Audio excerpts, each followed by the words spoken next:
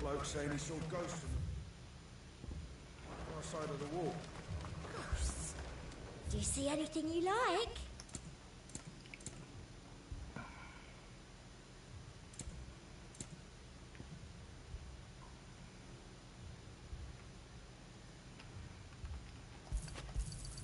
An excellent choice. And a fine, fine day to you. Do you see anything you like?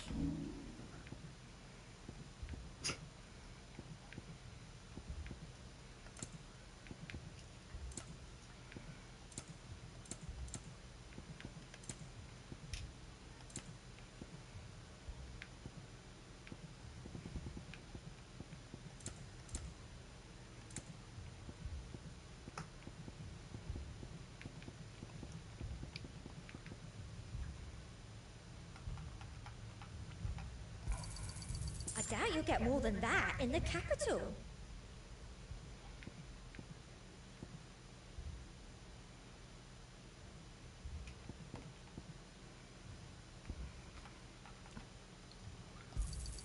That's the best I can do.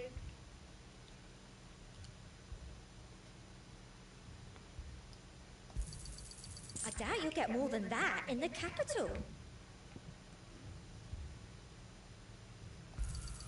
That's the best I can do.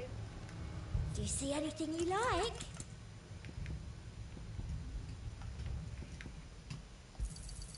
You've a keen eye. I do like a customer who knows what he wants. I saw it with my own eyes.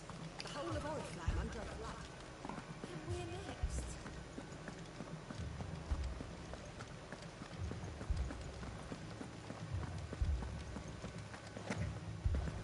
I can't do it.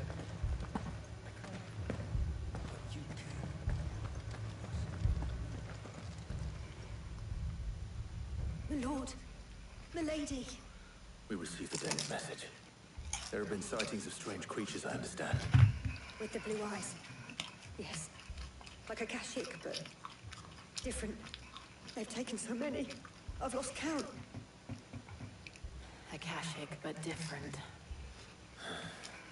Ultimus thralls. And what of your mistress? Is she here? Oh, no.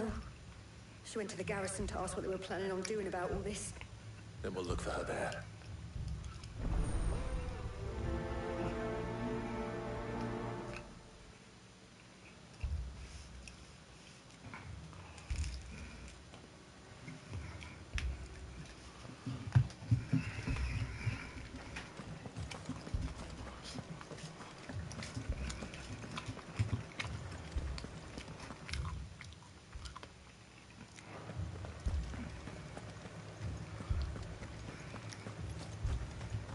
Left for more on the captain's orders.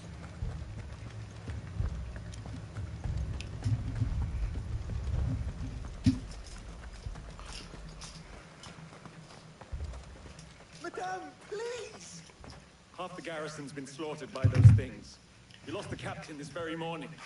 We've tried requesting reinforcements, but there's been no word from the capital or the Dominion in days! What more would you have us do? I would have you do your duty. Those at the Vale look to me for protection. And protect them I shall, because they are my charges, and that is my duty. In case you have forgotten, the people of this town are your charges. But more than that, they are your people. Your sisters, your brothers, your lovers. So you have a choice. Lay down your sword and watch as they are slaughtered, or take it up and do what is right. She speaks the truth, you know. This here, it's all we have. It's all that's left. What we have left is our lives! Do you really want us to lose them as well? Not if we don't have to. Look, there's a cask under the captain's bunk. Let's talk about this over a drink, eh? I'm listening. I'll have a word with him.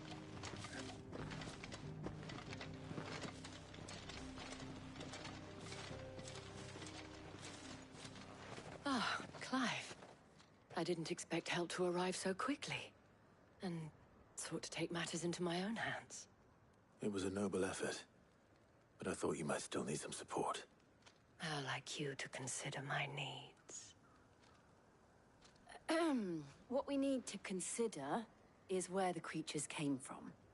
The way the survivors speak of them, one would think they appeared out of thin air. And perhaps they did. It's hard to know what to believe these days. We'll talk to the survivors.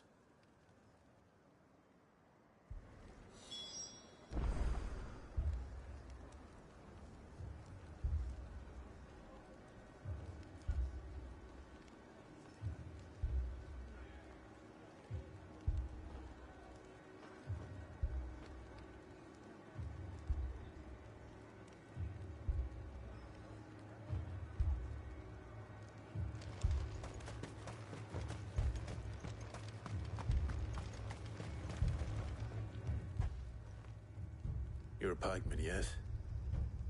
What happened? I've got family in Moor. I heard the flood was spreading, so I went to see if they were all right. And a pack of them glowing things found me in the meadow. I ran for my life. I never did get to the village. Leave that to us. My family. They're still in the cavern. It's all right. I'm sorry, darling. Did you see the creatures that attacked you? Creatures? Yeah, they came out of nowhere. They went for Joseph first, then me, and then they were just gone. Do you remember where you were? On the road from Oriflamme. We just passed Moor when... Where's my Joseph? It's all right. Just rest now. At least we have an idea of where the thralls might be now. We should head for more.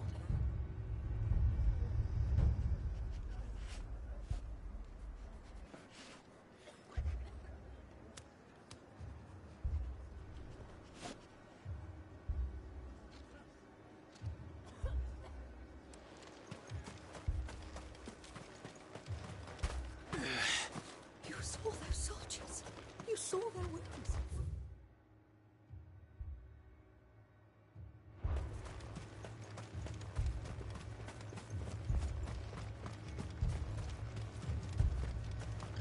It was all they could do to escape. They just left the bodies there in the flood. Come on. Fly, Ambrosia.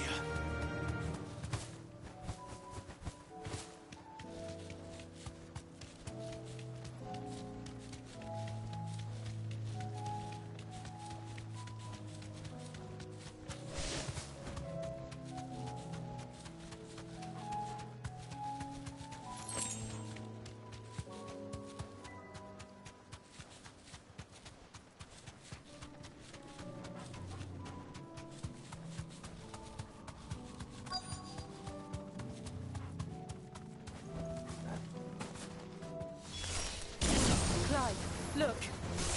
I see them. With me.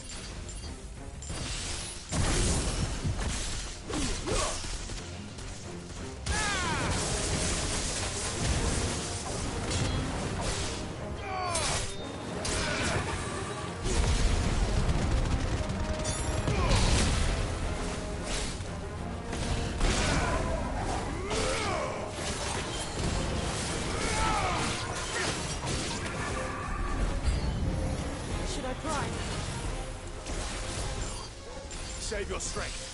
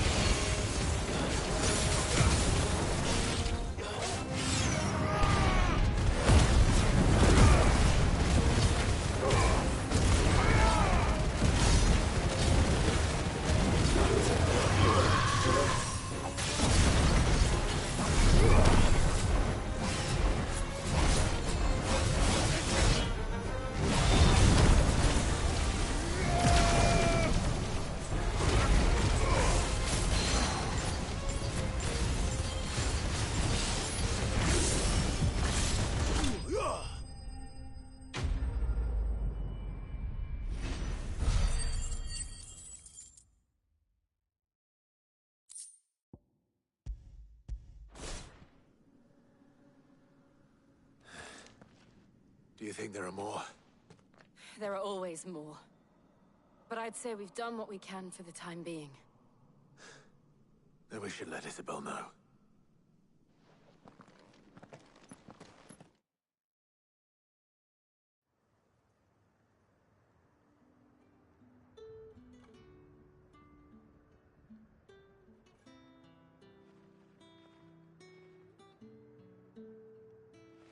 You have the town's thanks. Don't thank us yet. There will be more. Many more. And you'll need to be ready for them. Oh, we shall. Isn't that right, Captain? Yes, milady. The garrison will be ready. Philippe here has convinced most of the men to remain at their posts. For now, at least. Hearing that the Dane would look kindly on any man who committed himself to the task certainly didn't hurt. It's not the most selfless of motives, I'll admit. But whatever it takes, eh? Now me, I never needed convincing. I became a soldier to protect the people I love. And the people I love include the one standing before me. Handsome and chivalrous. Now, if you don't mind, I have sentries to post. Milady.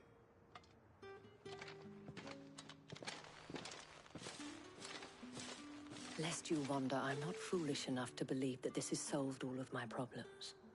But it has solved one, and that's one fewer than I had this morning. Thank you again, Clive.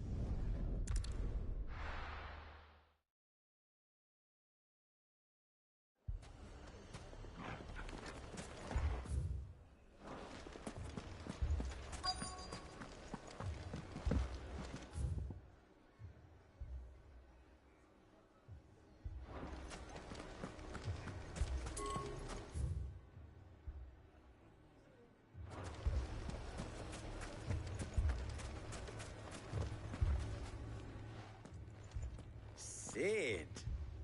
Your new companion appears much more formidable than your uncle. Should I be worried? You haven't been introduced. Jill, Clive has told me much about you. All lies, I'm sure. Your Stolas said that Dalamil has a bandit problem. Indeed. Although, you're a little late. They left with our food and guild days ago. Any idea where they went? The desert's a big place. Your guess is as good as mine. But the fact is, I have more immediate concerns. What did you say to me? What did you say? Ah, as if by magic. Let's just say we've yet to reach a consensus about how to solve Dalamil's little problem. And at this rate, it won't be the actions of the bandits which prove to be our undoing. It will be our own. Now, I've tried reasoning with the dissenting parties, but even the Desert Hare has limits. Perhaps we could talk to them. What makes you think they'll listen to us? What makes you think they won't? She makes a fair point, Sid. And you won't have wasted much of your precious time if you fail. They're just across the courtyard.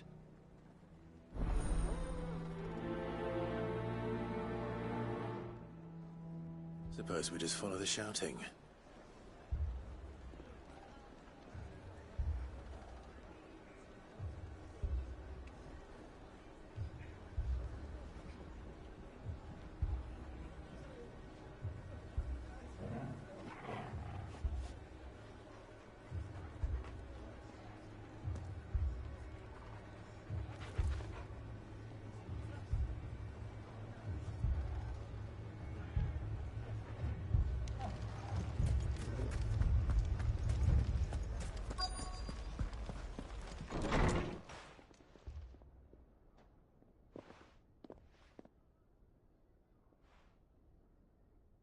You wouldn't talk like that if it had been your men whose throats were slit.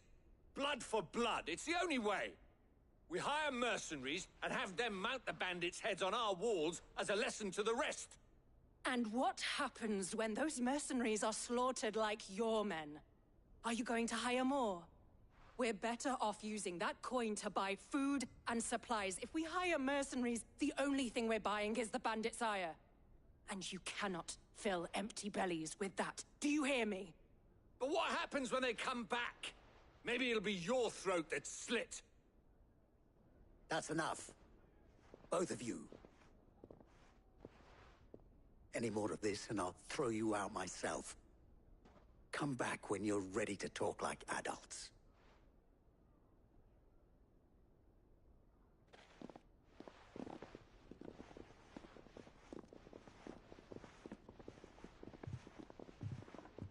Victor. What's he doing here?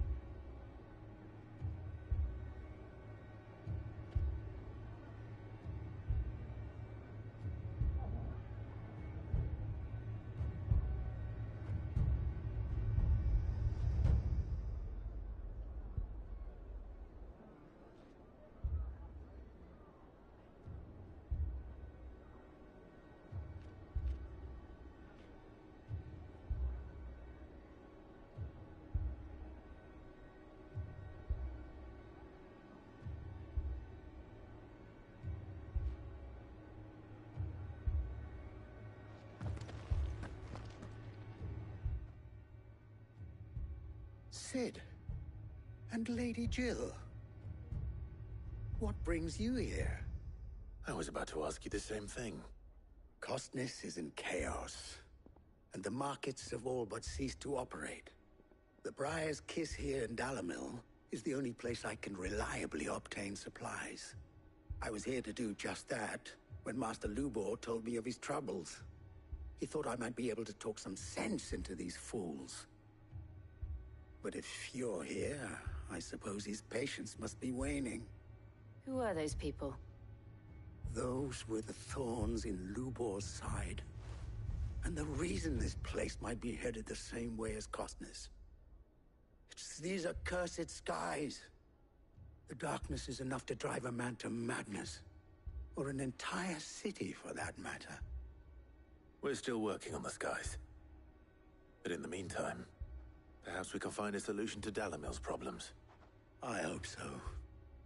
For all our sakes.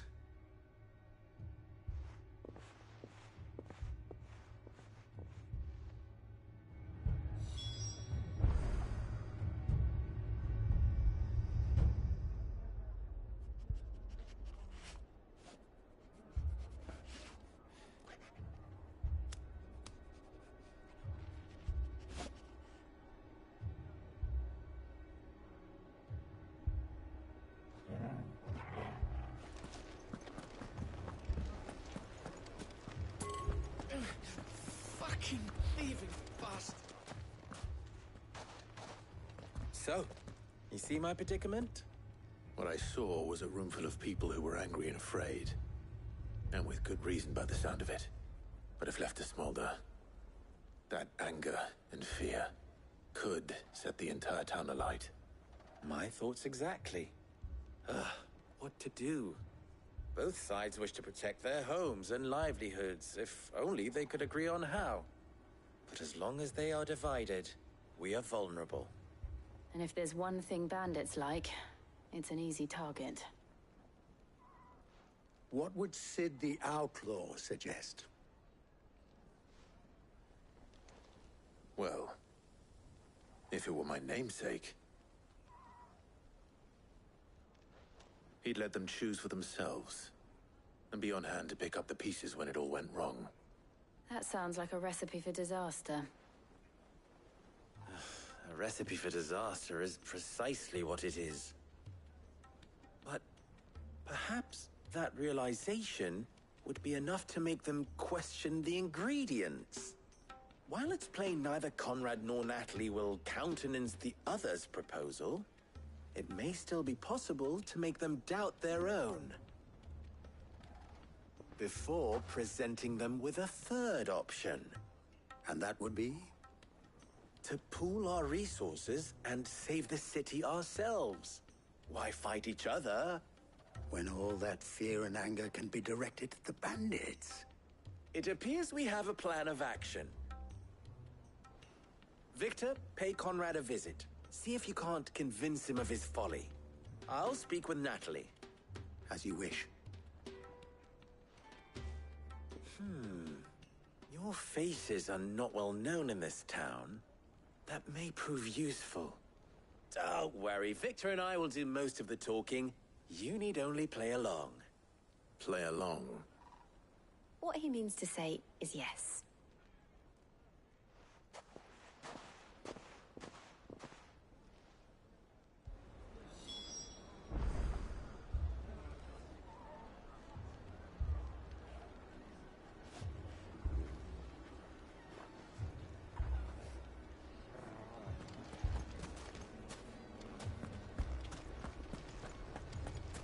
People take notice of wealthy men. Shouldn't be too hard to track down Karen's collector. Fucking thief! Bastards! Picture it, Conrad.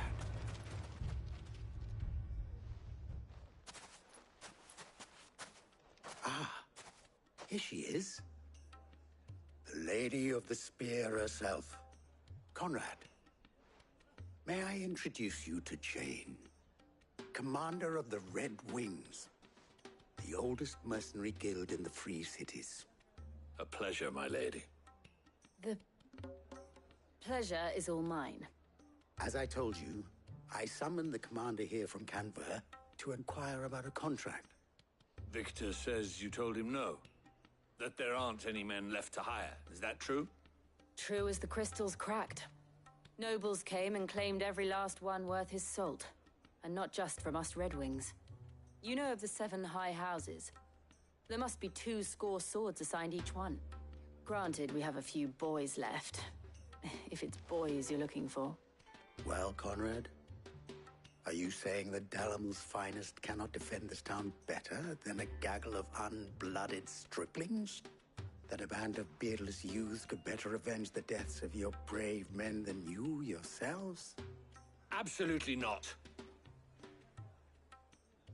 We'll show those bastards who they're dealing with.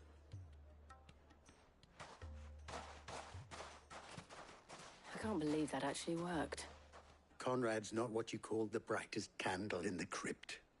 And there's a reason why I had you do the talking and not Sid. Well played, my lady.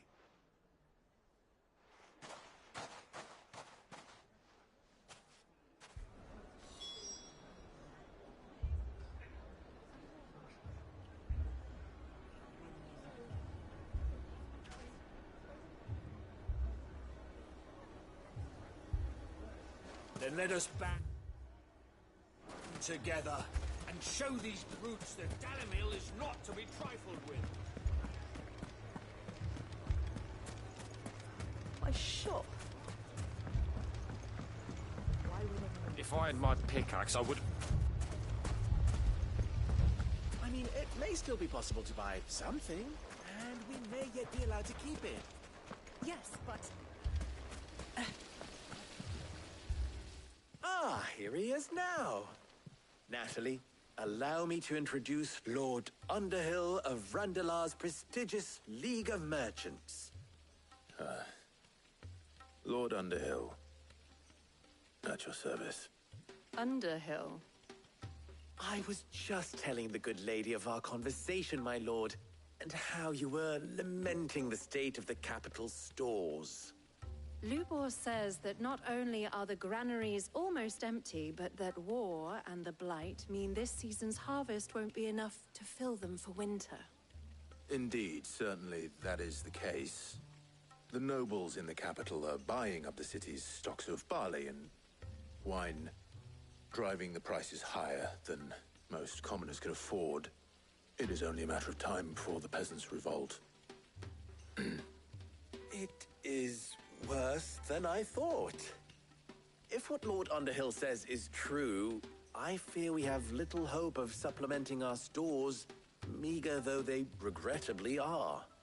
And while I applaud your endeavors to dissuade our more bellicose citizens from seeking vengeance, I sense Conrad is not wrong in his assessment of the bandits' likely return.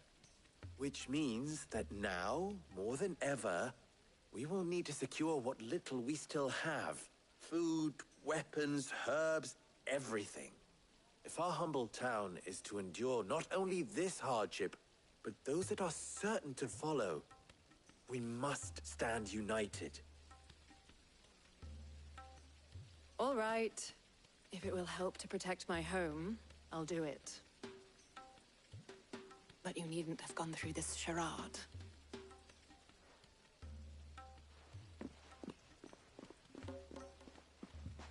Thank you, Clive. Your performance was nothing if not workmanlike. She saw right through it. I didn't say it was good, merely that it produced the desired effect. Now, my scouts should be returning shortly. Meet me back at the Briar's Kiss, and we shall see what we face.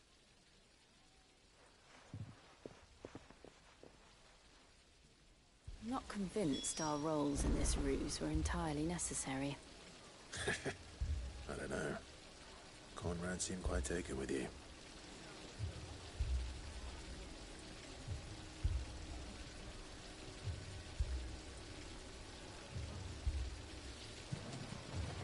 It appears I have no choice but to do what little I can to defend what little we have. But I would not see any unnecessary blood spilt. We need a plan. Mummy, I'm scared. Oh, I'm ruined.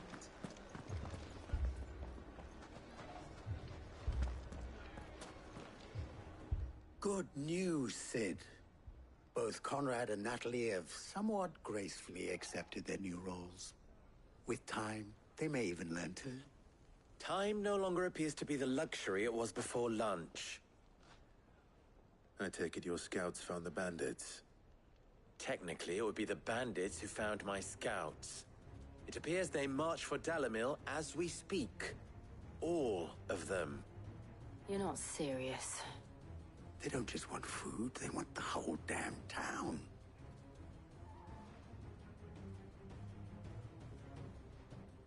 I have a favor to ask. I'm told the bandits march in two groups, one from the south and one from the desert. in a move doubtless intended to stretch our already gossamer-thin defenses. Very well. Jill and I will meet those from the desert. But what of the rest? The rest, my friend, the city shall fight. Together. The stakes, I concede, are high.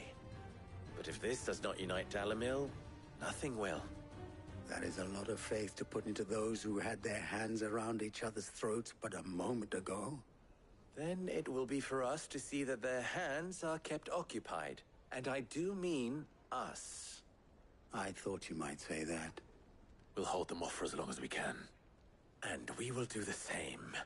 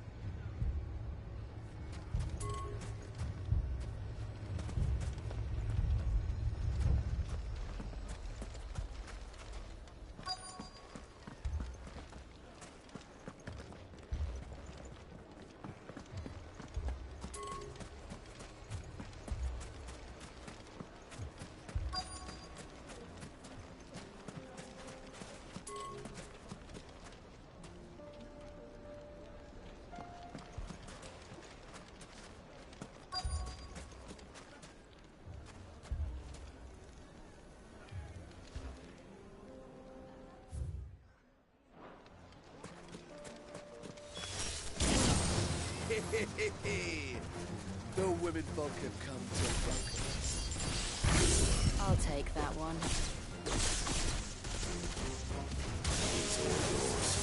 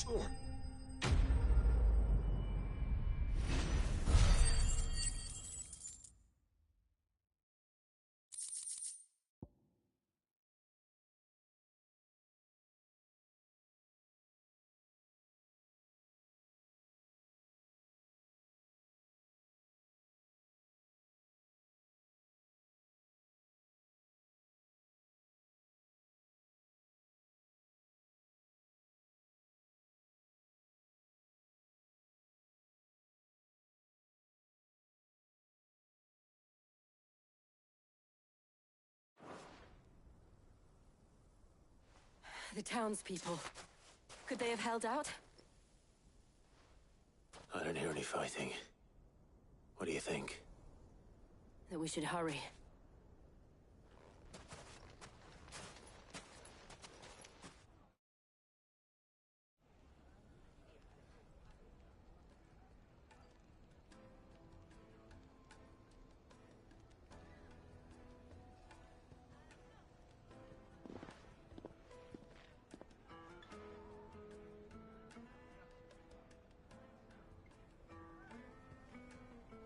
Natalie, I owe you an apology. You did well out there. The inn would have been lost had you not held the line. Without you, there would have been no line to hold. You saved us, Conrad. You saved Dalimil. We all saved Dalimil.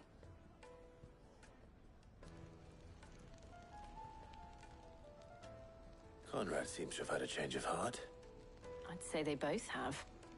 I take it from your presence that our visitors from the desert won't be joining us either. Pity. The plan worked, Sid. Granted, it only took an army of bloodthirsty bandits at our gate. Come now, Victor. Why quibble over the details? We are united, and that is all that matters. As for you, Sid, you fight considerably better than you act.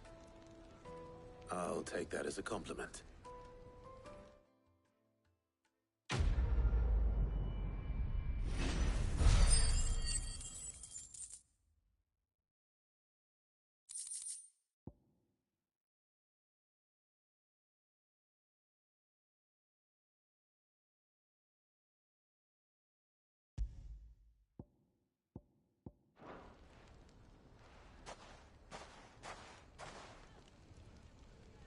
Our friends seem to have things under control. For now, at least. Let's go and put Otto's mind at rest.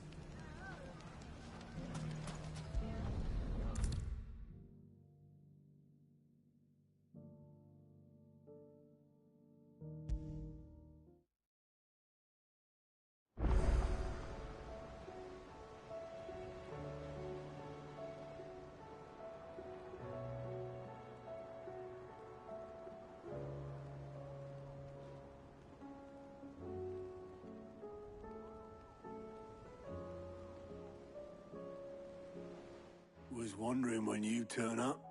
Had owls from all our friends thanking you for your timely intervention. How is it you always manage to arrive at just the right moment? Luck, I suppose. Any word on the rest of the realm? Let's see. Storm's still crying out for Mother Crystals. The nations are still in chaos. And the skies are still the color of a kick in the kidneys 2 days on. So... Right. Clive, we knew this was going to happen. Well, not the bleeding skies part, but you take my point. Now's not the time to second-guess yourself. Now's the time to visit the infirmary. Taya says your brother's awake. Thank you, Otto.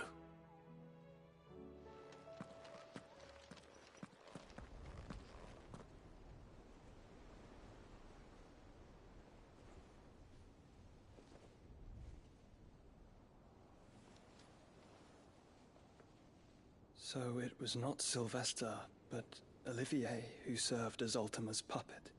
And when Dion learned of this, he sought to slay the fiend.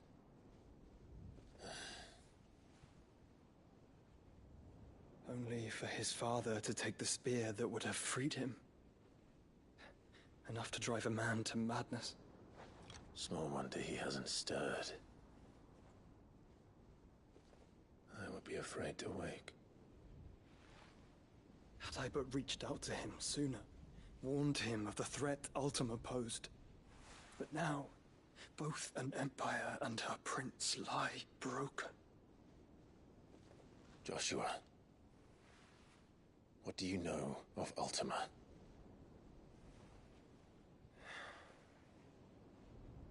Very little, I'm afraid. Despite my best efforts. 18 years ago, as I lay buried beneath the rubble of Phoenix Gate, 'twas not death who came for me, but another. and it was while in my rescuer's care I first heard of Ultima. I've been chasing his shadow ever since. Ultima is driven by some deep, dark purpose, and for whatever reason, it would seem you are crucial to his designs. He will stop at nothing to have you, even if that means toppling an empire. But why me? What possible use could I be to such a creature? That is one of many answers that have eluded me. Yet, I am certain of this. It is not mere chance. You were chosen for a reason. All dominants carry within them the might of an icon. Nigh limitless power that is at once acutely limited. I wield fire, and only fire. And I only ice. 8 wardens for 8 elements. But you, Clive. You are different. You're special. Your abilities begin with the flames of Ifrit. But they do not end there. The fact Ifrit can even exist goes against everything we thought we knew of dominance. Perhaps Ultima has been waiting for one such as you, whose potential is truly limitless. I've encountered that thing several times now. If it or he, as you say, needs me, why hasn't he claimed me as he did the boy? Were I to hazard a guess, I'd say the two of you are somehow incompatible. His mind not properly attuned to your body. His mind? Mind, awareness, spirit, call it what you wish. But I believe Ultima to be an embodiment of the concept. It is why I struggle and fail to contain him here inside me. I'm sorry. Inside you? With every setting sun, I feel my strength wane. And though the Phoenix's flames mend the prison I have made for Ultima, they do so at a cost. We must find a means to bring an end to him before I meet my own. What were you thinking? It was that or let him take Clive. And I've always had a soft spot for my brother. But that doesn't mean you should sacrifice yourself to save me.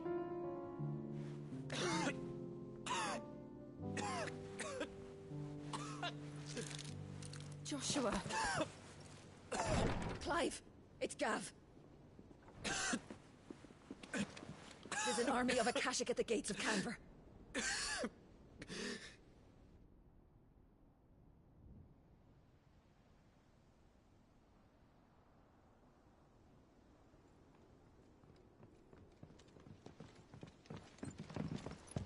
Well, what's the short of it? I thought Tyre told you. The capital of the Free Cities is under siege by an army of monstrosities. The City Guard are doing their best to stem the tide, but numbers ain't on their side. What of Lord Byron and Mid? Were they able to escape? No, but they're all right for now. They're hiding with Gav at midship. We have to get them out of there. And we shall. Otto, prepare a Stolas. Tell Gav to stay exactly where he is. Understood. Vivian, what's the swiftest route to the Free Cities? That sounds like a question for the map. Look here. This road, through Tabor, should provide the least trouble. Good. What a coincidence. Tabor is exactly where I'm bound. Joshua, bed is where you should be bound. You don't think I told him the exact same thing? Were Tyre not such a talented healer, I would surely have been inclined to agree. But, thanks to her ministrations, I feel I may safely rejoin my attendant, who was to wait for me in Tabor if we became separated. All right, we travel together. Clive. If he stays close to me, he'll be fine. Thank you, brother. I'll look after him.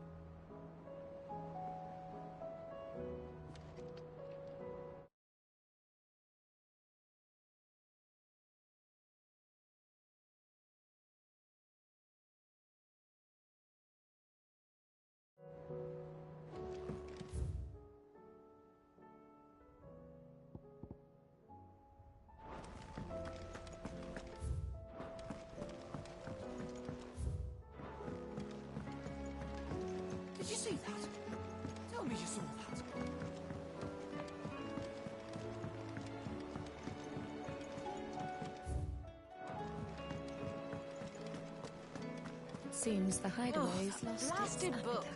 Here, you put me in this situation, Clive. You can bloody well get me out of it. I need a hand with a recipe. Are you sure it's me you're looking for? I'm not much of a cook. I'm all the cook will be needing, thank you very much. What I want from you is a little of your time, right? Oh, and perhaps your sword. You remember Ivan's stew, right? Well, despite the look of the thing, and that awful stench, people wolf it down. So I thought I'd try making one of these supposed masterpieces myself. Had a peek at the book and gave it a go, but, well... It wasn't as straightforward as you'd hoped. Ivan had the same problem. Yeah, but this is my blooming kitchen, and I will not be outdone. So if you don't want to be seen as playing favourites, I suggest you lend me a hand.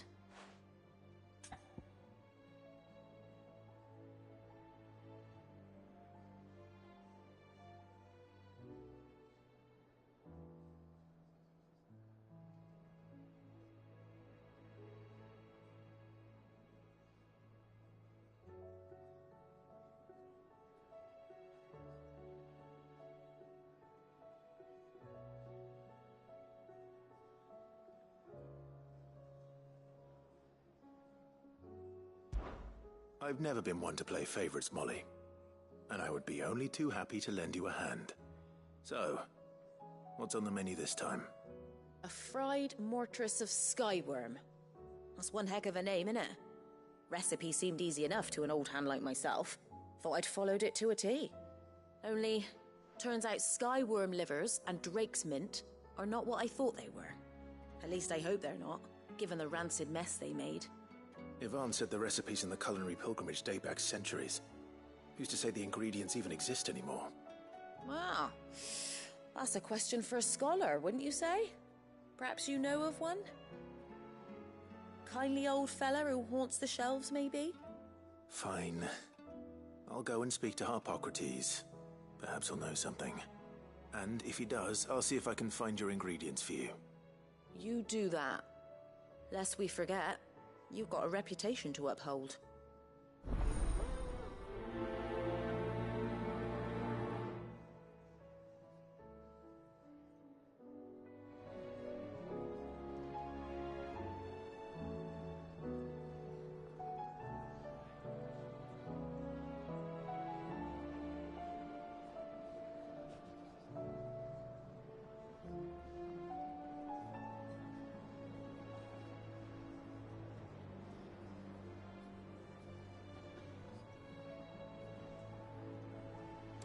This fucking...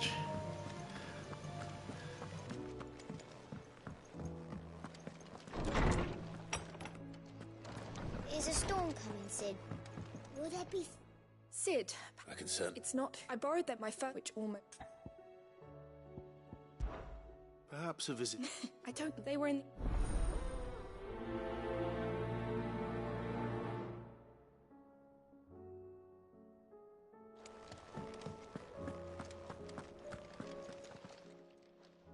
Lawsman Harpocrates. I've come to pick your brain if you don't mind. It's about the book you lent Ivan. Ah, Valisthea, A Culinary Pilgrimage, a classic. One of my favorites, in fact. The young man did a wonderful job with the Chance's stew. I do hope we shall be able to sample more such marvels in due course. That's actually why I'm here. I don't suppose you know where I might find skyworm livers and drake's mint. Ah, so the fabled Sandbrequois delicacy is next on the menu. Delightful.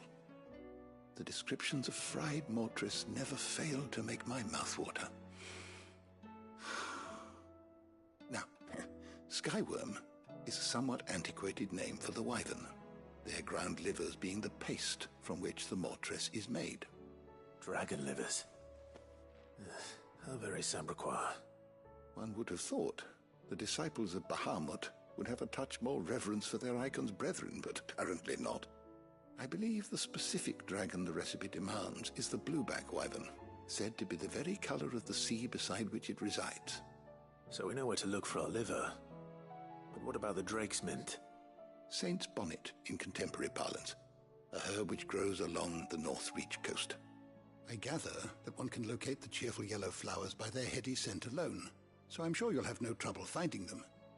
I may add that people once believed game was best served with the flora that sustained it in life. In which regard, fried mortress of skyworm is undoubtedly a typical dish of the time. Meaning that if I find one, I find the other. To Northreach, then. Best of luck, Clive. And do save me a bite once the dish is complete.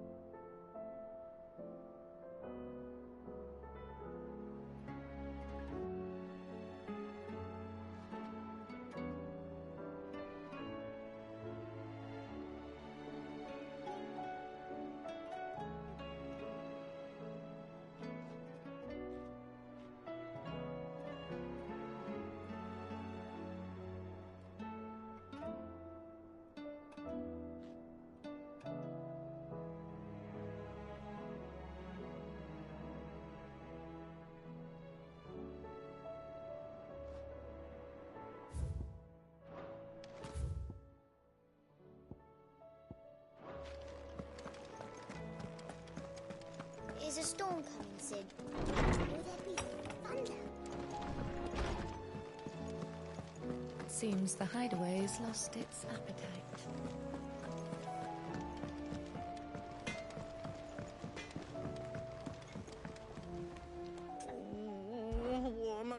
Is everything all right, Goots? You seem more discomposed than usual. Oh, I don't know what that means, but I'm in a bit of a muddle. Oh, I think Nan might be in trouble, and she's... It's all right. You can tell me.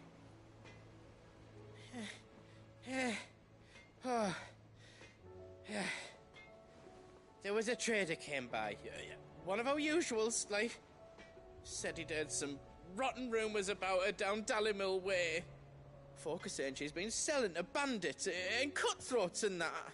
I mean, she's fond of a chance to make a coin or two, aye, but she'd never do business with baddies. Especially not the kind who go hurting people who haven't done out. I wanted to ask her about it myself, but I'm scared she'll give us a tongue lashing. She'd never give your tongue a lashing, though, would she? Don't worry. Oh, thanks, Clive. Of course.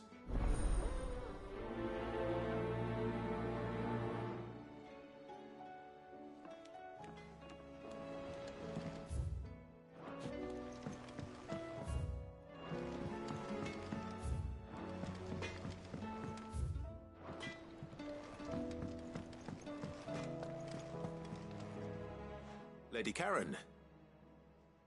How's business? Not nearly as foul as the weather. You're doing good trade, then? Both in and out of the hideaway? Can't complain. Wait. What exactly are you getting at?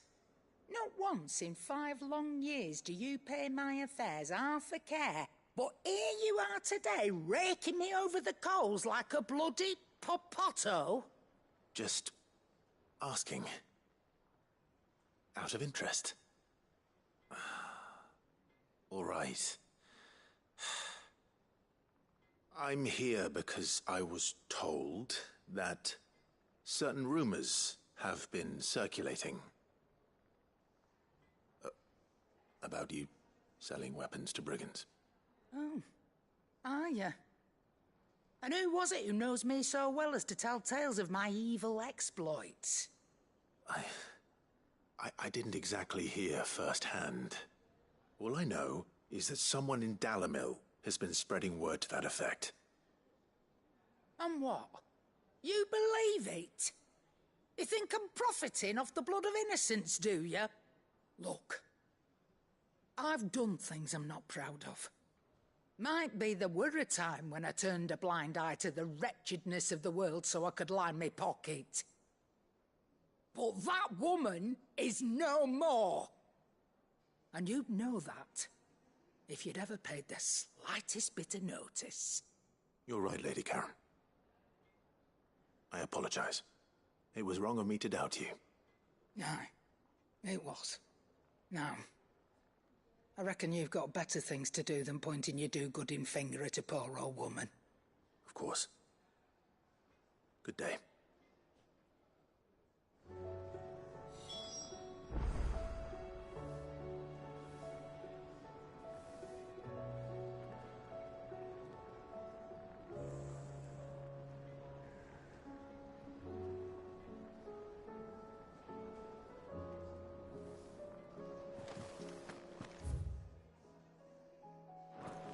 Did you see the pet that got hauled into tires?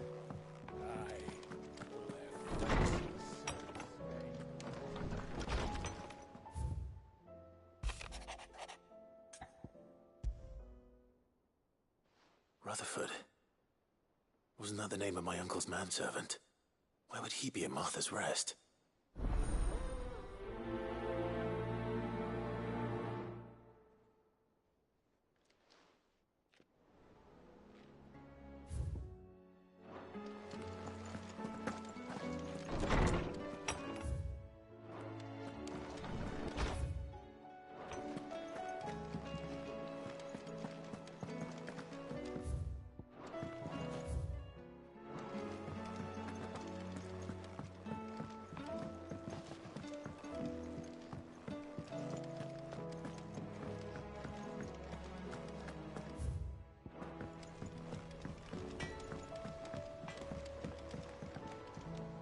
I spoke with Lady Karen.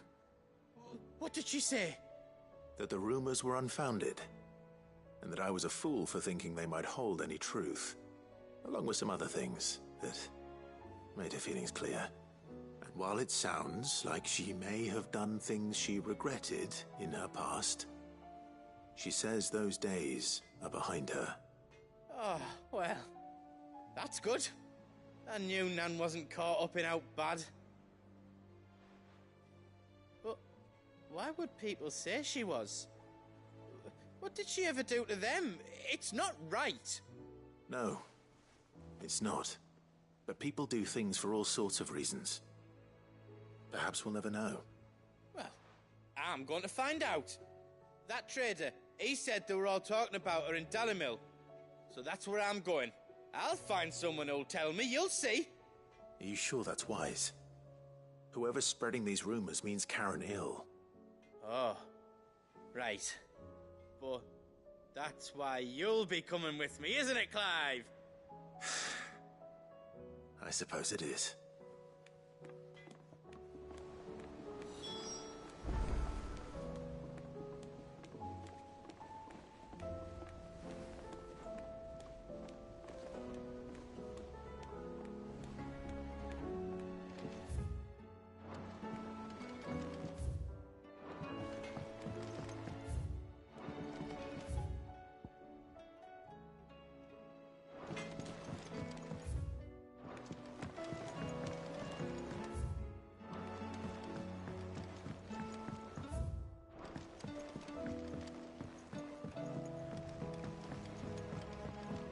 heard the Emperor was impaled on his own son's spear.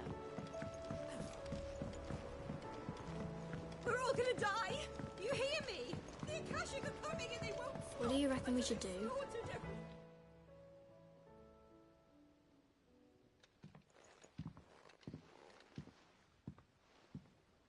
Sid! Hard at your studies, I see. And what is that? It's not a set of scales, is it? No. Of course it isn't. Well, not anymore, it's not. Oh! And just how long hasn't it been one? We're sorry. But we didn't break them. We dismembered them. Just like Miss Mididol showed us. Miss Mididol? And why would she have you dismembering her creations? Because that's the only way to become a ninja-neer. Miss Mididol said, the best way to see how something works is to take it apart and put it back together again. Well then, your work is already half done. Carry on.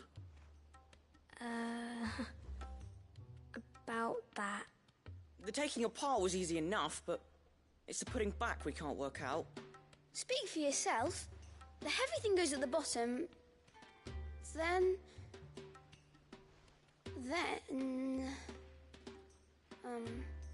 You three need to learn to take responsibility for your actions. So let's have a look at these parts with fresh eyes, shall we?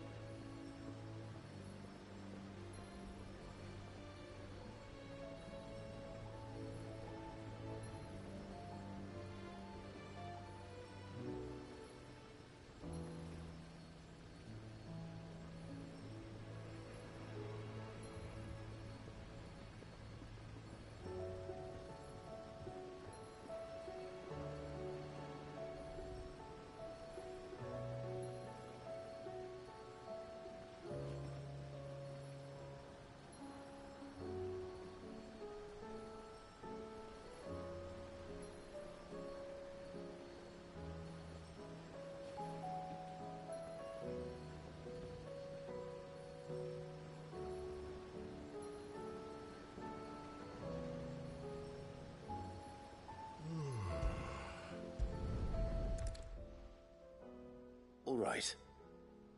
Everything here was once part of Miss Midadol's scales. Every piece has its own role to play, and each is just as important as the others. If even one of them is missing, the scales won't work. So let's think about what those roles might be. You already know one of the pieces. The body. Its role is to support everything else. But what of the others?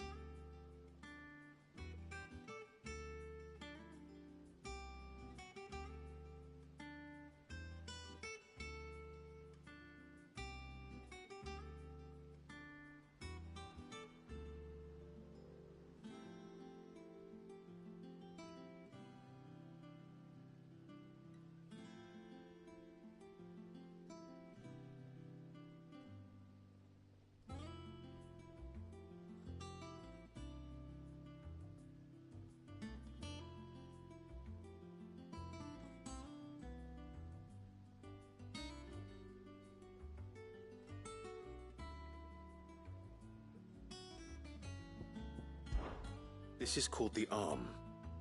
Why do you suppose that is? It doesn't look much like an arm. You're right. It looks more like a wing. Like a chocobo wing! You've ridden a chocobo before, haven't you, Sid? Will you teach me to ride one day? I'll think about it. Now, what do arms do? Hold things. So wait, maybe this arm holds things too? Good thinking. You're on the right track.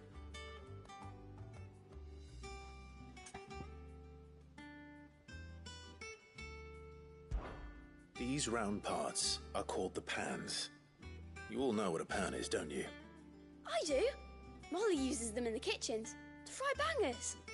But these aren't for frying bangers, you idiot. They're for weighing stuff. But what if I wanted to weigh goods? What are the chains for? Holding the pans up? Well spotted. Which means something must hold the chains up in turn.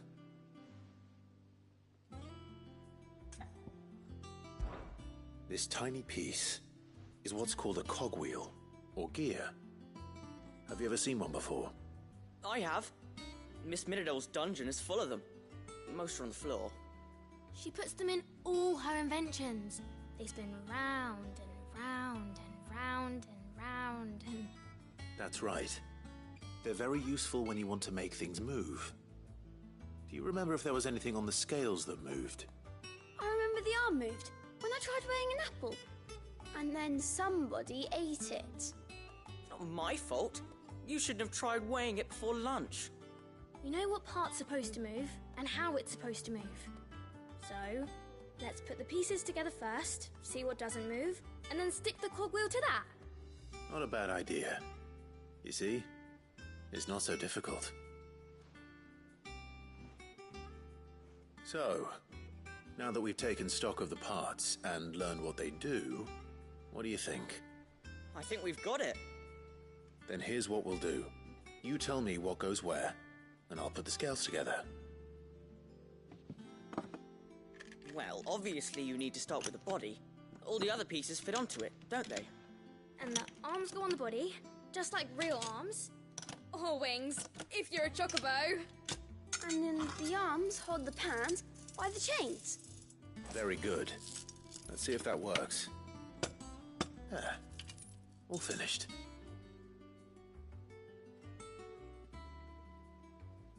Yes! We did it! Well, with Sid's help. Oh, I just put the pieces together. It was you three engineers who showed me how. That's right. We're Miss Mididol's hares. Her hairs? Yeah, hares for the future. She's showing us her secrets now, so we can help out the hideaway when we're older. What do you think, Sid? Are we almost ready? With a little more help from Miss Mididol and Miss Shirley, I'd say it won't be long at all. You hear that? It won't be long. Until then, though, do try to be honest with Miss Shirley.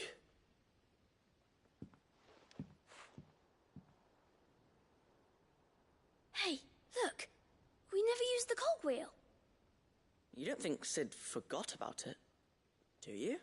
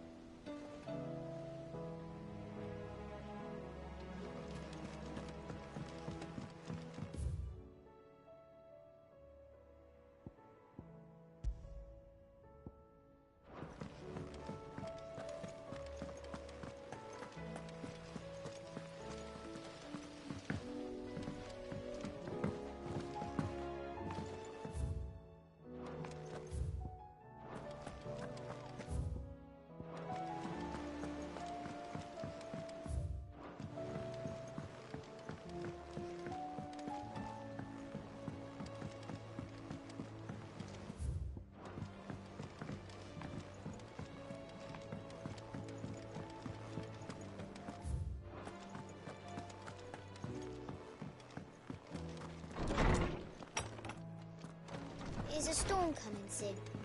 Will there be... Well? It was as you thought. They dismantled. Oh. Thankfully, although I'm so... I shall see... pleased that she'd have... I see. Sid, do you know why Mid has been spending so much time at the hideaway of late? She told me it was because her studies have been interrupted by events in Canva. Is that not true? No, it isn't.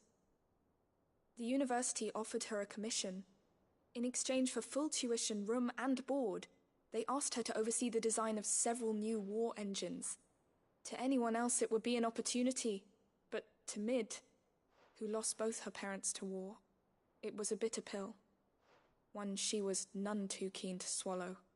But that should come as no surprise. She's only ever cared about bringing people hope. The very last thing war can be said to do. Which explains her heirs. She's working to give them a better life. And so should I. What's the odd engineering lesson? Ah, you've given them far more than that. And I'm sure they're very grateful.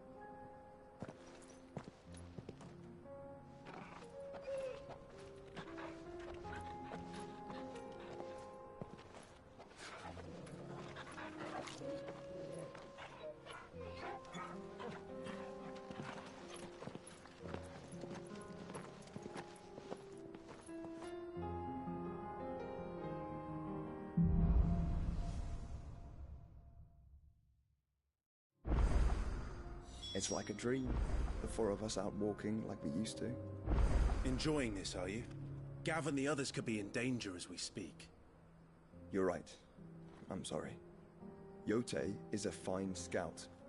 If Canville was attacked, she will already have begun gathering information.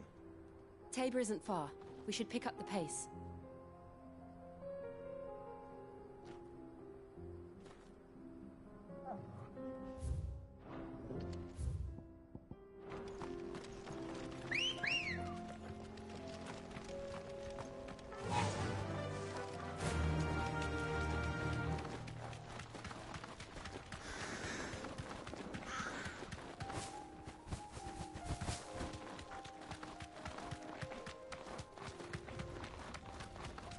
We can use the ruins to cross the ravine. Assuming they will allow it. The Echoes have a will of their own.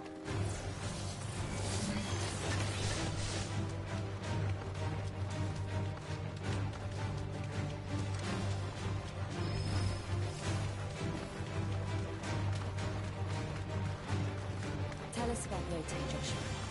She's strong-willed, loyal, and deadly with a blade. Much like Clive, but with better manners.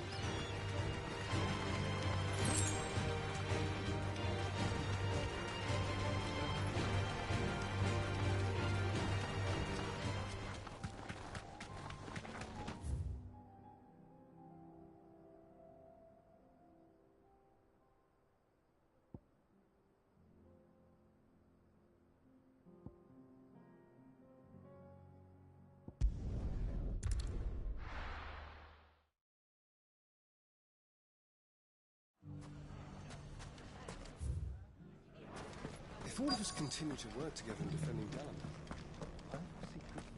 Dalamir. Lubo did well to bring... One minute they're at each other's throats, the next are the best of curls with him. Welcome. If you're hoping for a bed, I'm afraid you'll have to look elsewhere. One of our wealthier patrons has purchased the use of every room. My reputation will be ruined! Ruined! Calm yourself, Lord Ignac, I beg of you, before you do yourself a mischief. Pardon the intrusion, but... Out! Get out! I paid for these rooms so I wouldn't be disturbed. Leave me be! Please, allow me to apologize. His lordship is going through a difficult time, and he's never been fond of guests arriving unannounced. Radim! Get rid of the filthy oaf this instant! Very good, Lord Ignac. Would you mind stepping outside for a moment?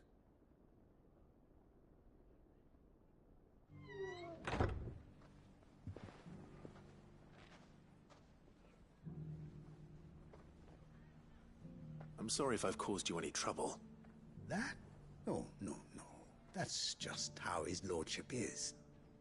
Though the morning's events have left him somewhat fractious. He has been dispossessed of his luggage, you see. The thieves also made away with a considerable amount of coin. Coin the innkeeper will soon be keen to collect. I don't suppose a certain blade was among the stolen items. A single-edged sword. It was purchased from a merchant friend of mine. Ah, you know Lady Karen. Yes, I'm afraid it was. Then I'll retrieve Lord Ignac's luggage. But I have one condition. You have but to state it. You are welcome to anything that is within my power to grant. I want an audience with Lord Ignac. A few minutes should be enough. Then I'll be on my way. A condition I would be a fool to refuse. Of course, you shall have your audience. I don't suppose you saw where the thieves went. I did not, no. Though some discreet inquiries made on his lordship's behalf mean that I know where you might find them. The bandit's bed. Every ill-gotten coin in Dalamil is said to pass through that disreputable corner of the Valcroy. And that's where I'm heading. I shall speak to Lord Ignac in your absence, and arrange for an audience upon your triumphant return. That will be very kind of you. Farewell, and best of luck.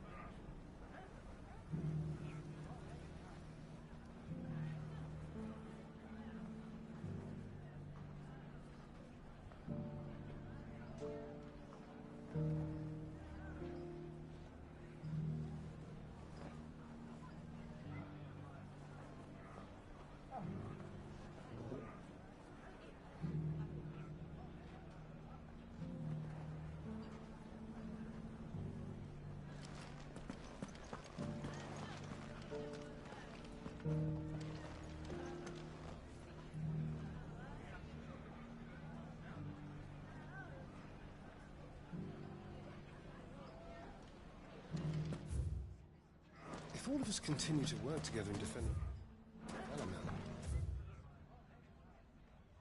I foresee good things. This town. Especially with Blue Ball leading us. He has the makings of a minister.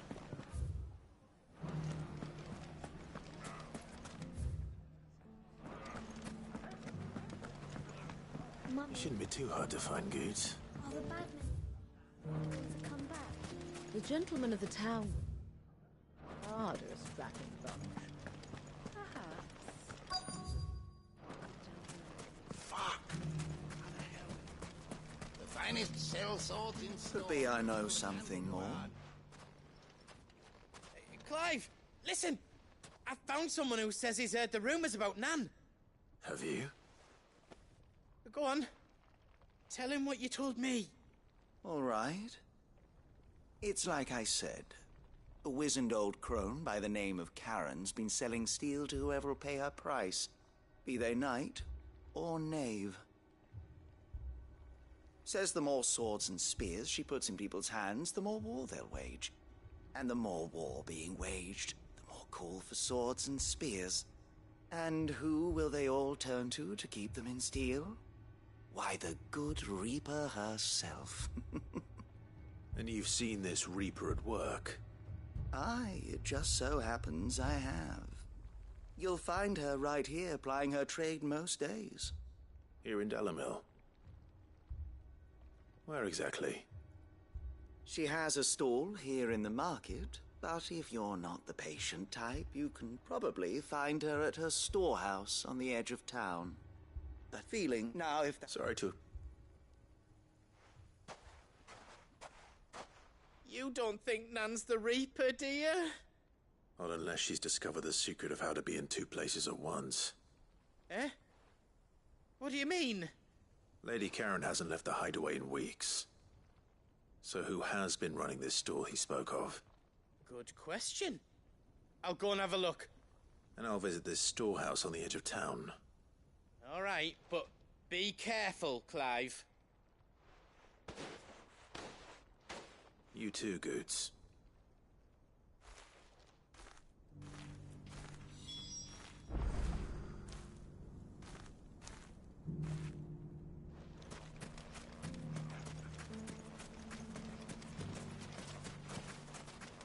The finest cell swords in Storm, good Pelican.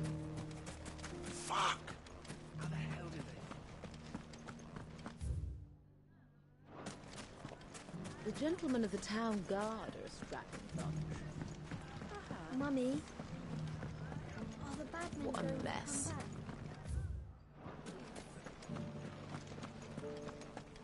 come back? You fought very bravely.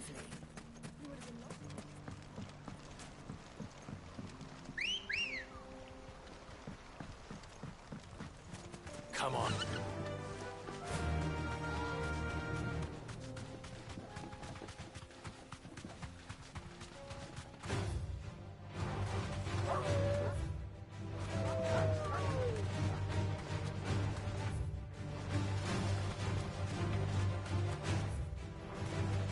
Time to brave the Viper's Nest.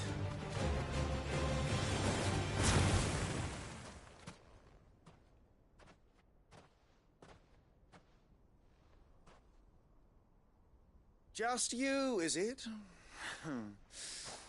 Thought I might have laid it on a bit thick. It was a fairly unconvincing tale. So, what now? That's up to you. Die a slow death, or a quick one. Boys, he's all yours. But that sword is mine.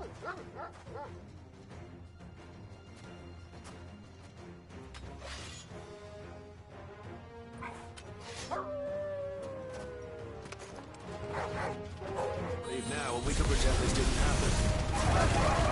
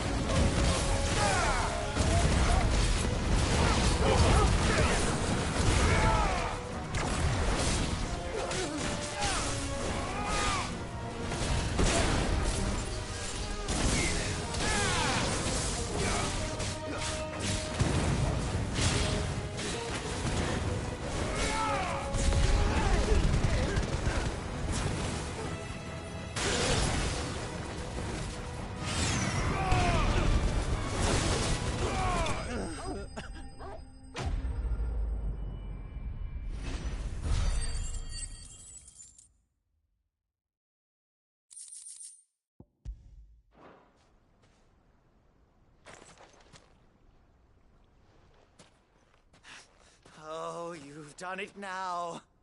Go on. Tell me what I've done. When the Borgwyn finds out you've killed his men, he'll have your head. He only wanted that bull of a manservant, the dim one always clinging to Karen's skirts.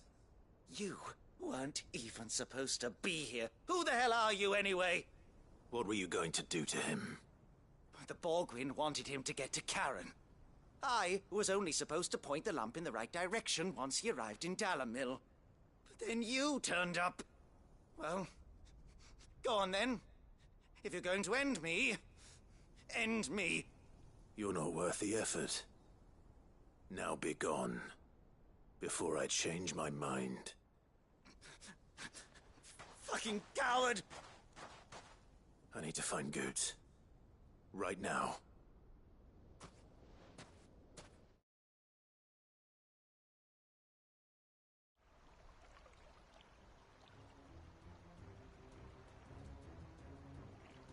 Get your filthy paws off me, you naughty-pated lout! Stop calling me names! And stop spreading them horrible lies about Nan!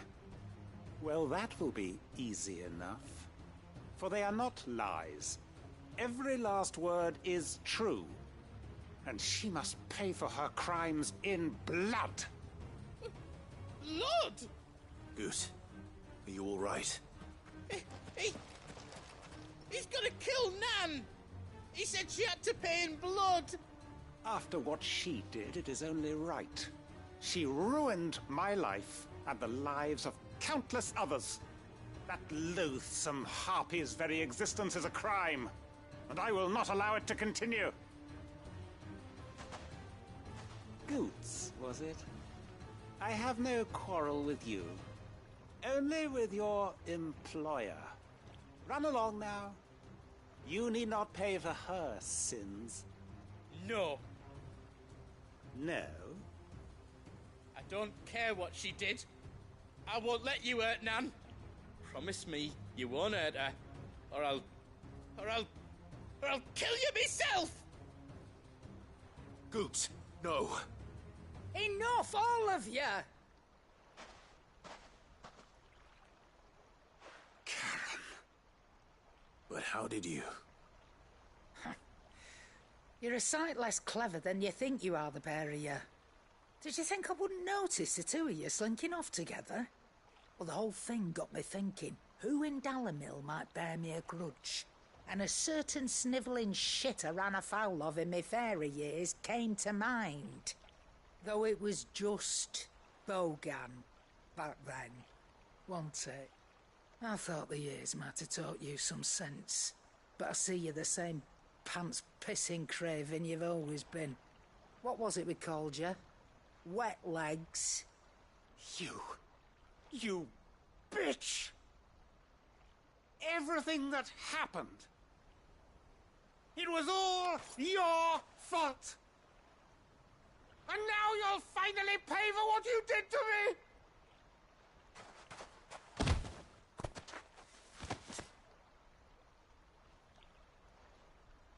Goots, you... If you want a piece of Nan, you'll have to go through me. Fuck!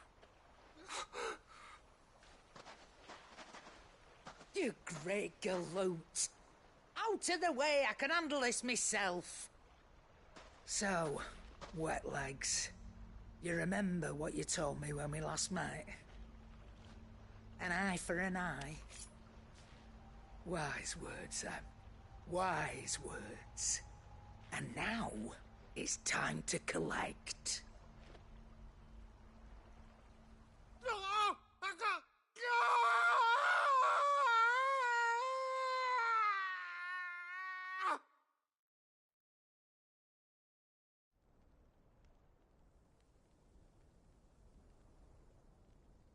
Sorry to keep you waiting.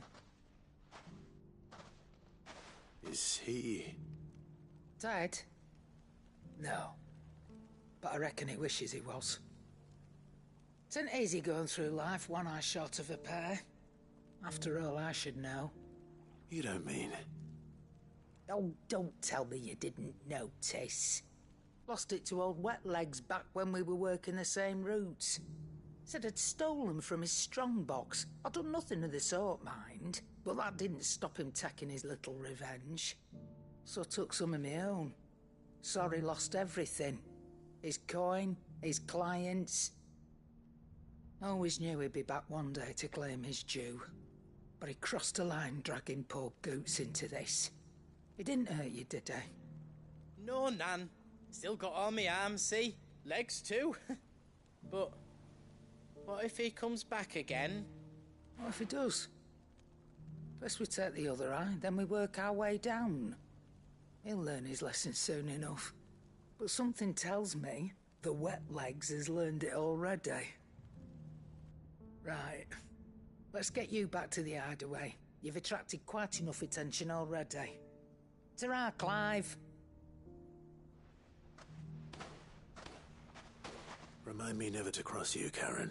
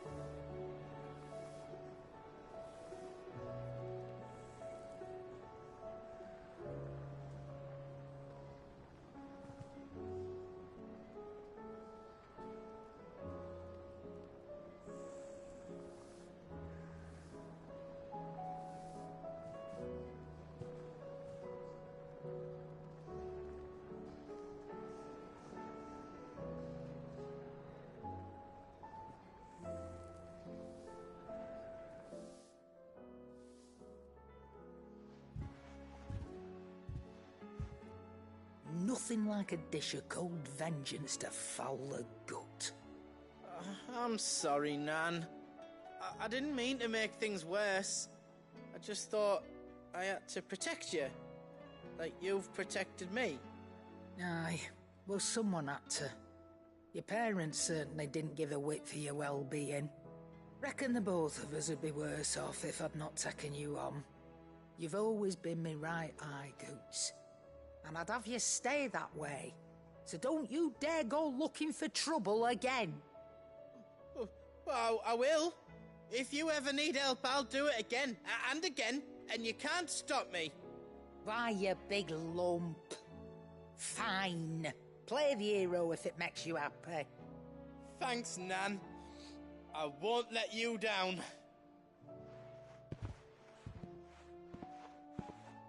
There's nothing he wouldn't do for you. That's as maybe.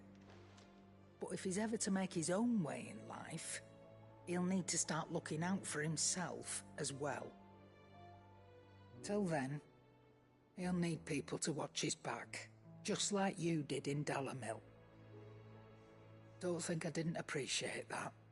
Of course. His family. Stop it.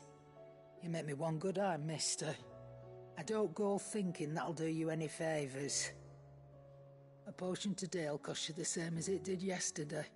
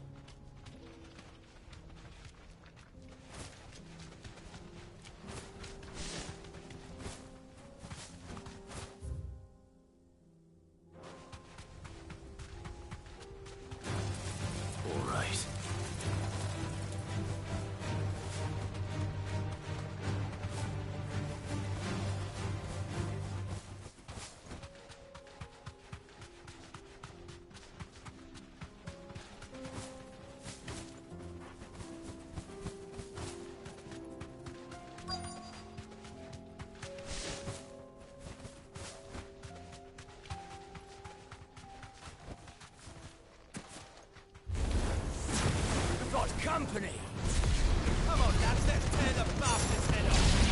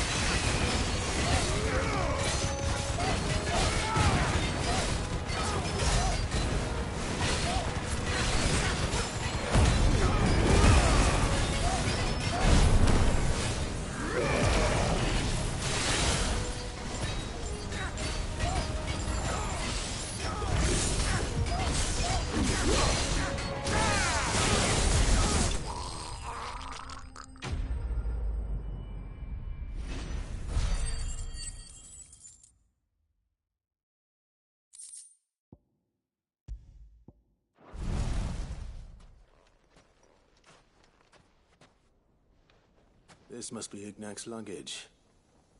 Nothing seems to be damaged. All right. Let's get it back to Dalimil.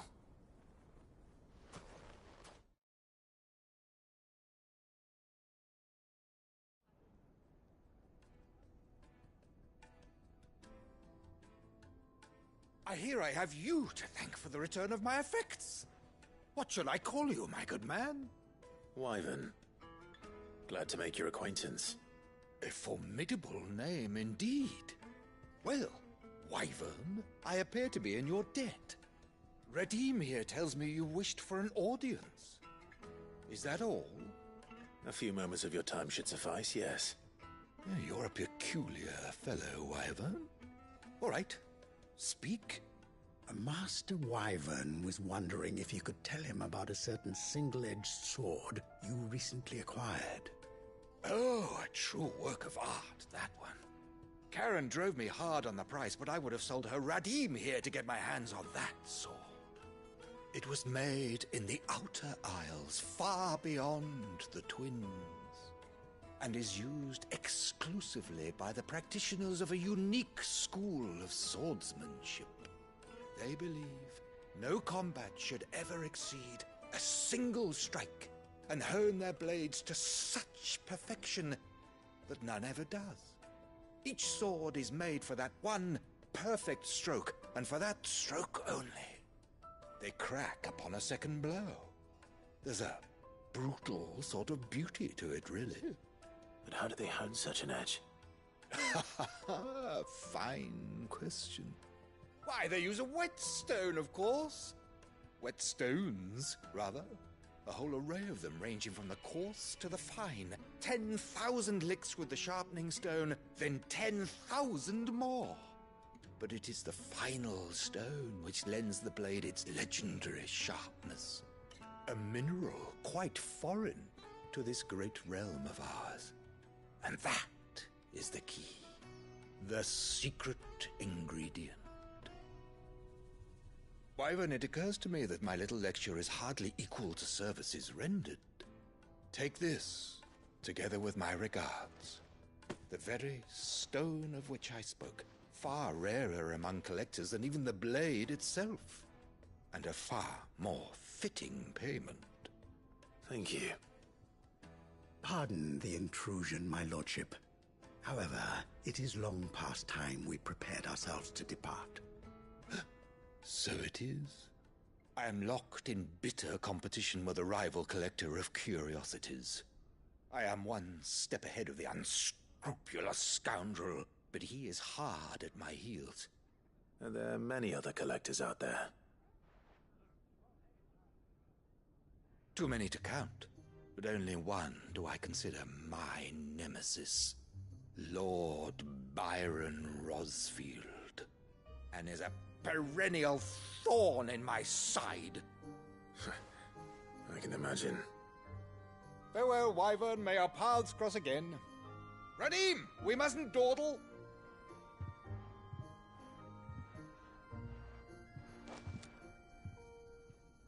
I think his lordship is rather taken with you, Master Wyvern. Thank you again for your assistance. Coming, my lordship. I'll be right there.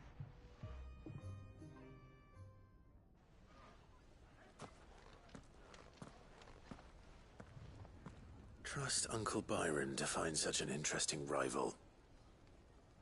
Now, let's see what Blackthorn makes of this whetstone, shall we?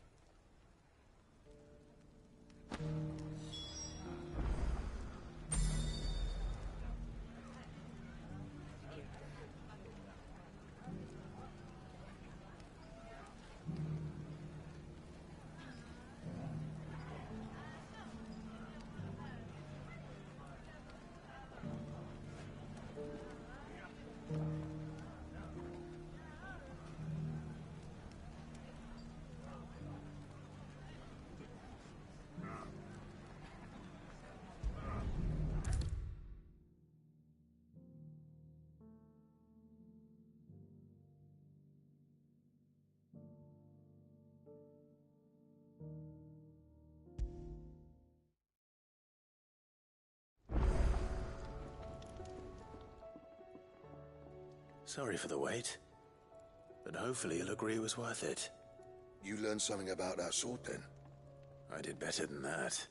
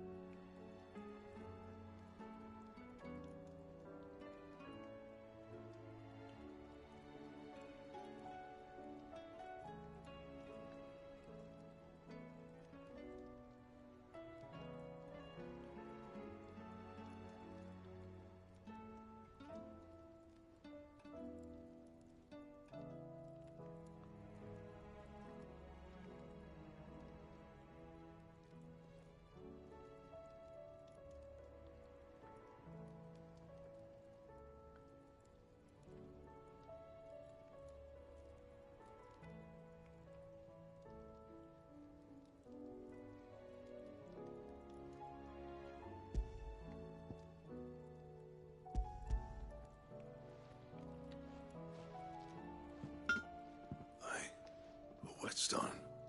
Yes. But not one you'll find anywhere in Valisthea.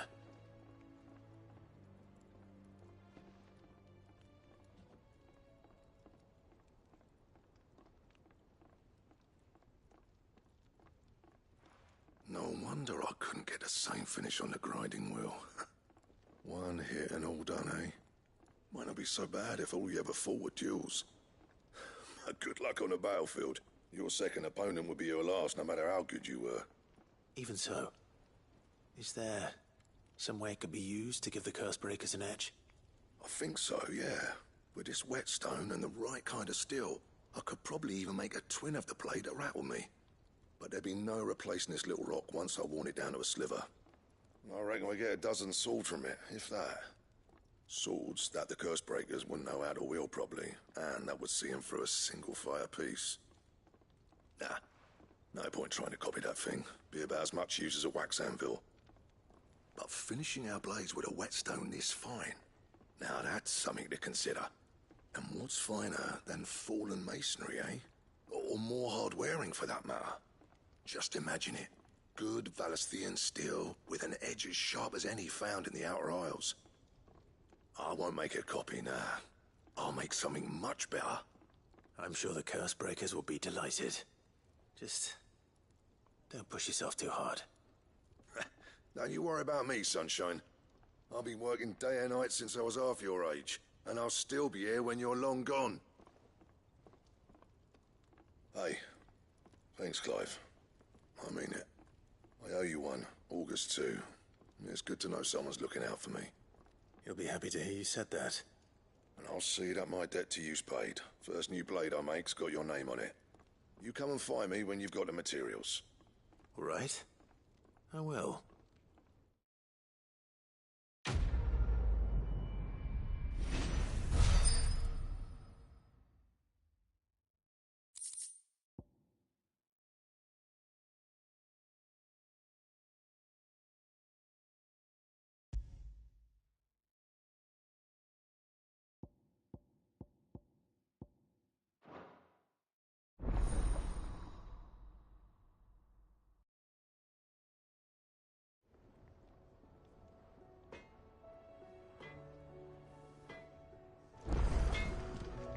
What do I owe the honor?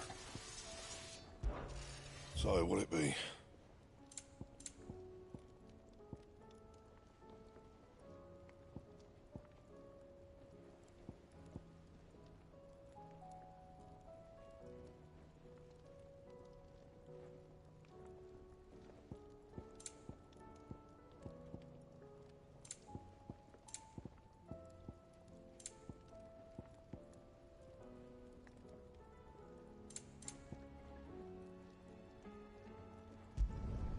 Not bad, if I do say so myself.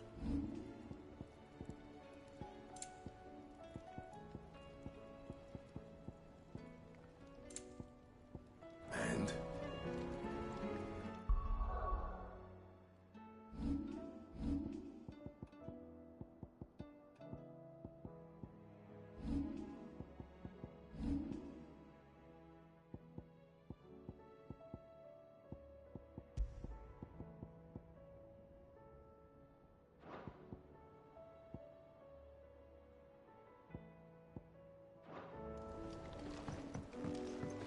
Did you see the path that hold into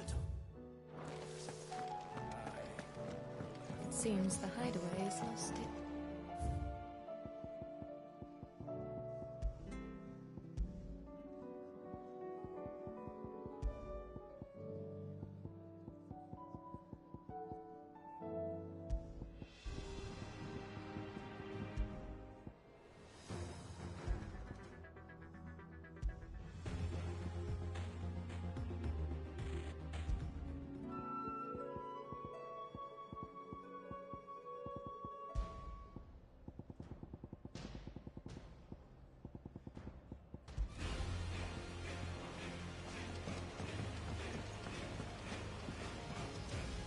You look like you could do with a drink. The usual, then.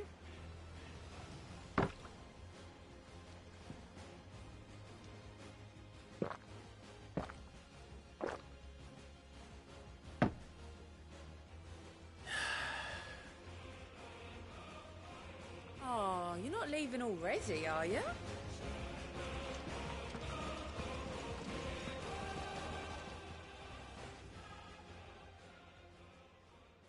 Let me tell you a story, Clive. All right. Them rumours wet legs were spreading.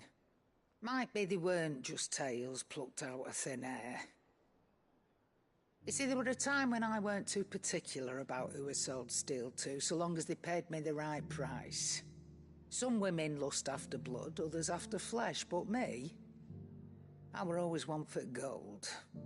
And to satisfy that lust, I sold to opposing armies, stabbed my every client in the back, made myself the most hated woman in the twins. But then one day I met a man who made me a different kind of offer. Said he'd give me access to a realm-wide community of like-minded individuals in constant need of steel and sundries. On the condition I sold to him and his alone. Was that the first time you met Sid? Aye.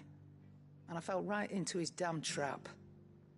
He was true to his word, so I ended up being true to mine. And I soon started making the best profits I've seen since taking up the trade. And all without aiding or abetting any outlaws. Except Sid himself, that is. Told me about his plan to topple the mother crystals, you know. Said that with them gone, the realm would want for all manner of things. An opportunity for the likes of me to mint Gil. Why, I reckon an enterprising individual could find himself the richest dam in the Twins. And that's when he had me. I emptied my stores that day and moved into the hideaway proper. And the rest, as they say, is ancient bloody history. A dozen years on, and I'm still not the richest dam. Not for lack of trying, mind. But I can say, I have never been happier. You've all shown me there are some things more precious than Gil. That there are. So don't you go messing it all up. Or you'll have me to answer to.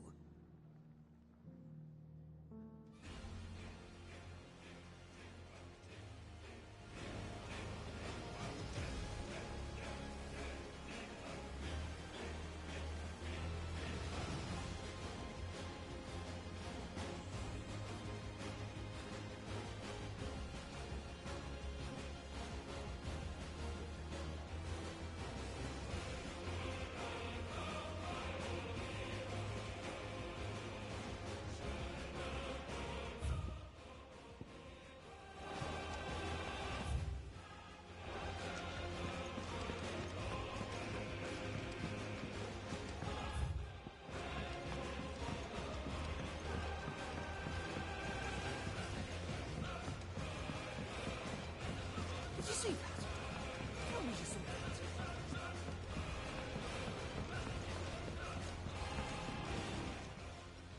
that. Clive! I'm sorry to drag you, it's just, quick look.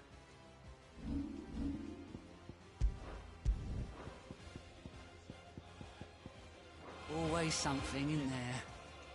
Welcome to the Patron's Whisper. Here's everything we've received and everything promised. Here you are. All yours. Best of luck out there, Sid.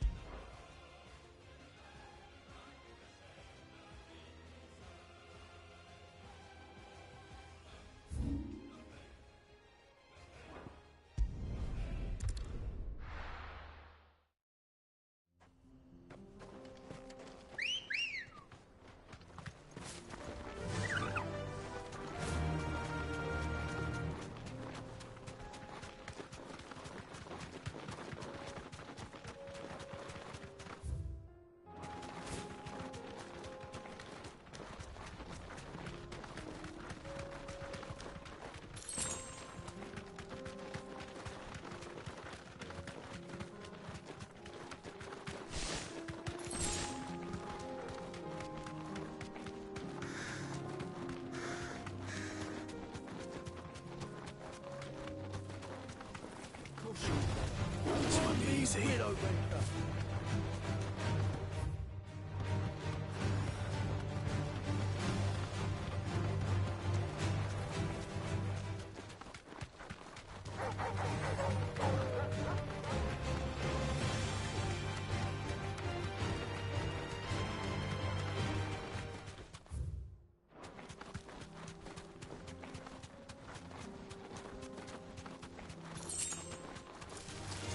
Enough of you, are there?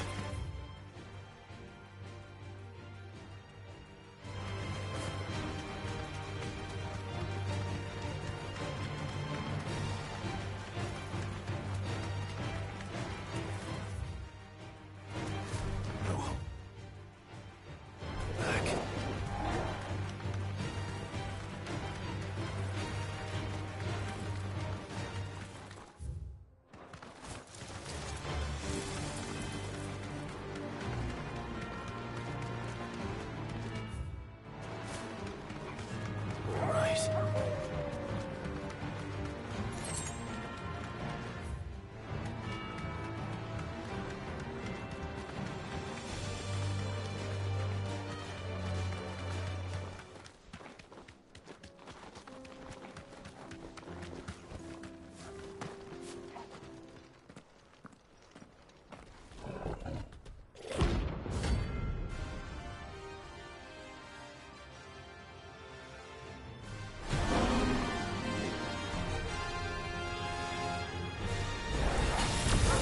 Time for the pack, is it? Let me introduce you to mine.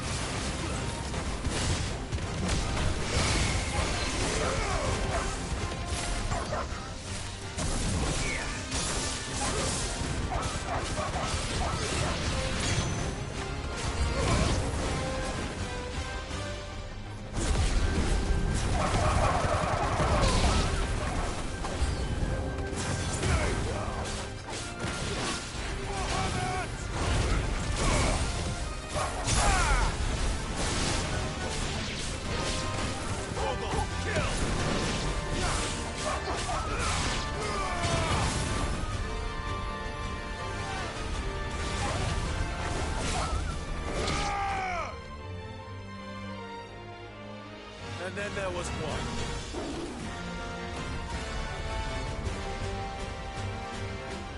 Give me thunder!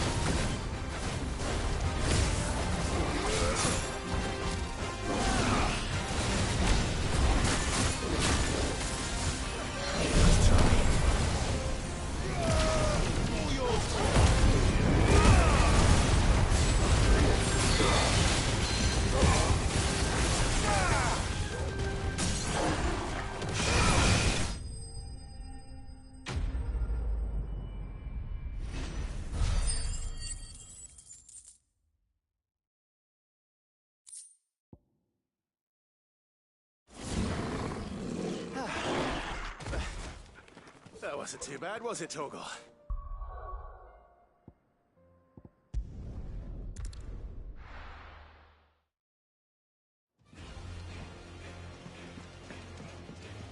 Will we ever see the sun again?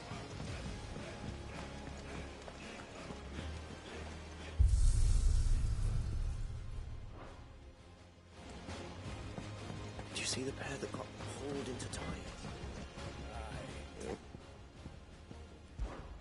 So, what'll it be?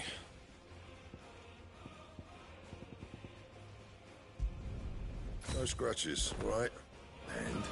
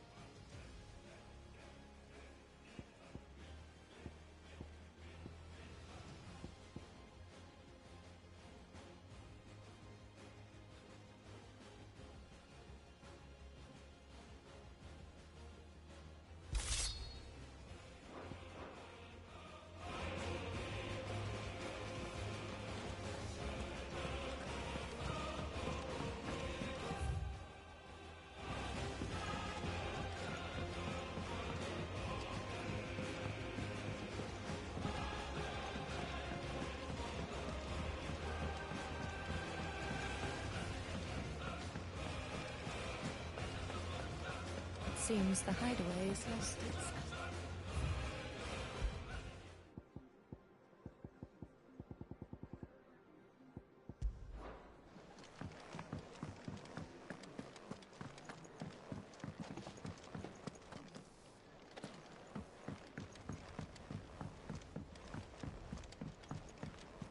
My attendant was with me in the Dominion before I primed.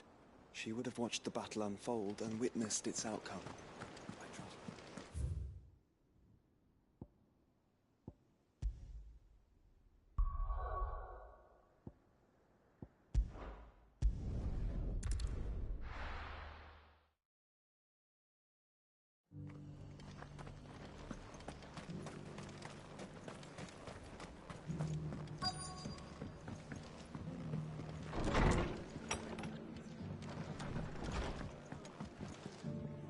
Clive, we weren't expecting you. I wasn't expecting to be here, but it seems we still owe you a considerable amount of coin for your help with our rebuilding efforts. And though I doubt it's what you were expecting, we were hoping you'd take this as payment.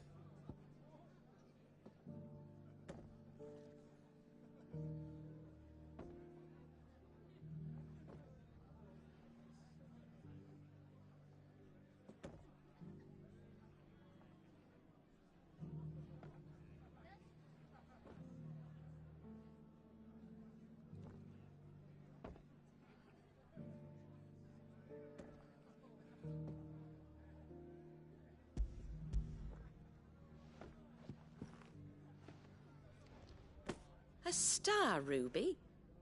I can't accept this. It's worth at least twice what you owe me. More if you can find yourself the right buyer.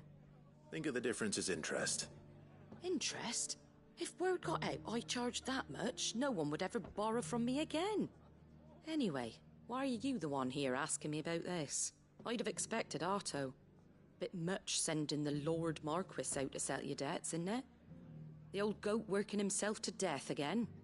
Something like that. Most days I think he's the only reason the hideaway's still standing. Same as always, eh? Back when the place was nothing but a twinkle in the eye of a recently retired Lord Commander, word is he was the first one Sid reached out to. Probably knew that without his strong arm and level head, the idea would never get off the ground. Sid may have been the face of the hideaway, but Otto's always been the backbone. And when Sid passed away, we were all worried that would be the end of it. That Otto would just give up. His death was hard on everyone.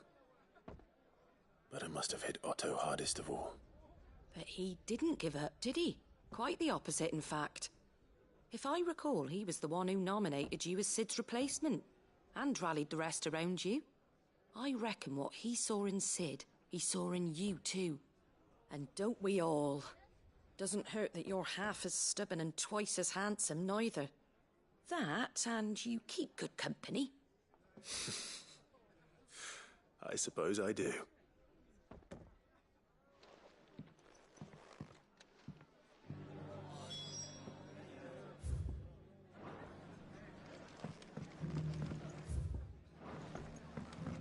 Have you heard the latest from Twinside? That the Empress is no more? Never trust an owl bearing good news, I say. My Lord Marquis, is that... It is you. Then you received my letter. I am Sebastian Rutherford, Chief Steward of your Lord Uncle's estate. Of course. We met once before.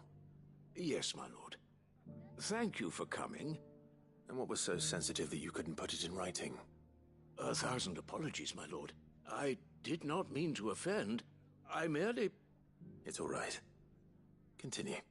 I am here at Martha's Rest, at the behest of your Lord Uncle, tasked with learning what I am able of the realm's current state of affairs. And what I have learned is grim.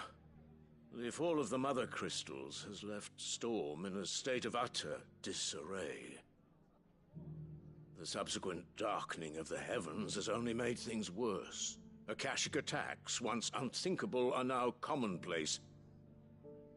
The gears of governance have ground to a halt, and without a steady hand on the tiller, the realm threatens to drift into utter chaos.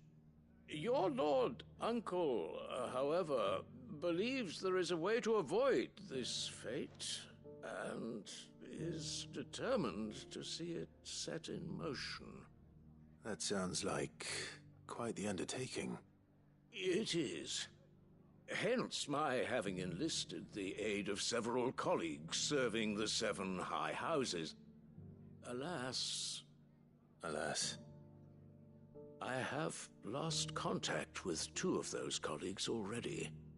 They are both able-bodied and trained in the sword, yet in these dark times even that may not prove sufficient to keep a man safe on the road. So you want me to find them? I'll need to know where they went. One I sent to investigate the Republic, the other the old Imperial capital of Oriflamme. That doesn't exactly narrow it down. I suppose I'll start in Dalamil and work my way east.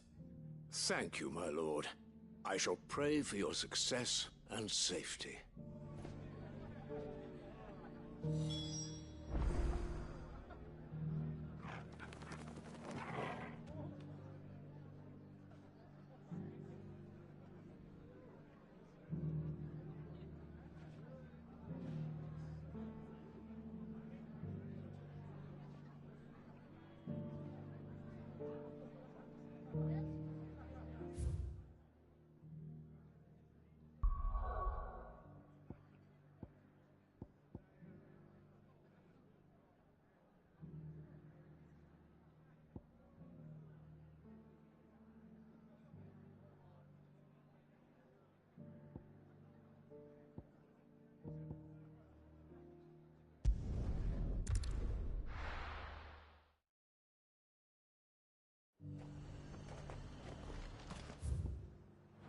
Nothing like...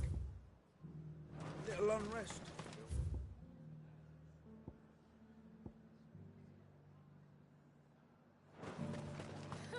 Let the day hear you say that. There were ghosts at the gates, not days.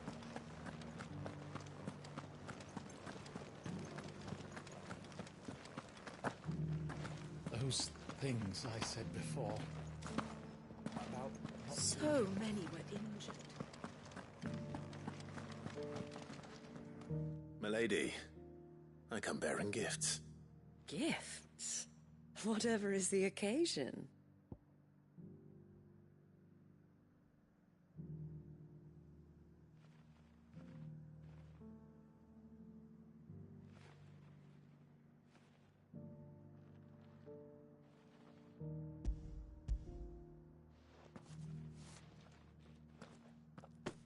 Oh my. Clive, you really have outdone yourself. Otto asked me to give it to you. To settle the Hideaway's debt with the Veil. And to compensate you for the time it took us to do so. You disappoint me, Clive. I thought you might finally be warming to me.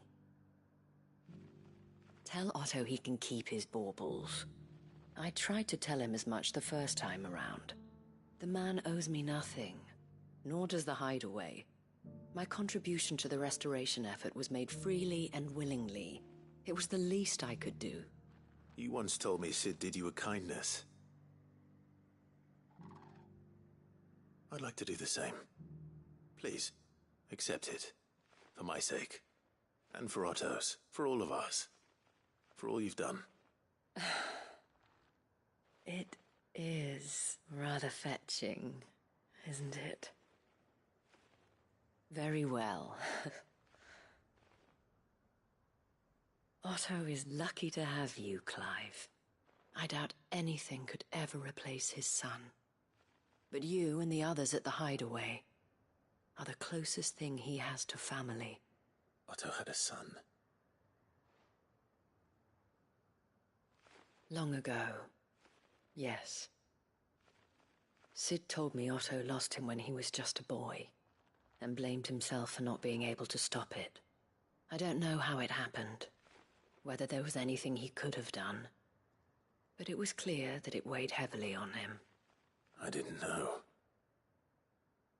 How could you have? I doubt anyone did. Besides Sid, I've never met a man more keen to bear his sorrows in stoic silence. An ill habit, given that both have always been surrounded by friends desperate to help them. I'm beginning to see that.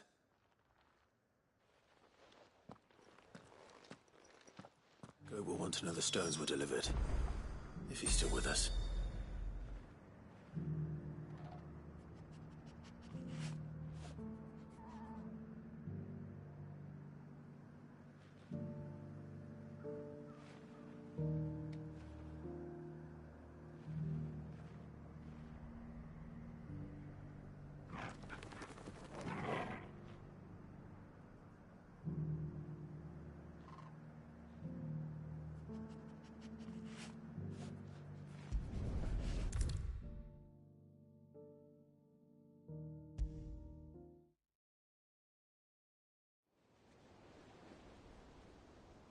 Goat. Still alive, I see. So Lady Karen accepted the ruby. Ah, about that. I tried my best, but she was just too stubborn to take it. She threw it right back in my face, in fact, and told me I could stick my stupid stone where the sun don't shine. Karen refused payment. I hope it wasn't something I said. I'm sure you were as tactful as ever. Let me see what I can do. Oh, wonderful. I hope you have better luck than I did.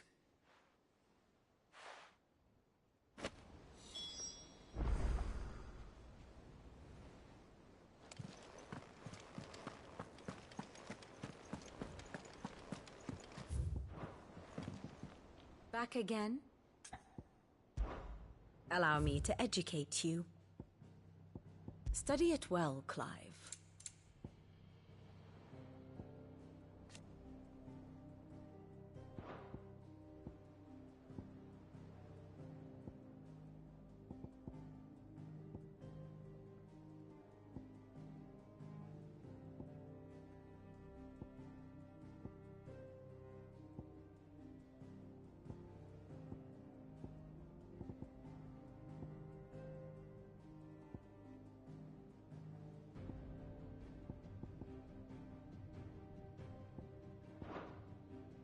Here's the latest information I have.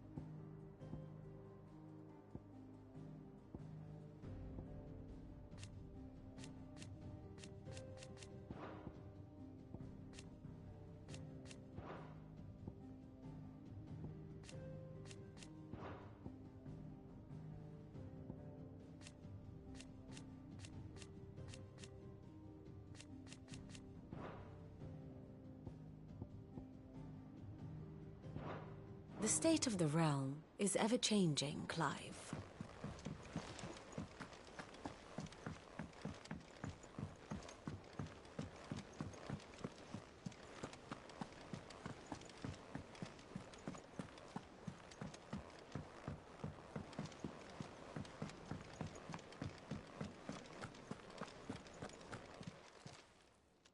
Lady Karen, Goad tells me you weren't happy with our offer. Would you prefer the debt was repaid in coin? What debt? I don't recall lending any of you lot me hard-earned gil. I may have tossed a talent or two in the Hideaway's coffers, but those were donations, and you can hardly call it charity if you go asking for it back. Of course not. But one good turn deserves another. And our circumstances have changed. Surely you wouldn't shun the gratitude of a pauper who happened to have become a prince. Oh, so you're a prince now, are you? Fine. But I'm selling it and taking what I'm owed, then you're getting the rest whether you like it or not.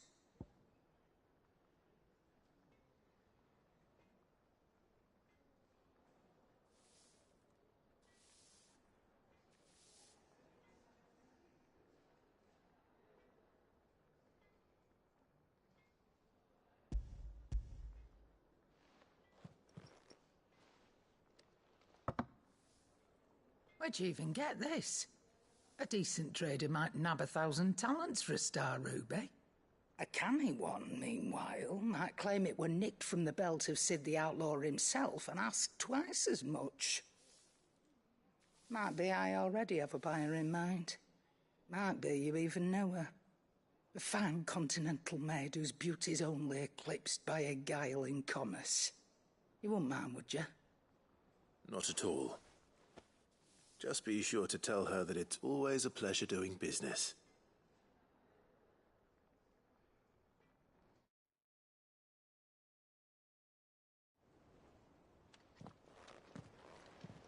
I hear you ended up delivering all 3 stones.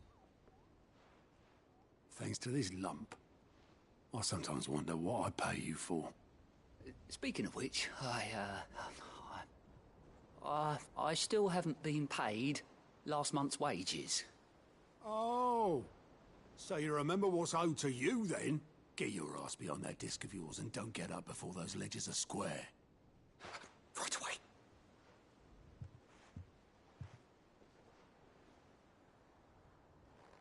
I've seen that before. You have, yeah. Plenty of times. It was the only goblet Sid ever used. Either out of habit, or because the filthy sod couldn't be bothered to find a clean one. I knew so little about him. Like most people. Martha and the Dame both seem to have fond memories of him. I bet they do. How long did you know Sid before he... Before he died. 20 summers, give or take. Back in the day, I was a purser on a trade ship, which is where I met him. He bought passage to... I forget where. But having nothing better to do on the long nights, We sat up drinking Island rum till the morning bell dragged me back to my duties. Quit my post not long after that, on account of making a fine maiden's belly fat. But me and Sid stayed close, promising we'd one day sail the seas again.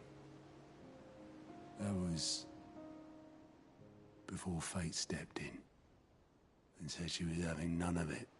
The magic woke inside my son soon after his first name day, and there was no hiding his knack. Couldn't you and your family have? My family were the ones who summoned the constable, wanted the monster taken away. I couldn't turn my back on him, forget what I felt, and I couldn't for the life of me understand how they could. Luckily, Sid was of the same mind as me. It was him who stood beside me when all I wanted was to tear the whole world down. Him who cried for me when I had no tears left of my own. Him who swore he'd do everything he could to stop it from happening again. And he was true to his word, too. Left the Royal Army once and for all. His ranks, his ribbons, gone. Just like that. Threw away everything he had. All to right a wrong that no one else had the courage to face. I knew then I'd follow that man to the ends of the earth.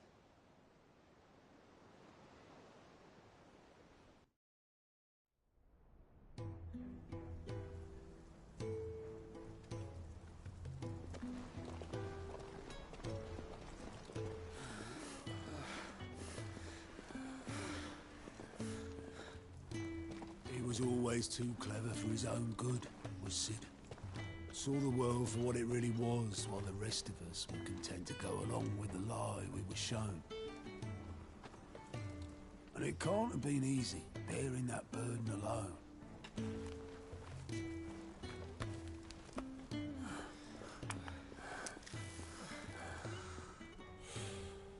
But he didn't let it stop him. He never lost faith in what he believed was right. And that gave us faith in him. Faith he'd steer us true. So I swore to myself that I'd always be right behind him, ready to catch the stubborn sod, if ever he should fall.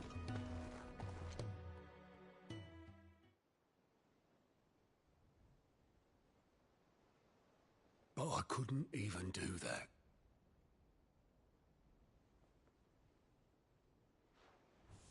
Ignore me. Just the ramblings of a tired old man.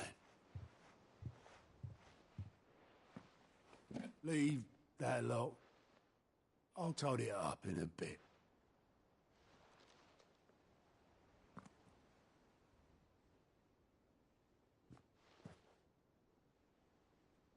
This is Sid's handwriting.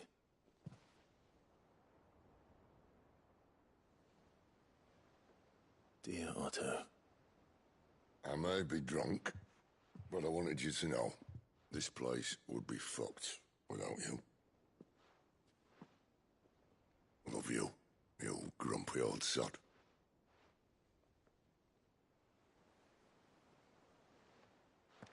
This note.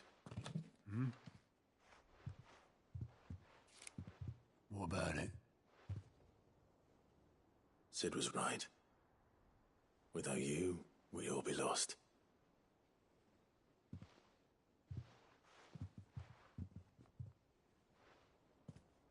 He should have bloody well said so then.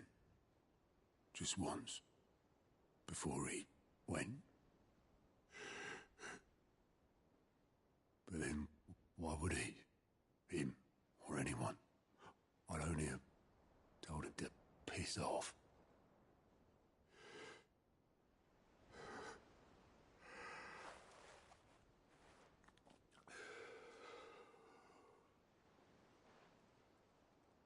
You're wrong, though. Both of you. It was never just me keeping the hideaway afloat. It was all of us. I just shove people in the right direction. I barely seem to be able to do that anymore.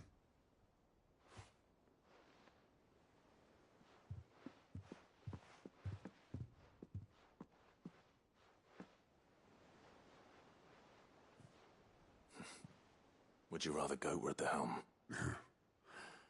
Well, maybe I've got a few more years left in me.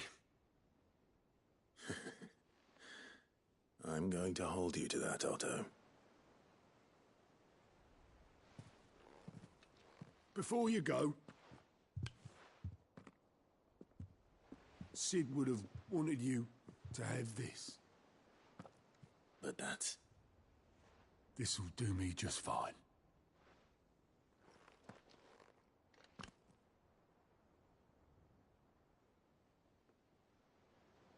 Thanks for the ray of sunshine.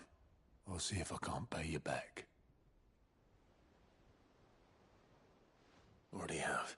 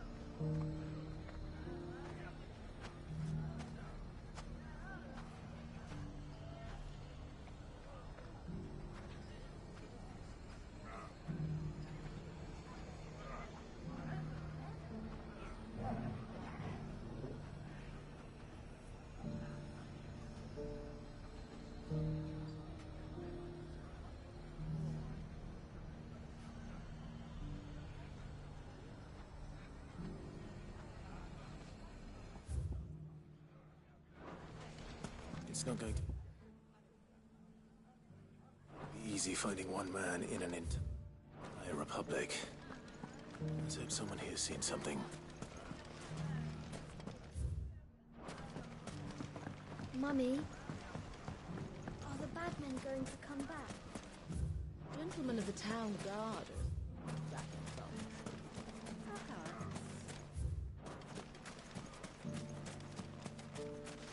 Good day, my lord. Thank you for your custom.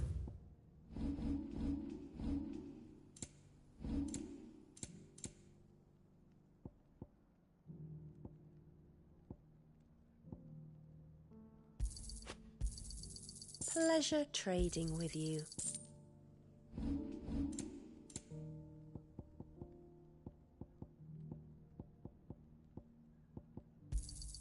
Anything else I can take off your hands?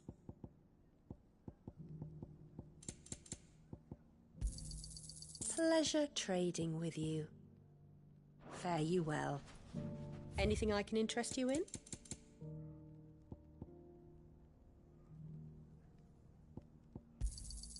An excellent choice. Here you are.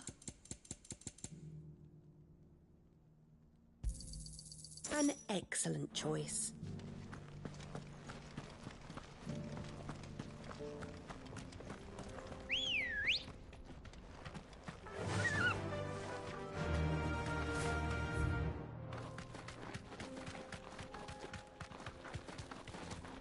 Someone's got himself in trouble.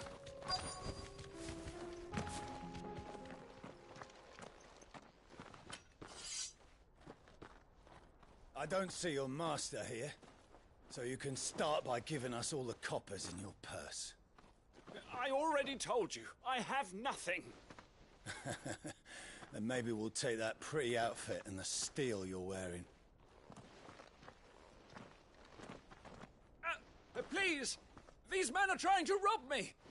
I'll deal with this. Thank you. You that one's master, then? If you'd kindly pay the coin he owes us, we can pretend you didn't draw your blade on Republican soldiers. Or you can go back to your garrison and I won't report you to your captain. Oh, you're more than welcome to. He hasn't had many visitors since we slit his throat.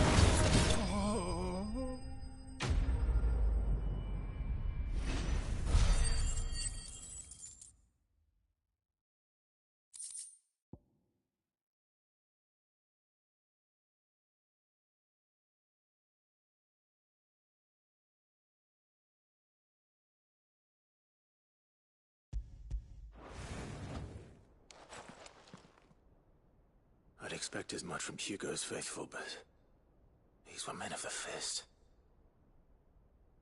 Much has changed in the Republican army since they lost their rock. You've seen this kind of thing before, then?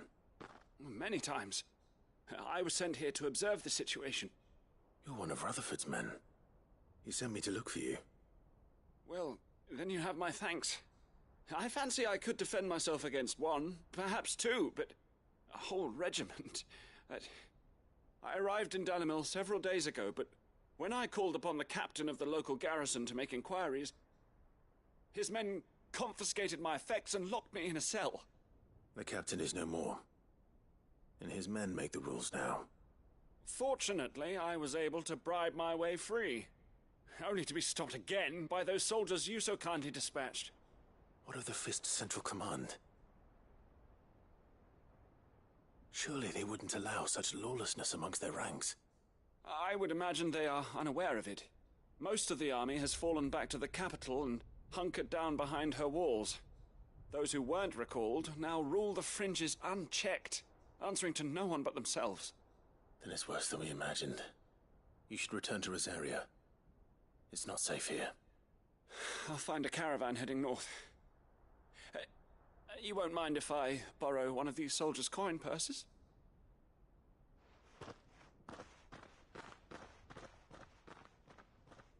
Not at all. Now, to find this second associate of Rutherford's. If he was bound for Oriflamme, I'll start at Northreach and see if I can pick up his trail.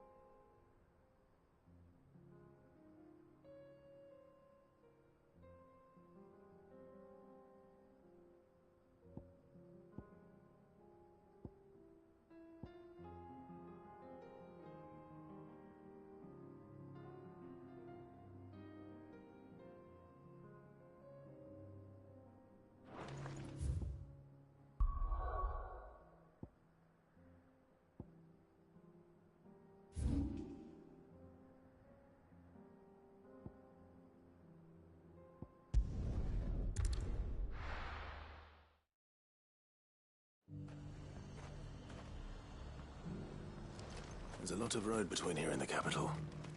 Rutherford's man could be anywhere. Ready, go? Fly, Ambrosia.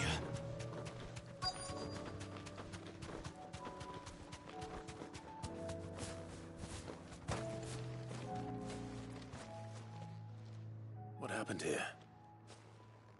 If you're with the others, they've already relieved me of my belongings. I'm not. I'm looking for someone who was sent here by a man named Rutherford. And then you found him. I am Alistair Rockford, attendant to the Lady Ariane of House Wellesley. Of the 7 high houses of Rosaria. It's been a long time since last I saw my great-aunt. Is she well? My Lord Marquis? Yes. Yes, she is. The Lady Dowager has granted me leave to assist your Uncle Stuart. I was on my way back from the old capital when I saw some villagers being robbed on the road here. Bandits? They looked more like field hands, but it didn't matter in the end. I did what I could to help the victims, but all it earned me was a pommel to the temple. Which way did they go? South, toward the gate. All right. I'll take care of them. Founder knows I've met enough of their kind. You head back to Northreach, visit the Vale, tell them I sent you. Thank you. I shall. Founder be your shield.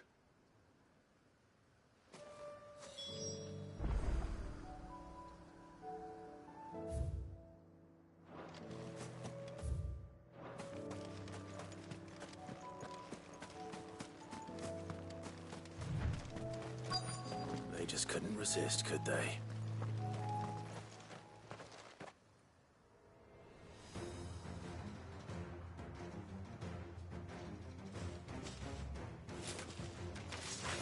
This one's ours, pretty boy.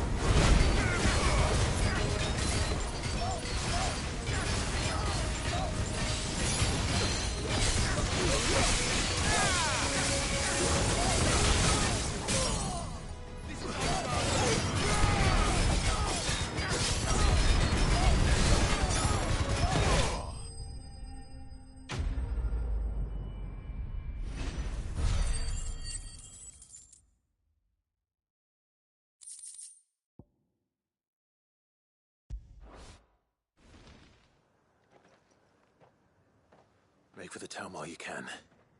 There may be more bandits nearby. You don't need to tell me twice. Many thanks, traveler. This looks to be all of them. I thought I told you to make for the Vale. And stand by as ill might befall the heir to the ducal throne. It's just Clive, and I'm fine. Which is more than can be said for you. I will survive. Strange that the garrison wouldn't intervene in such a brazen attack so close to their gates. The garrison have their hands full inside the city. Some days they don't even send out patrols. There are few hands left to work the fields, and even fewer to transport the grain. The market stalls are nearly bare, and the price for what remains is exorbitant. It's not uncommon to see a fight break out over a crust of bread. When I said the ones who attacked me didn't have the look of bandits, I meant it. They were probably just desperate. Rockford, listen to me. If you are to continue your investigation, you first need to seek the attention of a healer. Of course. I shall return to Northreach right away. But allow me to thank you first. Had you not happened along, Don't thank me. Thank Rutherford. It was he who sent me. I suppose he'll be wondering where I've got to. I shall send a Bistolus as soon as I'm able. Good day.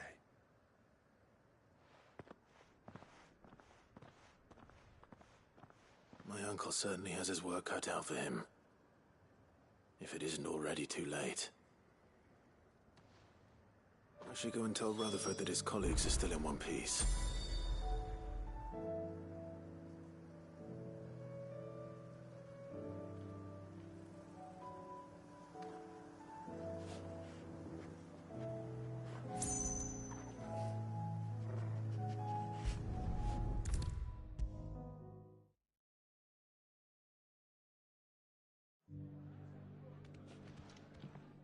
I see you're still here. The Rest's location affords a constant flow of traders, and with it, a constant flow of information. Speaking of which, I received word from both my associates. They have resumed their investigations, thanks to you. I only happened to be in the right place at the right time. They both seem to think the realm's prospects rather grim. I am afraid that grim would be putting it lightly. Storm is in crisis, and if we are to free her, we must work quickly. And we must work together. Such is your Lord Uncle's wish. As it is mine.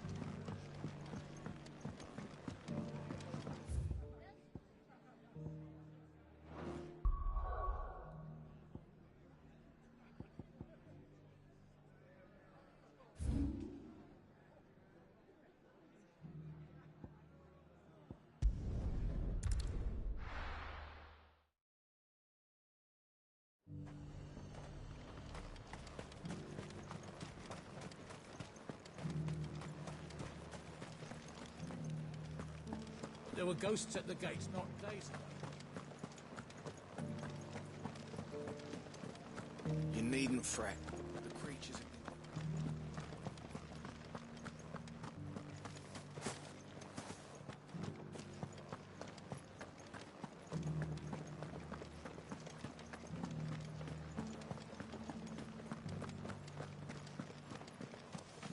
To the meadows, then. That's what the captain said. Ready, go?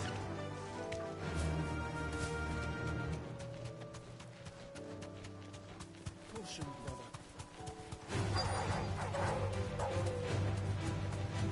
Hippocrates said I should be able to find what I'm looking for somewhere nearby. Bright blue dragons and bright yellow flowers. Should be easy enough to spot.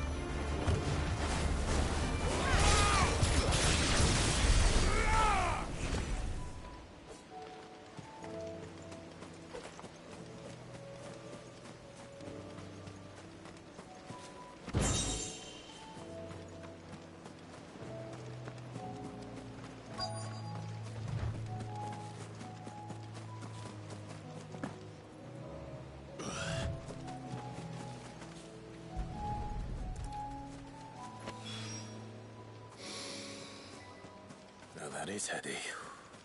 This must be the Drake's Mint. That just leaves the Skyworm.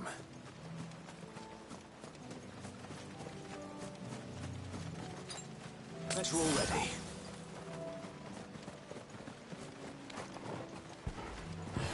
This must be our Wyvern. All right. Let's get this over with.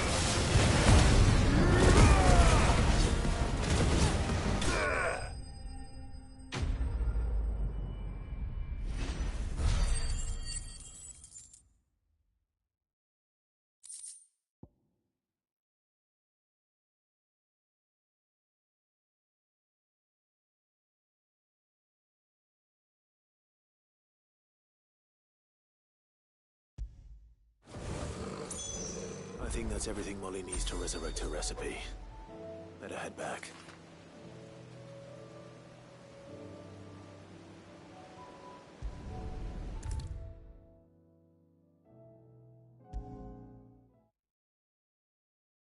Seems the hideaway's lost its... So, I did.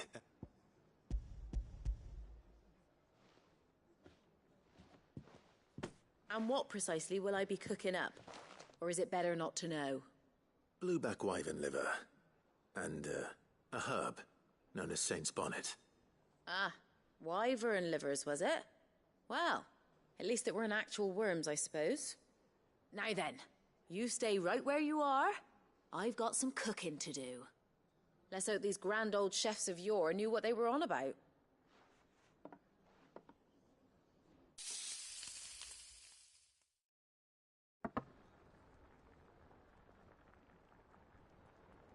And here we have it. Fried mortress of skyworm. Ivan's offered to make sure it's fit for consumption. Well, I say offered. He as good as begged. And rightly so. Is there any higher honor than partaking in a slice of culinary history?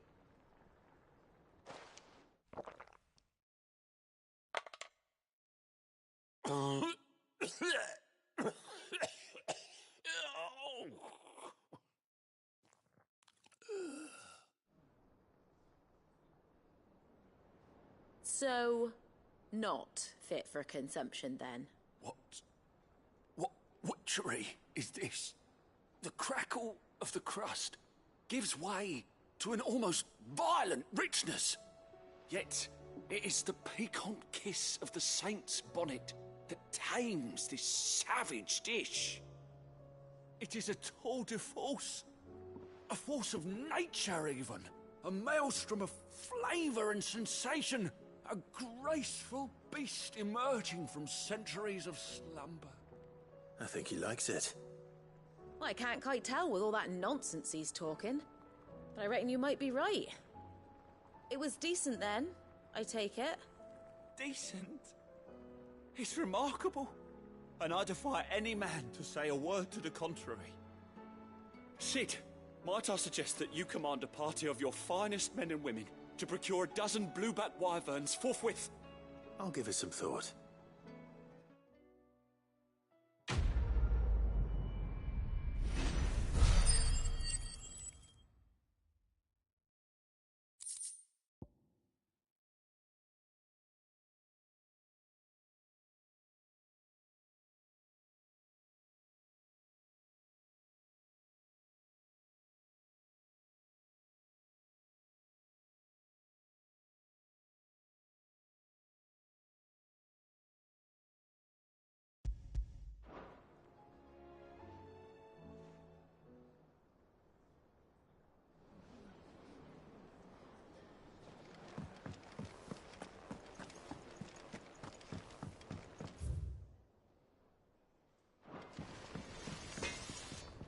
Trouble with your gear, or... So, will it be?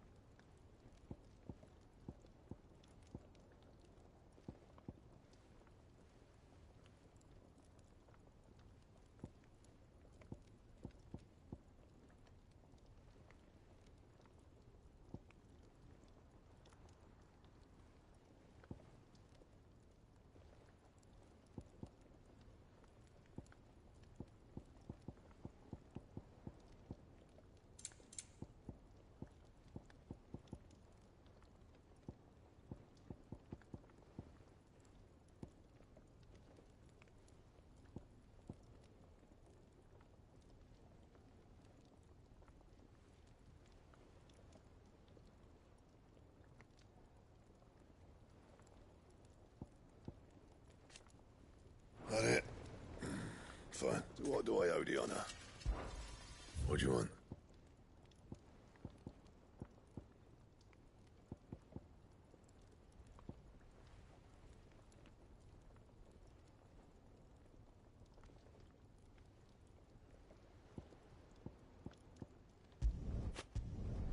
Not bad, if I do say so myself. Should last you a good while. No scratches, all right?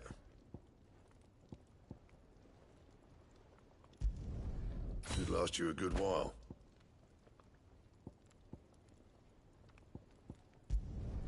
No scratches, all right? Should last you a good while.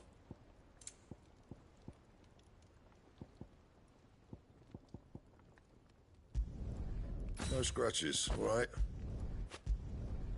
Not bad, if I do say so myself. Should last you a good while. No scratches, all right? Should last you a good while. Not bad, if I do say so myself. No scratches, all right?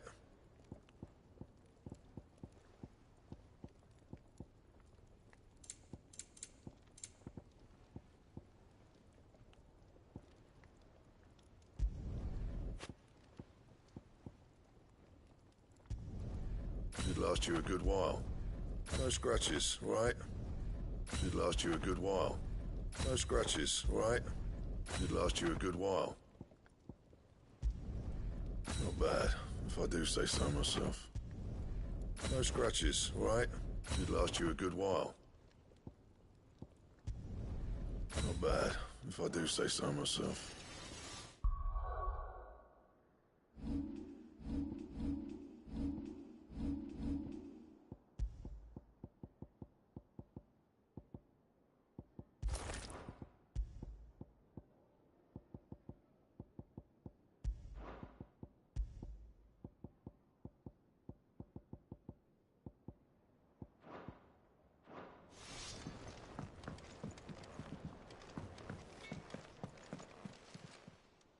Aye, it's a dangerous world out there.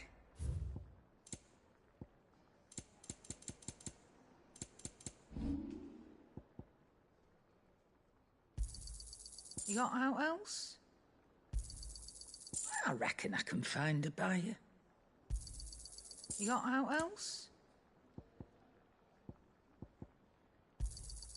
I'll be thankful you got that much. I reckon I can find a buyer. You got out else? I'll be thankful you got that much.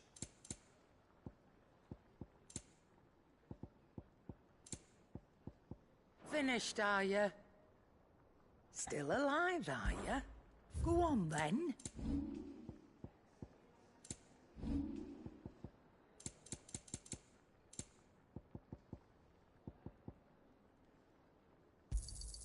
You'll not find a better price than that.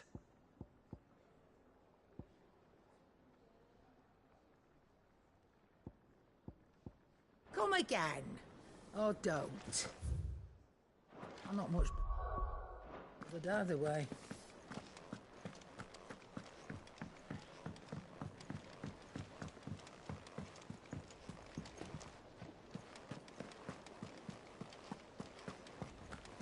Did you see that?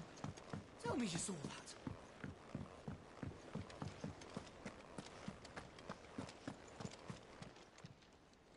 Oh, I wasn't expecting you back so soon. All done? Clive. Anything catch your eye?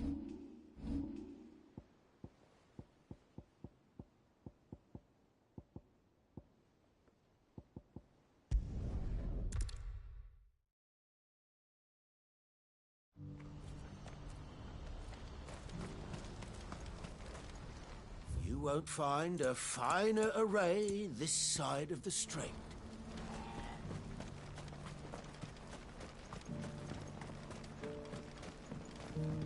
Do you have any fresh water? Now I just need to see about getting the word. I want to know right away. Bad news. Good, actually. Something worth celebrating for a change. Only trouble is, the serving girl's still new to the job, so I can't leave her while I go and invite those I'd like to celebrate with. What exactly are you celebrating, if you don't mind me asking? I've come by a particularly fine bottle of red. A Gotan 66, no less. Gotan Rouge is the only good thing to have ever come out of the Empire. And most wouldn't part with a 66 if you held a knife to their throats. So I've heard. Oh. So you know of it, then? Clearly you're a gentleman of taste. A gentleman who might sympathize with my predicament, perhaps? Would you pass the good news to a few friends of mine? I'll give you a little something for your time, of course.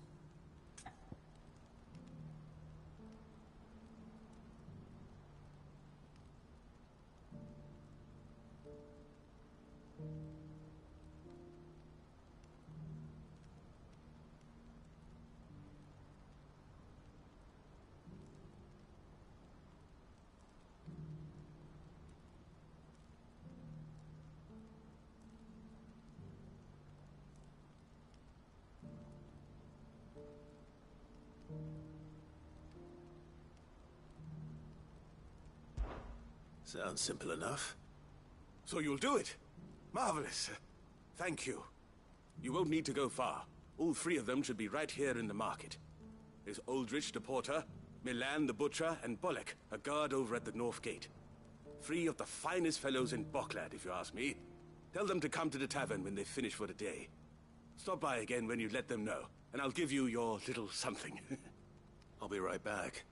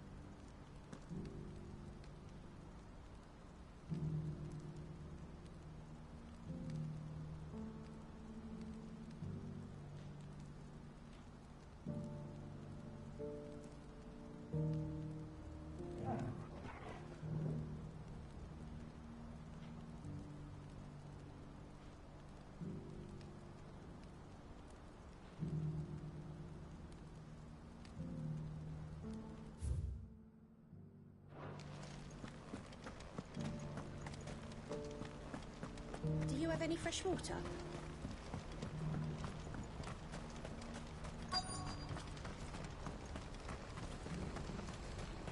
What's happened? Pardon me, but would you have that well-notched steel and impressive physique?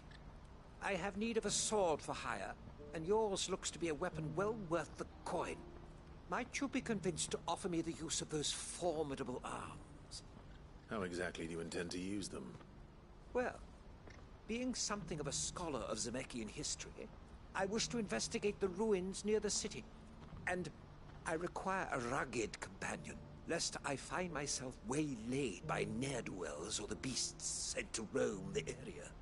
Should you accept, you will not only earn yourself material wealth, but partake of the true treasure that awaits us there. The rich and storied history of Zemeckis. Well, were you ever party to a finer proposition?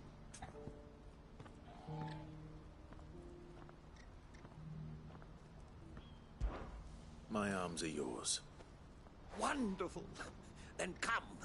We must away. But where are we going?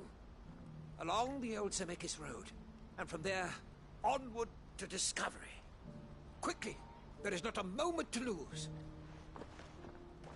Wait. Good luck with your ne'er-do-wells.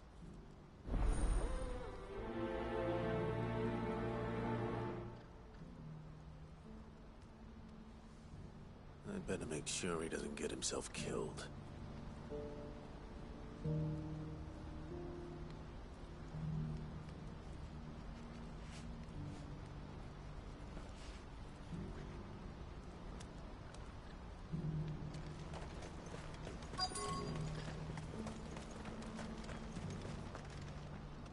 I see you've been of some assistance to Eloise. Perhaps you can extend me the same kindness? Perhaps. What would I be doing? Finding someone. You see, I've been having trouble with thieves, and despite the many pains I've taken, I can't stop them from rummaging through my packs. I was griping about my lot to a friend of mine a few days back, and he offered to track the culprits down. Now, Joseph's a sellsword, and a good one at that. But he's been gone days, and I'm beginning to fear the worst.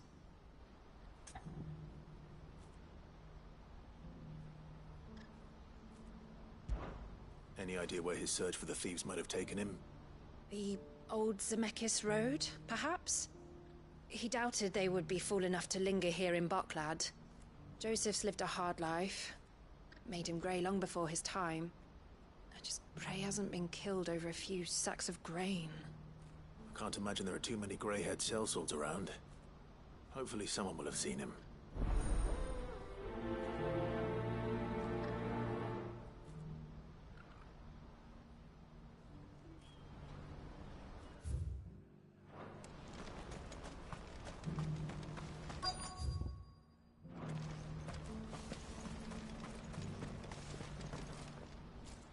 That's me right enough. You need something delivered? The innkeeper sent me. He said there's a cup of Gotan 66 with your name on it when you're done for the day. A 66? Look at me. If he's just got hold of it now, it must have been in the crates he had me carry down from Sambrek. From the Empire to Boklad. You must be a braver man than most. That's a treacherous route to the best of times. Such is the porter's lot. There's not a patch of storm these feet haven't traipsed across. It's Oriflamme one day, then off to Canva the next. The farther you're willing to go, the fatter the purse. Which is why there's no shortage of competition for some of the longer routes. I'd say I've done enough for today to earn myself a cup of something tasty. Thanks for letting me know.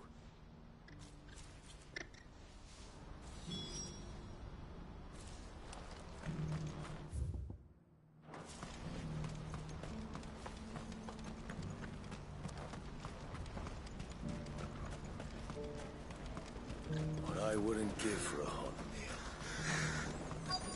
Anything to give. When are they gonna let us through?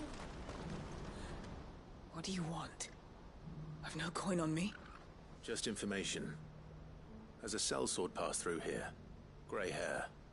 Now you mention it, There was a young man with salt in his mane sneaking around out there a while back. Which way did he go? How am I supposed to know? Buggered off down the road, I expect. Now why don't you do the same and leave me be?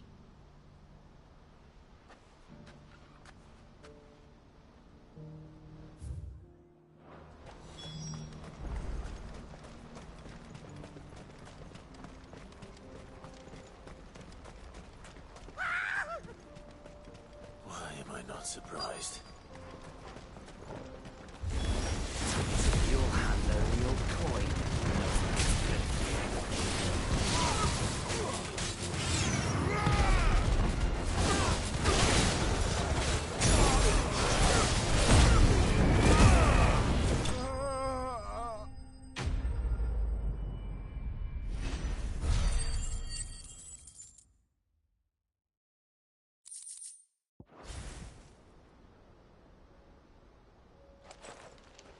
Are you hurt?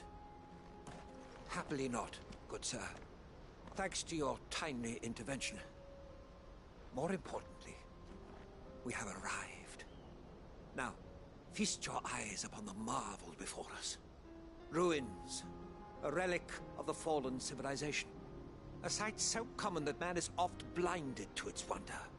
Colossal vessels, dashed from the very heavens. Airships, we call them, with very little thought to what wonders such a word might describe. Oblige me if you would. Does anything strike you as peculiar about this particular specimen? Though we ourselves find fallen ruins to be nigh indestructible, whatever gouged the final sin from the rock cleaved clean through the structure you see before you. A tantalizing mystery, no doubt, but merely one of countless enigmas in which Zemeckyan history is steeped. Come, good sir. Our expedition continues, and we still have much to learn.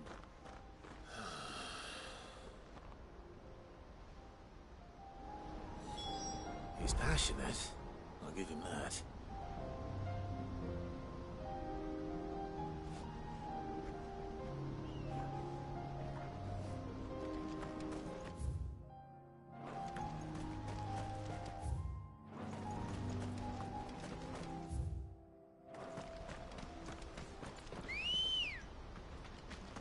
Come on.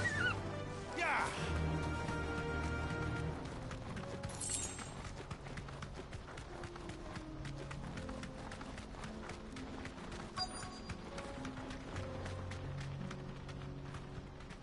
Thanks, Gal.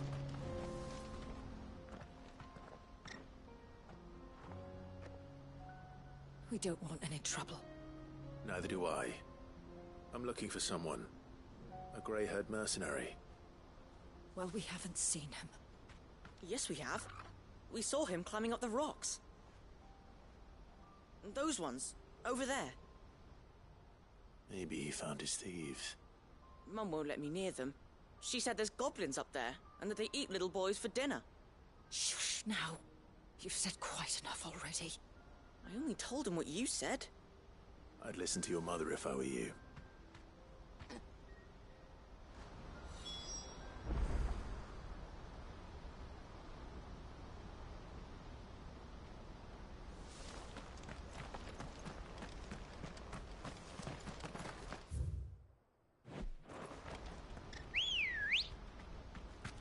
Good girl.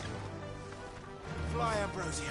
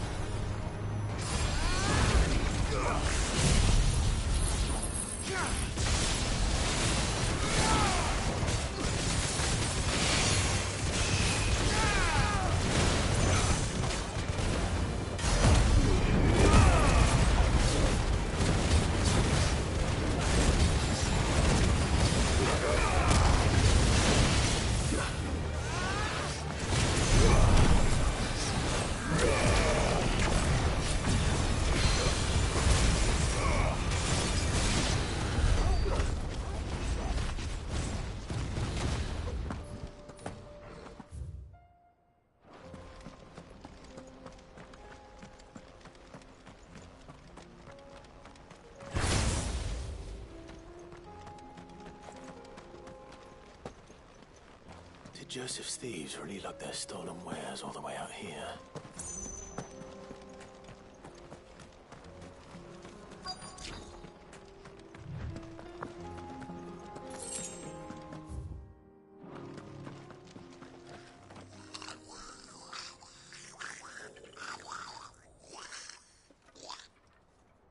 I think we've found our thieves. They don't look happy to see me.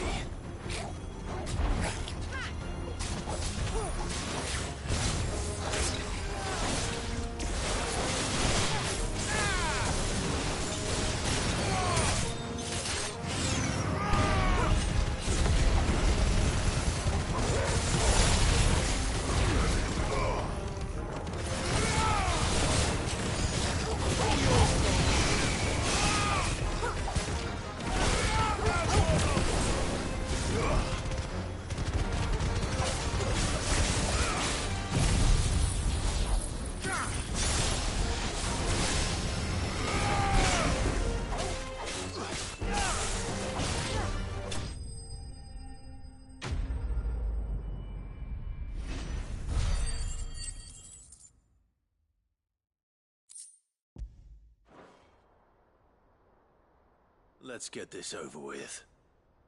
Stop! Don't kill him, he's just protecting his home. Joseph? So the boy was right. I don't know you. Your porter friend sent me to find you. She was worried you might have got yourself killed. Have I been gone that long? Wasn't hard finding the thieves. The problem was knowing what to do with them when I did. I take it things are more complicated than they appear.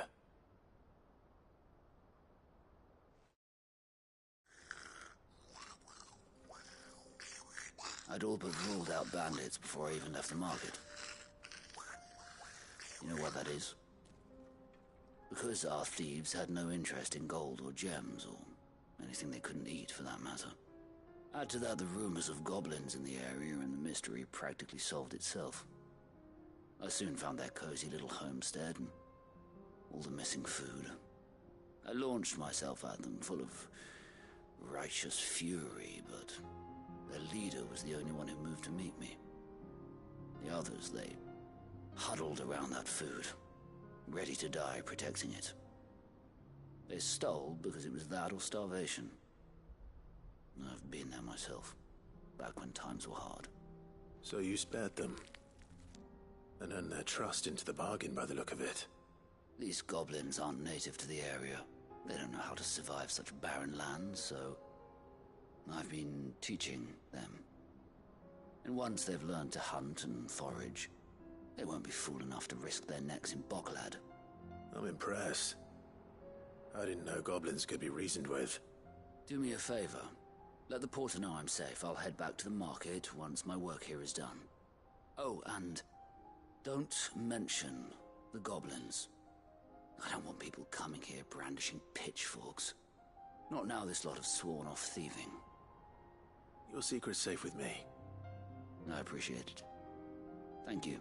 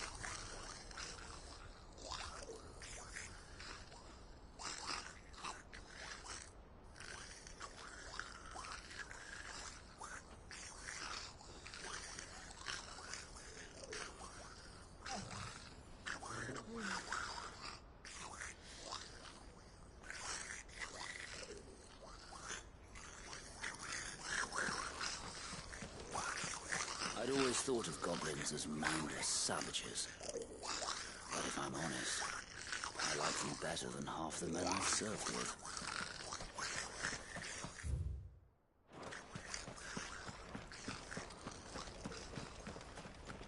No use calling Ambrosia now.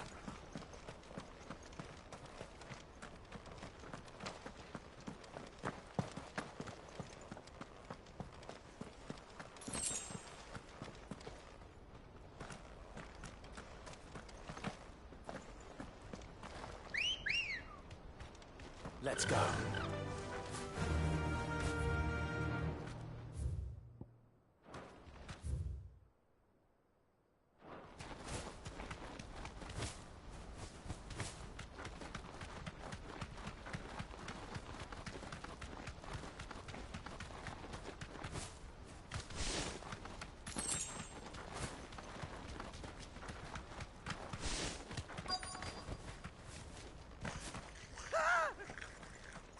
Not again.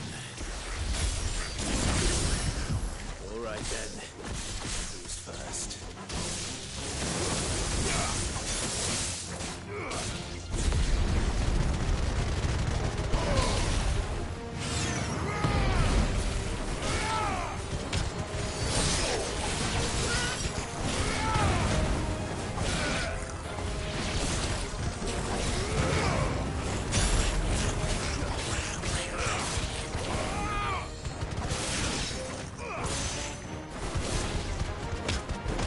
It's over.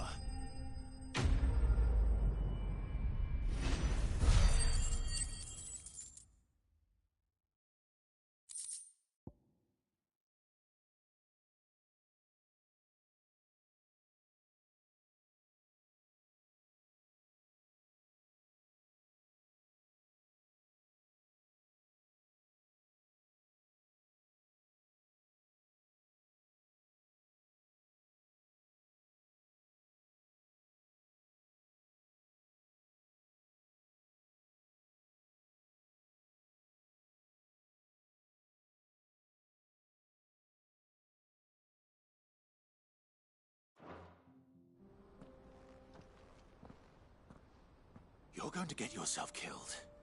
Oh, that would not do. That would not do at all. Not when such majesty stretches out before us. Behold, the final sin in all its glory. As Moss tells us, a battle was fought here in ancient times. A battle of such ferocity that it tore a great crater in the very land upon which it was waged. In reaching for their holy sanctum, did man enrage the gods, and great was the vengeance that was rained down upon him. Alas, the full truth of the matter is lost to time, though I live in hope that I might see it discovered. But we must not dwell upon such things. There is more yet to see. Onward! History awaits!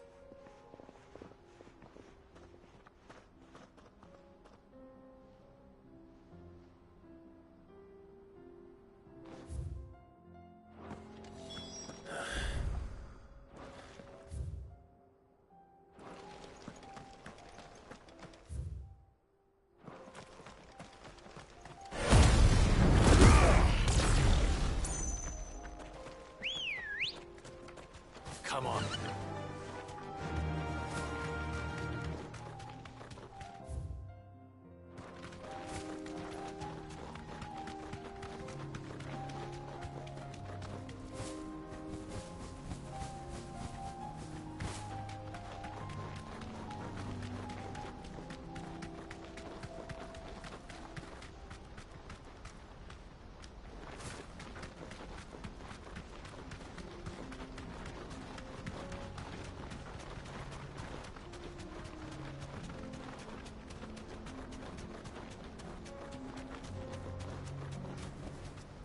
I can walk from here.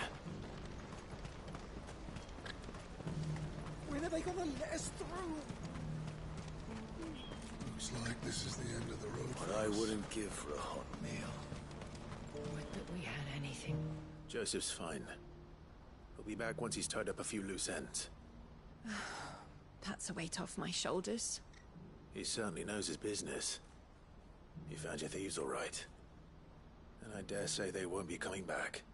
A good man to have around, that Joseph. And if he says there'll be no more thieving, that's good enough for me. Thank you for putting my mind at ease. Here, for your troubles.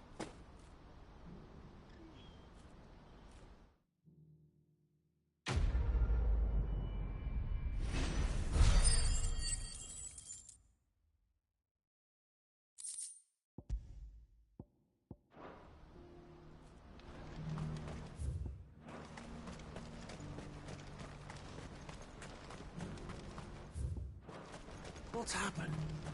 Can't. Please. Please.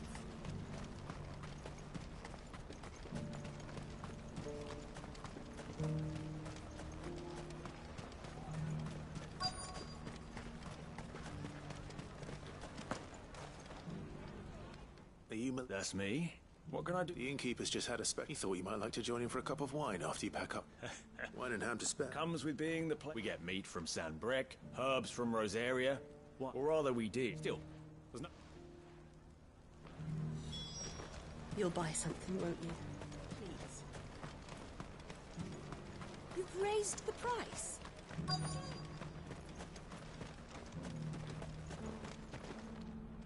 I'm looking for Bolek. I was told he'd be guarding the gate. Well, you found him. You're not here to enlist, I take it? The innkeeper sent me. He's just taken delivery of a rare vintage, a Gotan 66. He thought you might like a cup. I've never said no to a goat hand. I'm not about to start now. Thanks for letting me know. You must be a busy man. No one's making for the refugee camps anymore. Not after what happened in the Dominion.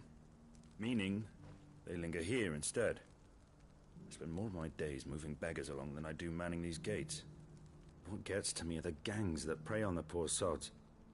As if they haven't suffered enough. Some days you can't help but wonder what the world's coming to. You know what? That wine's sounding better by the moment. Well done. I wonder if the innkeeper might spare a cup of that wine.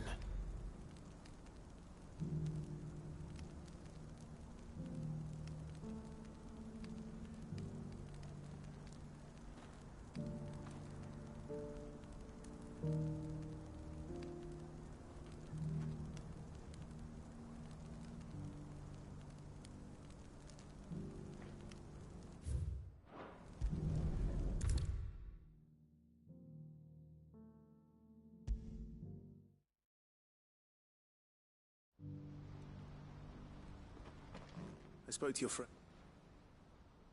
That's fantastic news. Thank you kindly. It's been a while since we all sat down together. And the way I see it, that wine is as much theirs as it is my own. How so? Well, I wouldn't be serving anything but slops without Aldrich to go and fetch the good stuff for me. And then there's Milan, who always sends customers my way. And Bolek, an even-handed keeper of the peace, if ever there was one. Those three are the backbone of Boklad. Lose any one of them, and the market would soon fall apart. And without the market, I wouldn't have a single customer. I'd say that's worth a bottle of 66, wouldn't you? And more besides. Everyone needs a shoulder to lean on. Be they world-weary innkeepers or brooding swordsmen. Right. I'd better prepare for my guest's arrival. I hear you had me carrying a bottle of Gotan 66. If I'd have known, I would have sold the thing and lived like a lord. I'll settle for a cup, though, if you're in a sharing mood. A Gotan 66. Just as well I had something special of my own set aside. A bottle between the four of us might not be enough to drown our sorrows, but it can't hurt. Here they are, the three pillars of Boklad.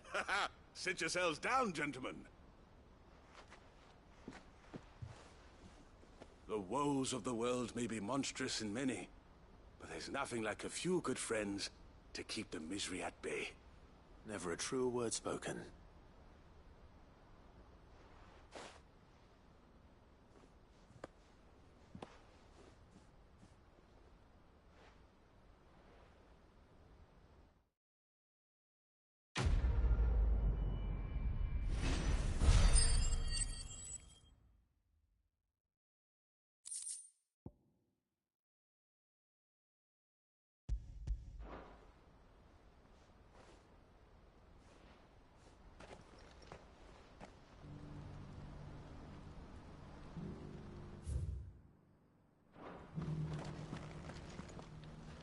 kill the poor sod. For a handful of coins of that. Ah, you were right.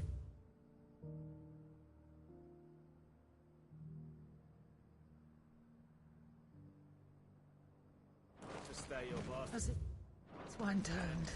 Or is it must? Do you have any fresh water?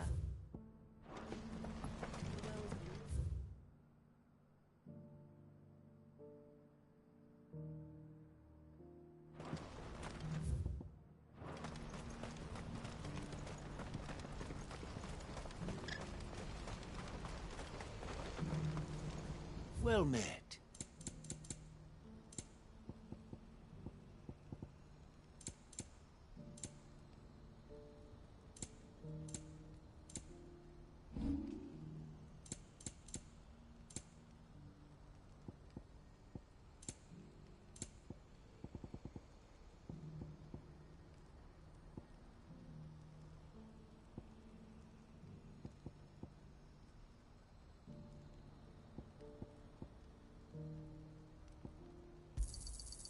Thank you.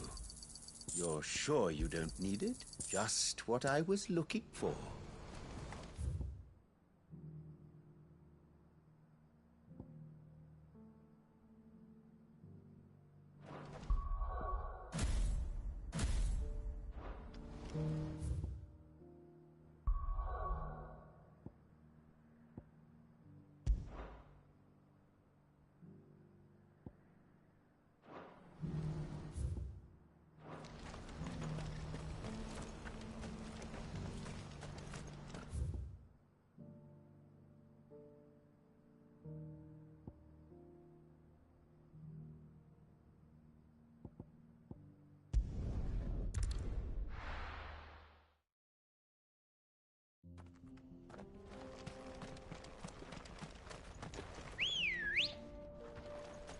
Let's go.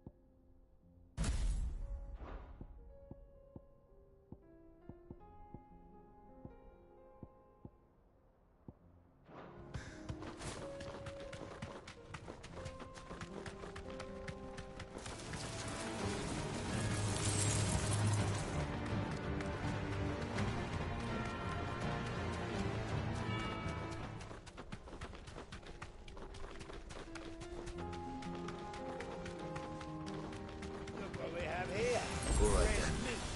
Let's get this over with.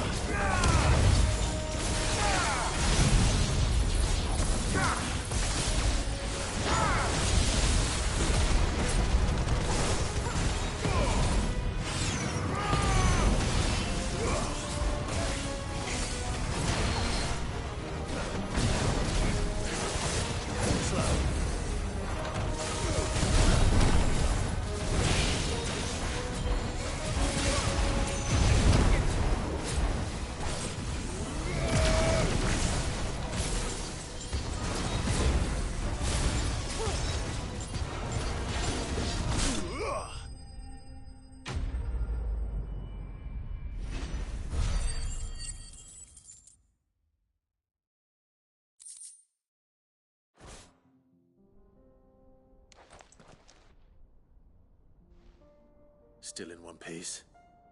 It would seem so. Once more I am in your debt, and once more you impress me with your prowess. These were no ordinary foes, but ones we in the field call echoes. Though Moss the Chronicler concurs with the legends in attributing the fall of Zemeckis to a wrath wrought upon mankind by the gods, he offers little in the way of explanation. Could the ruins we see before us here, in all their elaborate beauty, perhaps suggest an answer? Could the construction of such miraculous edifices have been considered an encroachment upon the province of the divine? Alas, all is mere speculation. But one day, perhaps, I will learn the truth. Not if you keep running headfirst into trouble. You are right, of course. And not only have you plucked me repeatedly from the jaws of death, you have proven yourself a willing audience to my ramblings. Glad to help, but didn't you say you came here to investigate something? I fear I may have rather overstated the case on that front. In truth, a captive ear was all I really desired. You see, even my fellow scholars have grown somewhat weary of my musings of late, and so I came upon the idea of purchasing a companion. A captive audience, if you will. That's what this was all about. I am afraid so. And now, my good man, it is high time we returned whence we came. Fine. Just don't go running off this time.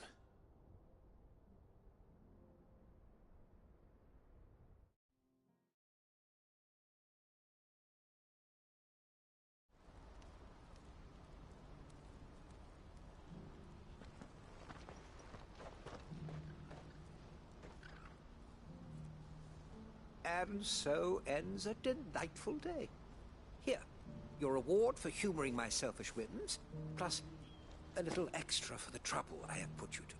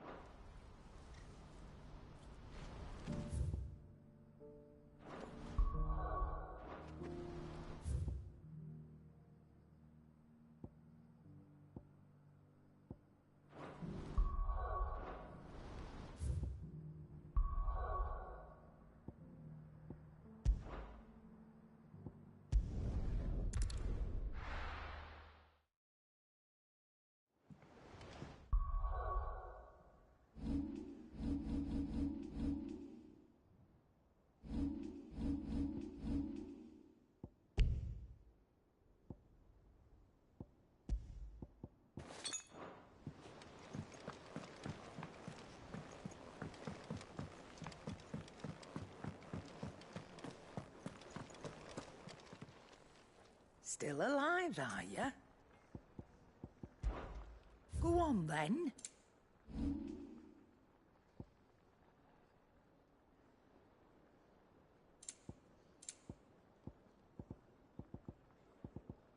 Come again.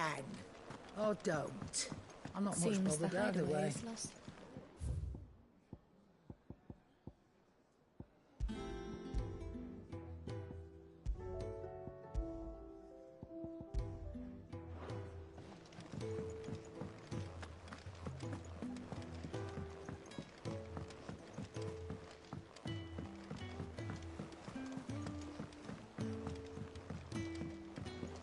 Did you see that?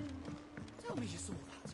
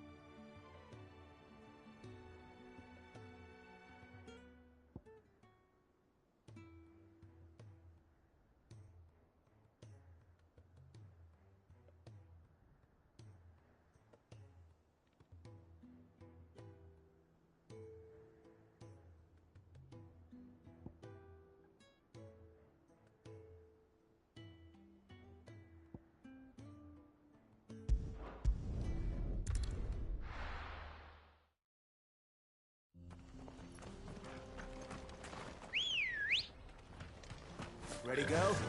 Yeah!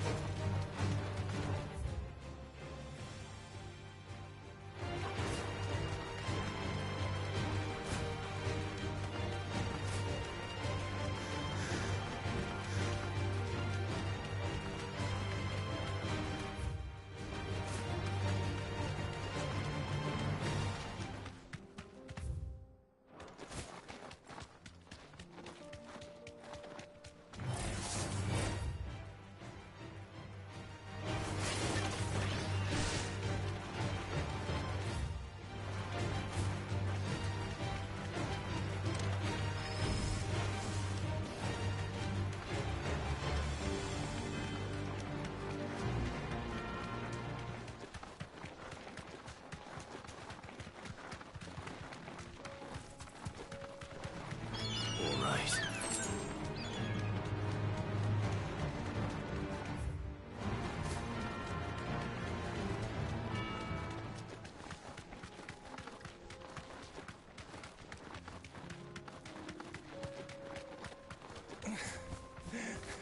Thanks, girl.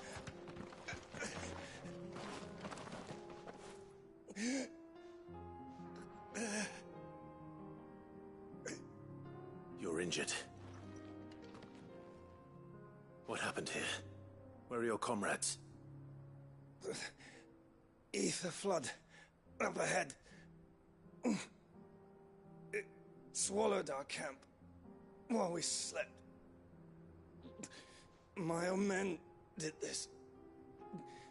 Turned every last one of them. There's a village not far from here. Tabor. The people were kind to us. It's only a matter of time before they won't stand a chance. We can't let those monsters reach the...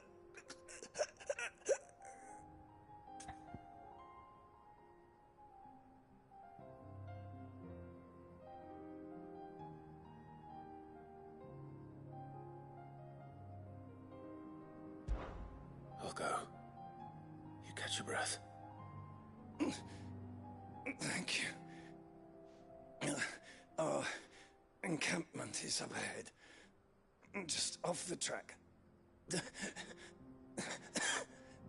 They must not reach Tabor. Forgive me, Lord Kuka. Rest well, soldier.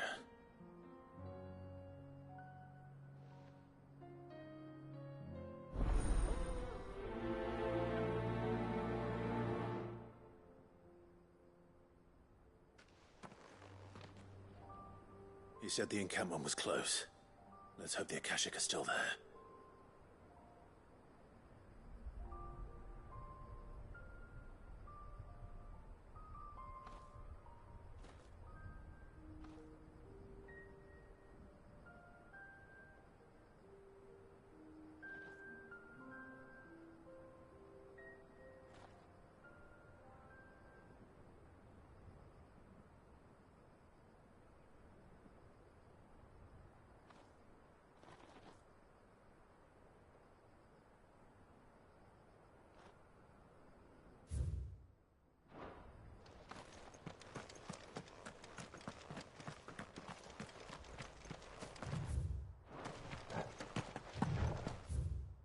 Another ether flood.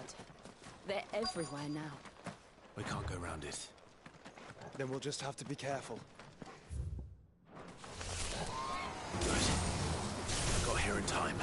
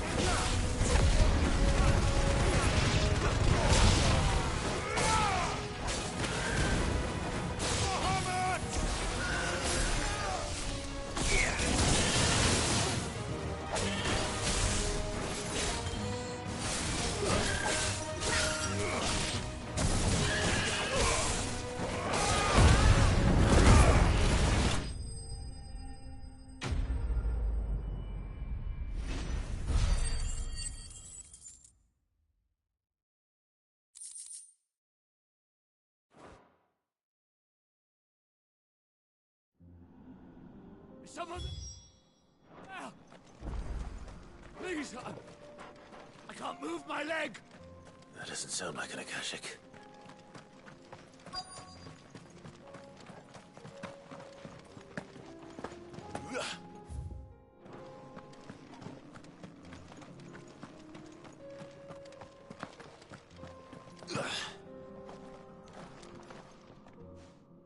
Stallion? I am. I heard the fighting. Are the others? Taken care of. One of your brothers in arms told me what happened and asked for help. Another survivor? Where is he? Tell me. His wounds were too deep.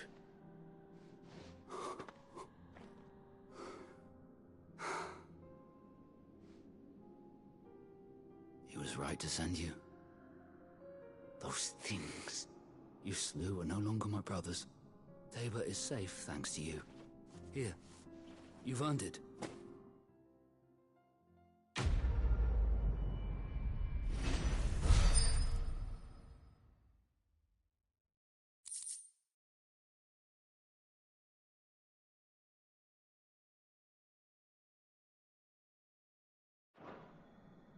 You seem... You must have me confused with someone else. Wait. That scar. Son of a whore. You're Sid. I was there, in Cosnis, when you killed my brothers. I was there in Rosalith, when you killed my commander. My war with Hugo Kupka is over. I bear no ill will toward those who followed him. And what of my ill will? Coward! Draw your steel. Lord Kupka shall be avenged!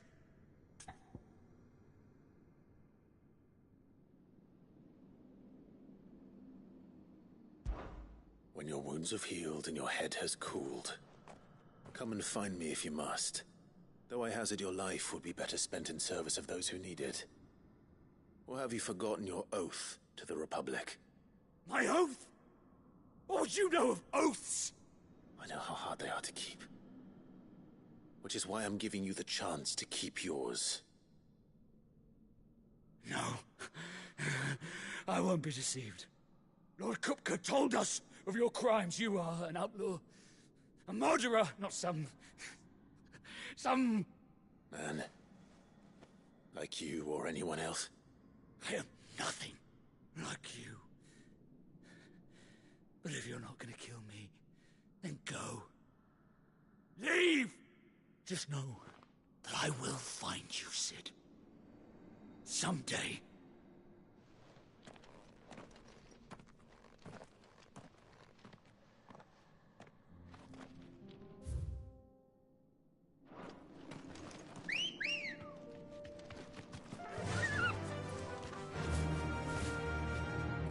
Be safe.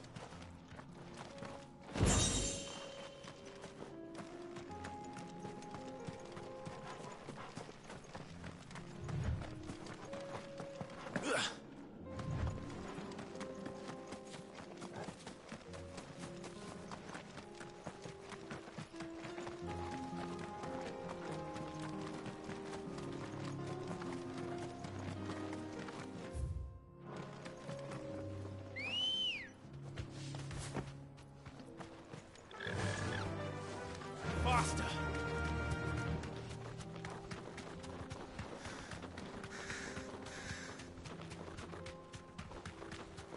We're nearly there. Have you been to Tabor before? There are a few places I haven't. That'll do, girl.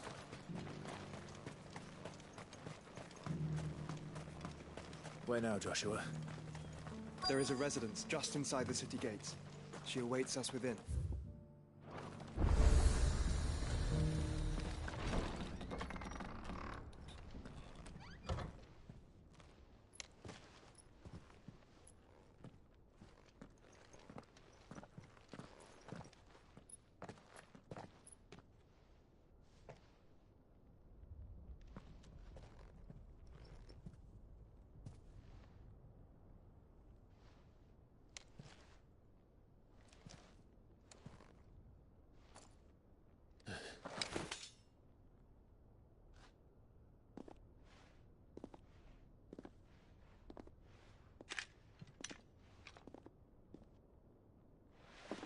My Lord Marquis, it is an honor.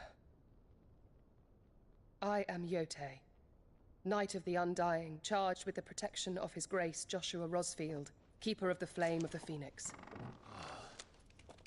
Of course. It all makes sense now. Would you care to elaborate? The Undying are loyal servants to the ducal throne. Or more specifically, to its heir. They have served our family for generations, albeit from the shadows. Since their inception, they have been tasked with the preservation and enactment of the rites of ancestral communion. After the events at Phoenix Gate, it was the Undying who delivered me to safety. And since the day I left Rosaria, Yote has been my constant companion and protector. Without her sword, I would not have survived my journey across the realm. Rise, Lady Yote.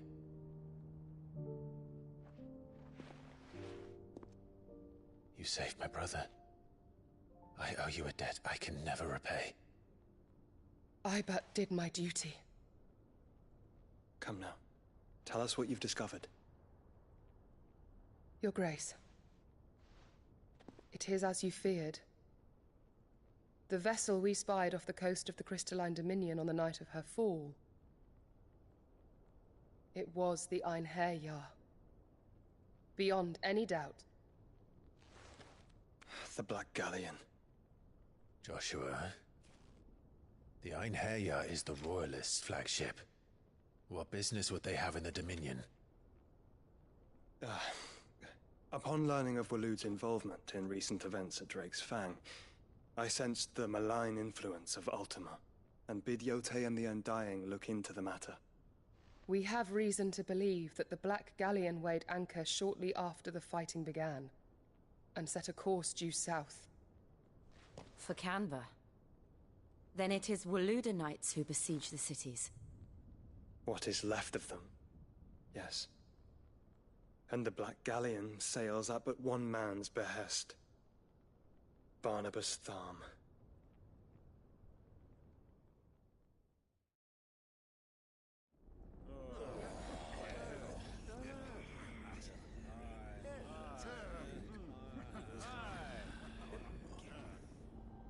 But are we truly safe here in the Agora? The city guard have been paid, if that's what you're implying. All the more reason for them to run. Well, you are free to leave, Lord Minister. Markets abandoned, warehouses aflame, blackened hulls choking every port in the capital. Canva is ruined. The realm teeters on the brink of chaos, and all you can think about is commerce. Forgive us. We were not aware Dhalmekia now subsisted on charity. How dare you?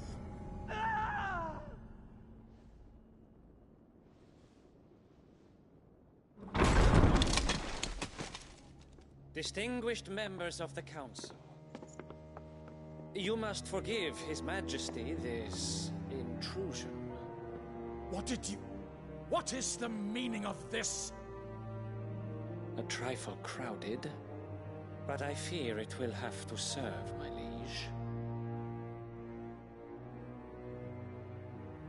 Very well.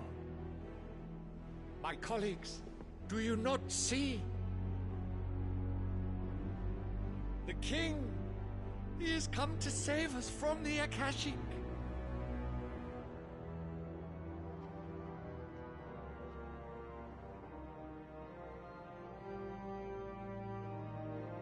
He is a gift from the heavens, divine intervention, our very salvation.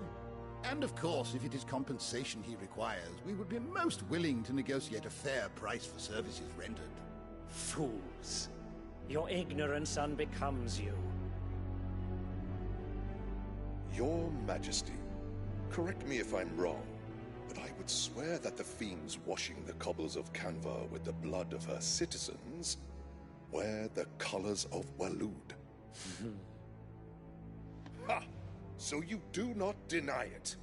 Guards, fetter them, and see our guests to the dungeons!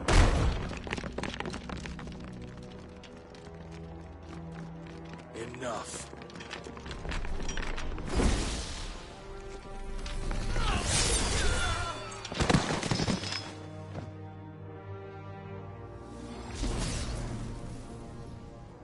pathetic creatures.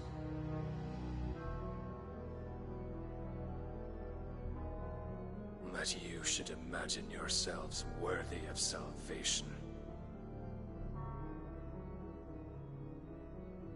The girl is still here, somewhere in the city, her consciousness fair dripping with her late father's hubris. A consciousness to which Mythos is inextricably bound and inexorably drawn. See that he is made welcome. Yes, Your Majesty. Come, Mythos. Surely the prince's light cannot have sated you.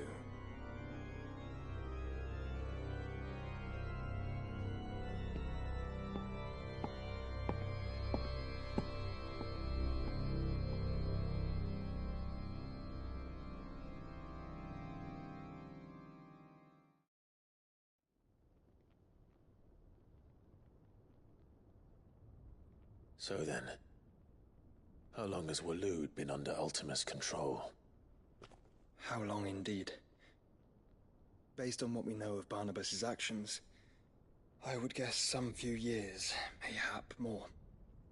But to what end? What does Ultima want? The tapestry. Show them.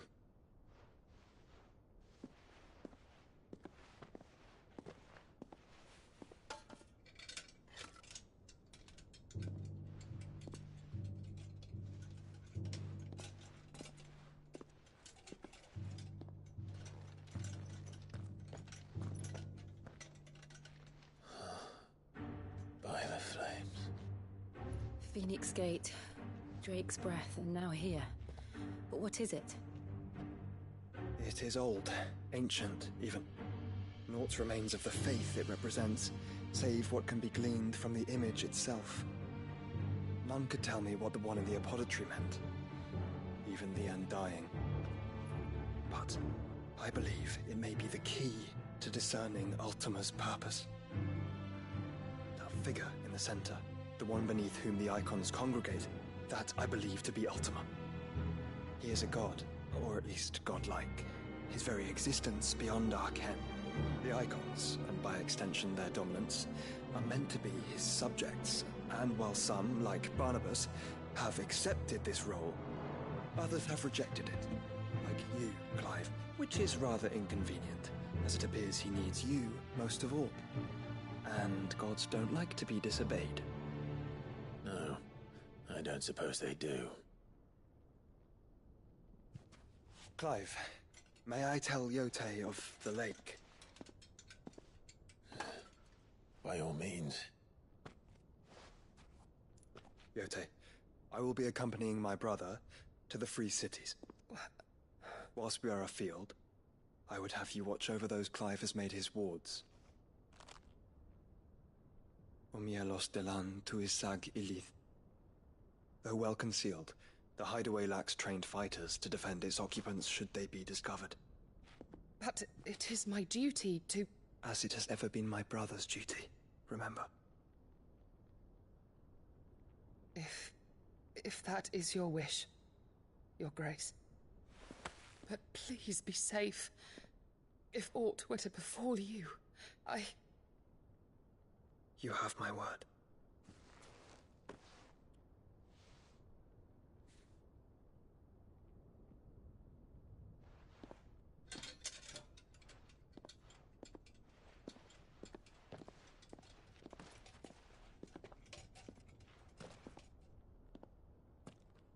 Farewell, my lord, my lady.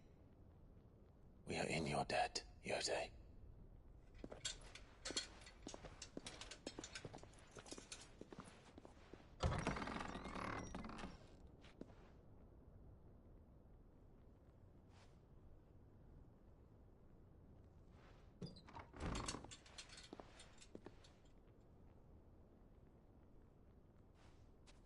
Let's find our friends.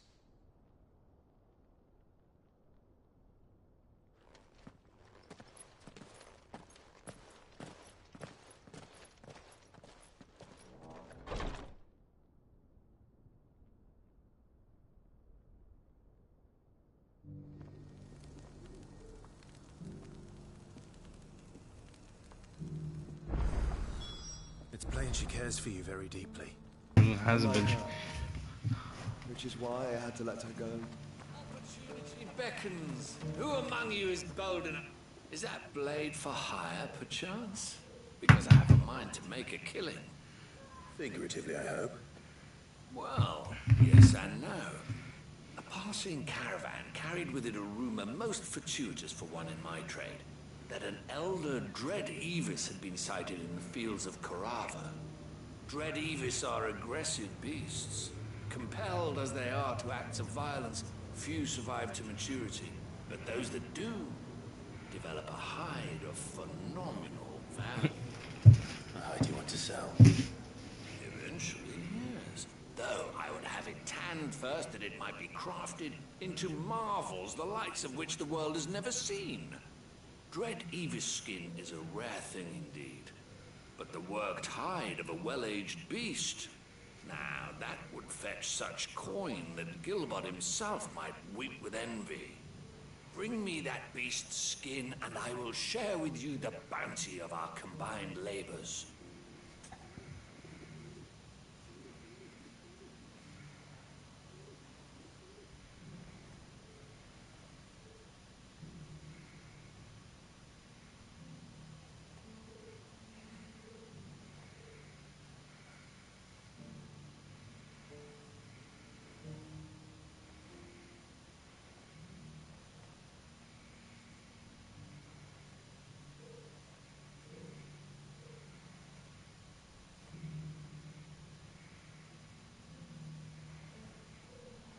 I'm gonna put the picture of the Glock in there, bro.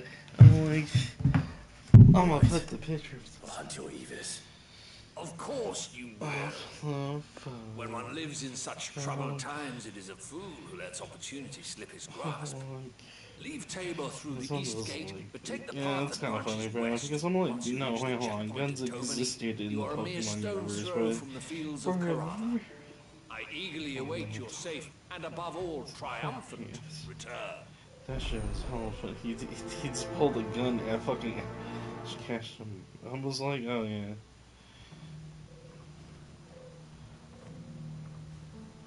Huh. You're gonna be like, oh, he's a shooter. I'm like, cool.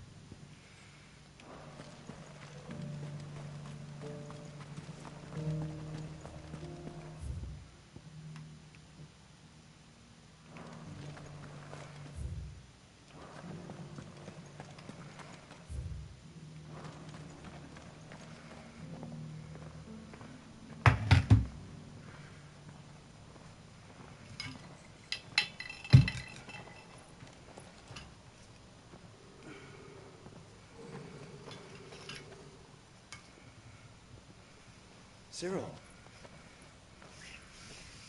How fares the search? Well, Your Grace, my report shall be with you ere long. Ah, yes. Yotei is otherwise engaged, at my behest. And the duty of wardenship? Fulfilled. For as you see, I've been reunited with my first shield. I am Cyril, Knight of the Undying and bearer of the Burning Quill, charged with chronicling the mortal deeds of His Grace, Joshua Rosfield, keeper of the Flame of the Phoenix and rightful Archduke of Rosaria. I entrusted Cyril here with overseeing the investigation into Ultima's origins. findings from his brothers and sisters afield are delivered here to be collated and catalogued. Just how many Undying are there? Not nearly enough, milady. Yet we are glad to give our all in service to the Phoenix. Such is, and has ever been, our creed. I see. You have your associates, I have mine. But you may now think of them as ours. That won't be a problem, will it? The Phoenix is our sun, and we but the shadows that quicken in his radiance. It is from the darkness that we serve, both him and now you.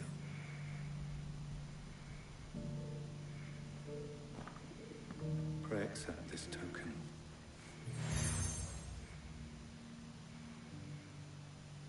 For as long as you bear it, members of our order will reveal themselves to you. No. You are dismissed. Your Grace.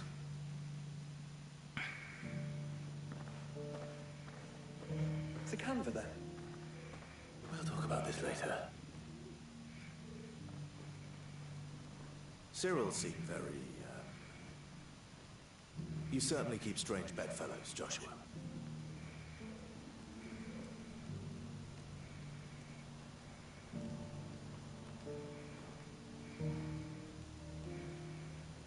Oh yeah, by the way. No, it's okay.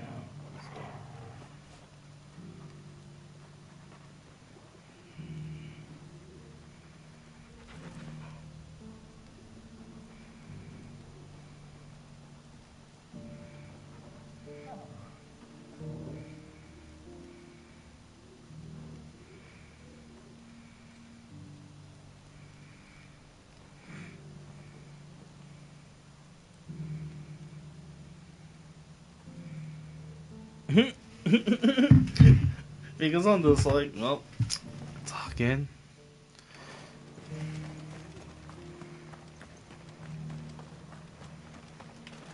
Are you buying or selling?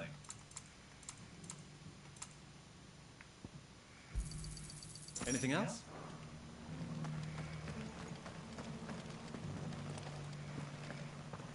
Careful how you pack that leather. You there! Finally. No one was paying me the slightest heed. Is something wrong? At the university, the students would hang on my every word. Sadly, this far from home, I'm just a vagrant greybeard. The university? You're a scholar. A specialist in ancient cultures. The most accomplished in all Valisthea, some have said. Not that I look the part in these tattered rags.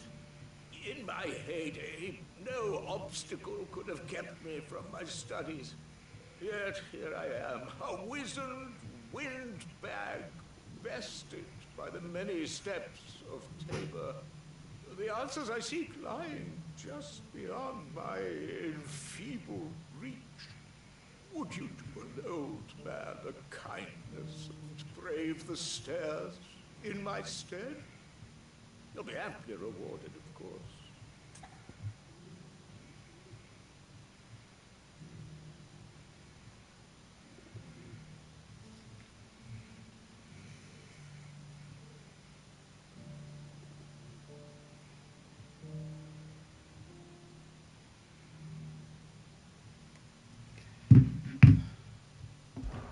Climb the stairs and Memorize a few inscriptions for me, assuming you know your letters, that is. Some courteous soul is rumored to have carved clues to Tabor's rich history into stones dotted about the village. 3 of them, to be precise. One each to the north, south, and east. I'm here in the hope that those carvings might shed light on a riddle I've been pondering for some time. Namely, the otherwise undocumented origins of Tabor's unique people. People quite unlike those of neighboring lands. I can't promise I'll remember everything perfectly. remember what you can. I'll piece together the rest. Make for the domed pavilions, and you'll have no trouble finding the stones. Dude. What the fuck? People don't do this shit no more? What the fuck? Damn, I'm just fucking... I don't know, this ain't 2005. Sucks. How are those new boots treating you? Fantastic. Soft as... down, but tough as boiled bone.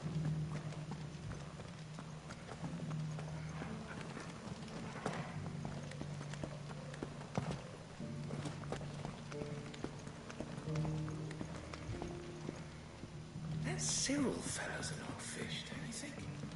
Well, scholarly sorts like him always are, aren't they?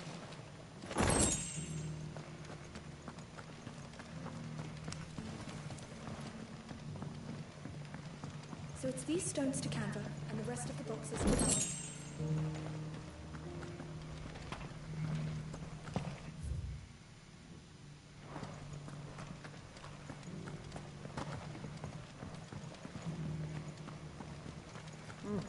Not a scratch on them. Have you noticed the elder has been coughing? Thank you for the deal, egg, mister. Mummy needs a cottage full. Sounds delicious. Actually,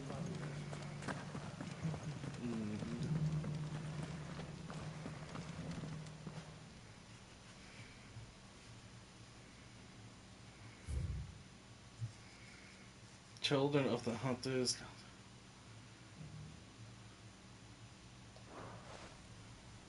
Farmers must have settled here in Tabor.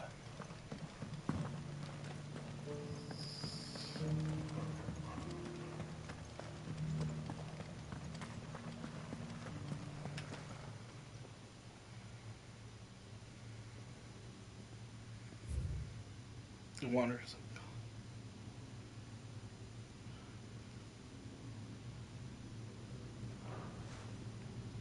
What golden plains might the Wanderers have called home, I wonder? Yeah, dude.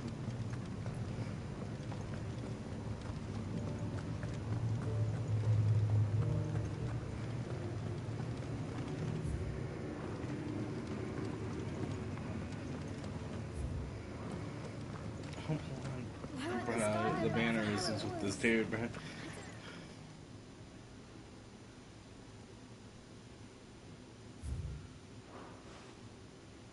No history would be complete without mention of the mother crystals.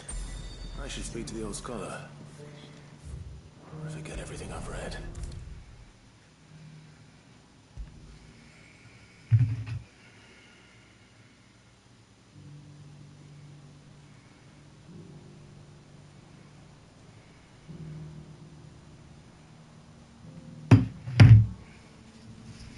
Ah, you took... The engravings were in good repair, considering their age. Oh, what that I could have seen for myself. Come, don't tease me now. What did you learn of this place and its people? Let's start with the engraving to the...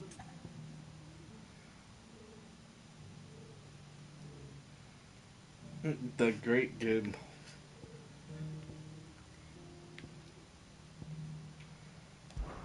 Guardians of the Crystal, the first stones of Tabor, sacred hold thy noble blood, till ends the mother's labor. I'm pretty sure that was it. Fascinating.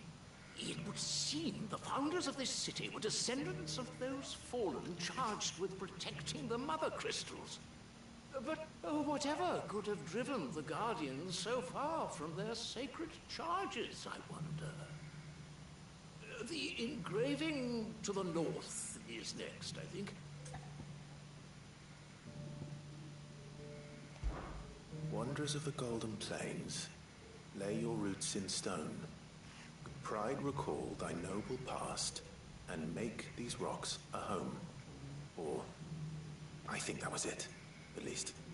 No doubt you're right. There are vestiges of nomadic customs in Tabor its guardian roots could never account for. This is proving most enlightening. Now, for the final stone.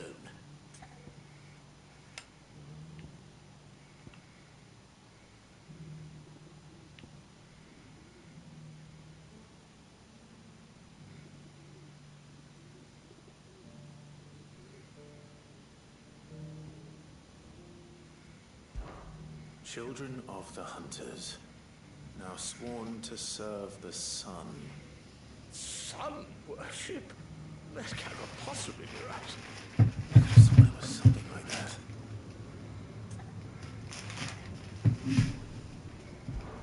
Children of the Hunters, now tillers of the land, reap her promised blessing and give praise her gracious hand.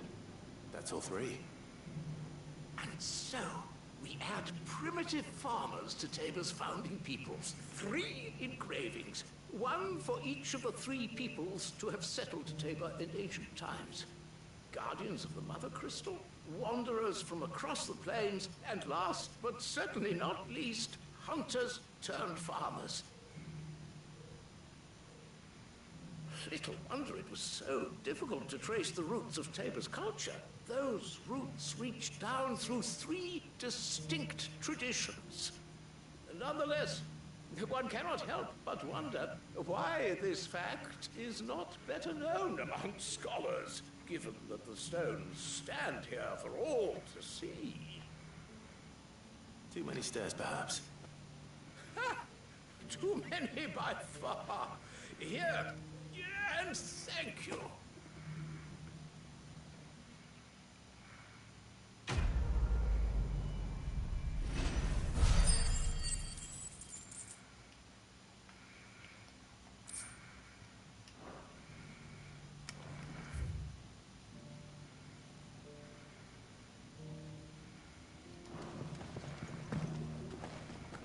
How are those new boots treating you? They're fantastic. Soft as phoenix down, but tough as boiled bone. Careful how you pack that leather. Any crystals.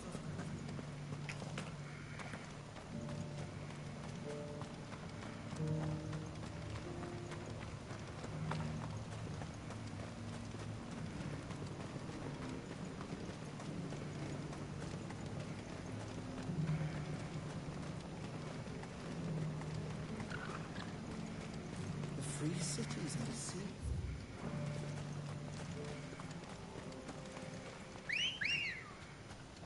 Good girl. Run like the wind.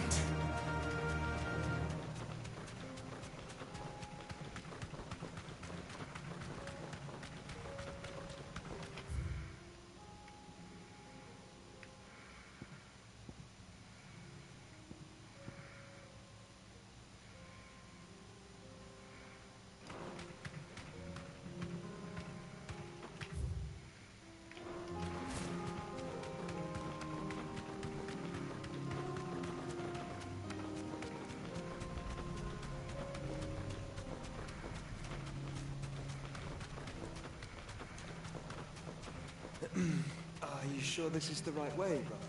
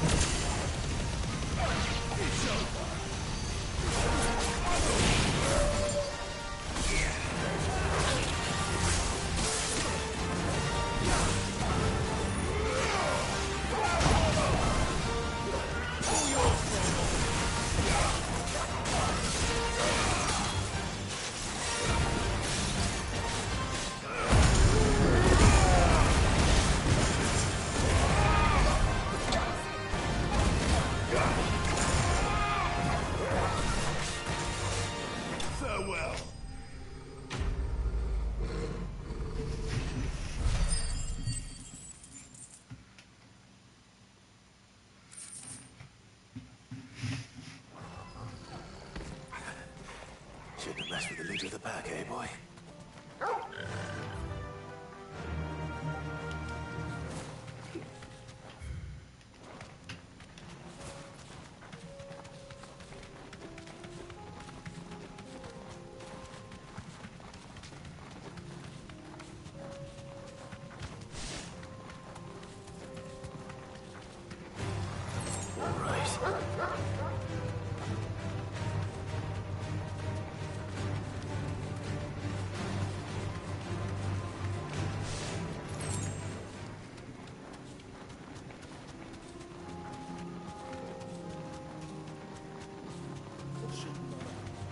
This might take a while.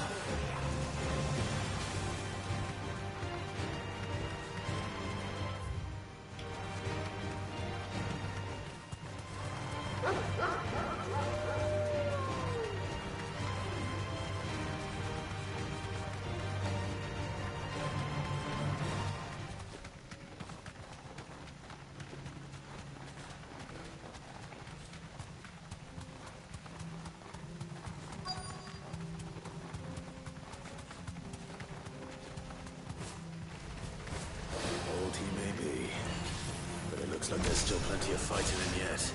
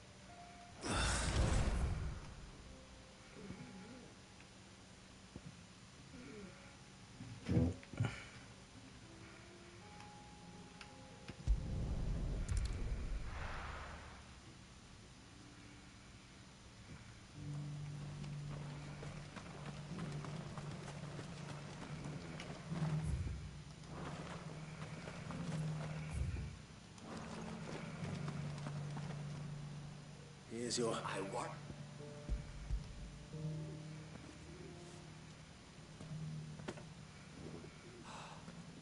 Oh, as supple as a maiden's chick, yet as adamant as her virtue. This is everything I had hoped for, and more. Clearly, my trust in you was not misplaced. You must be a hunter of considerable talent to have bested the beast with nary a scratch. Join me as my honored partner. With my means and your might, we shall be as wealthy as the merchant kings of Zemeckis. I don't plan on making a habit of this. I'm busy enough as it is. Very well. Though I believe fate had a hand in our meeting, it would be unbecoming of me to beg. do not allow me to keep you from being about your business. Here, for the hide.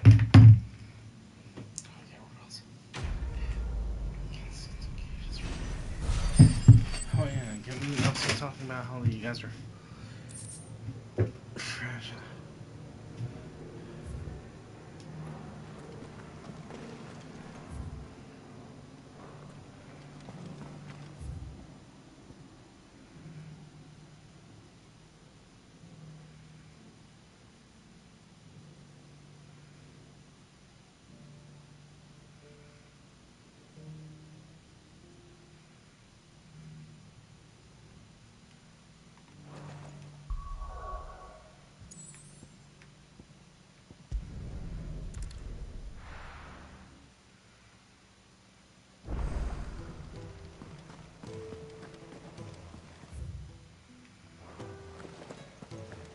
Did you see that? Tell me you saw that.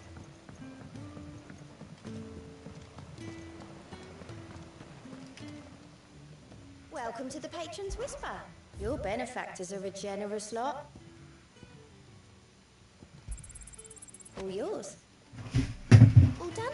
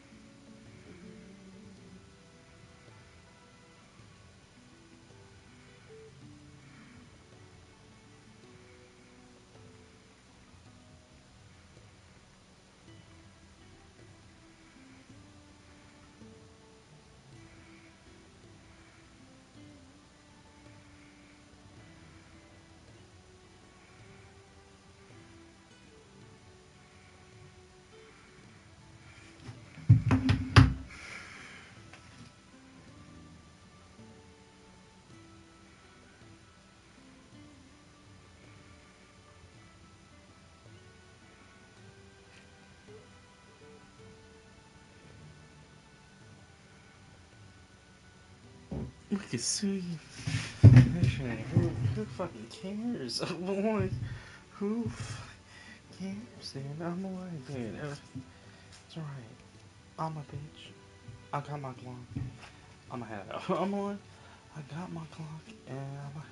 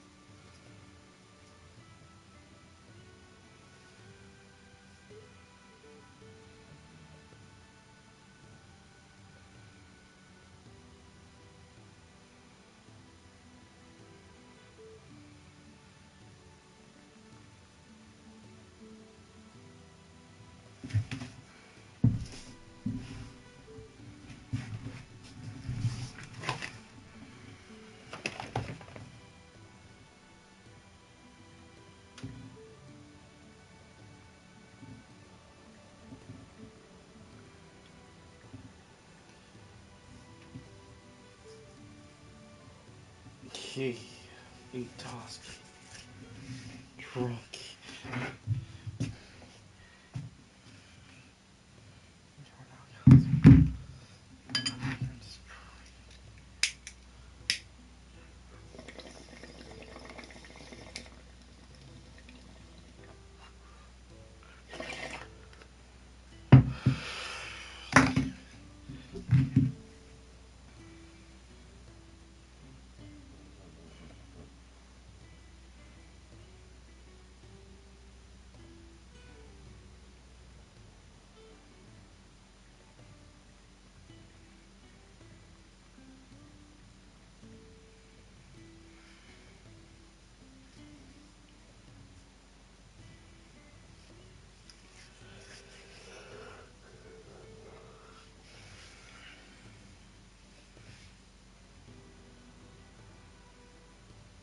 Grumpy fat.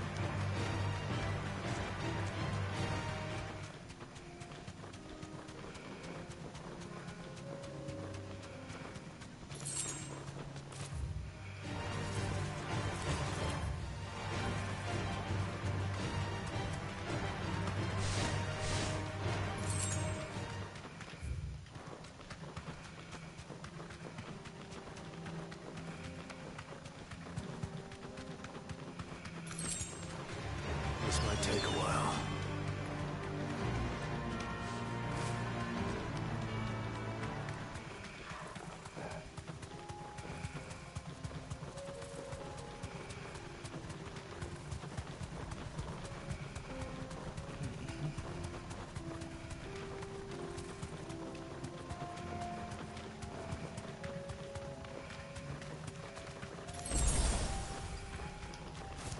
Russian.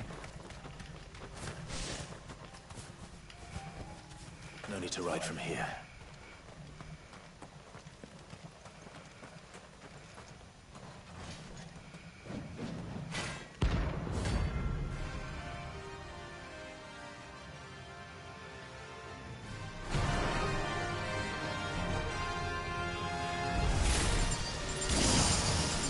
Forsaken soul, eh?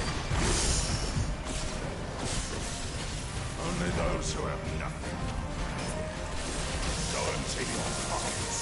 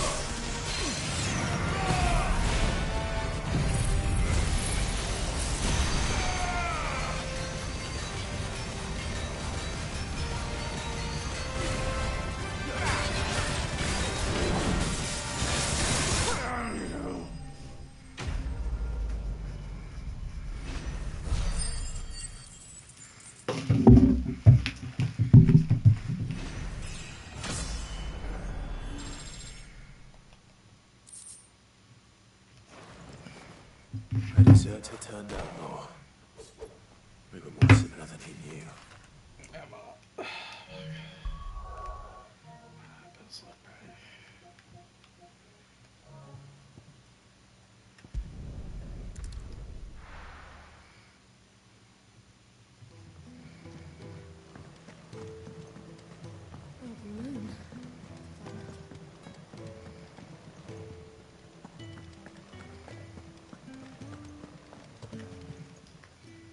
Aye, it's a dangerous world out there.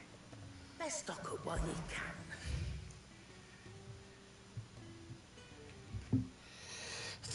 Teammate, dude.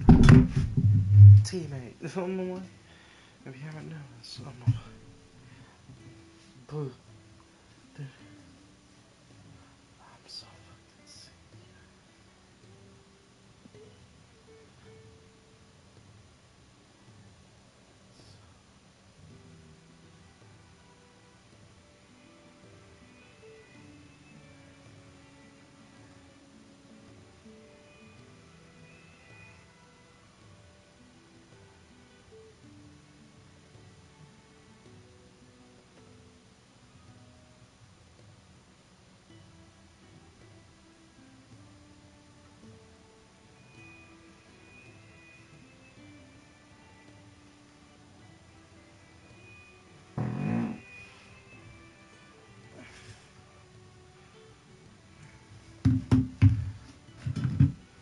Is that all?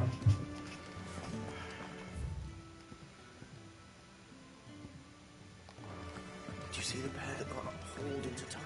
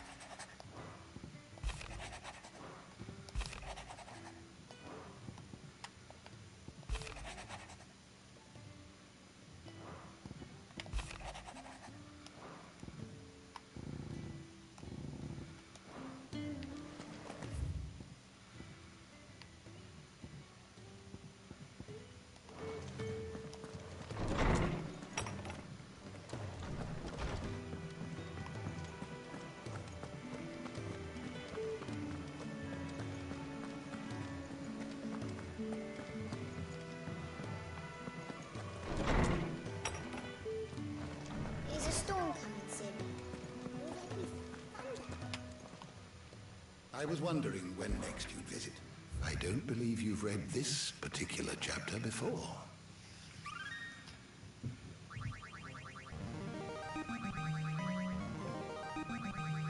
Now this, I believe you will find most interesting.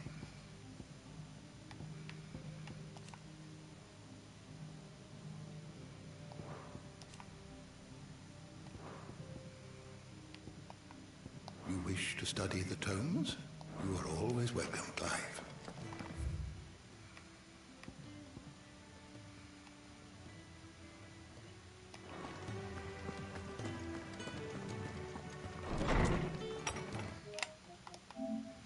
Zero watching.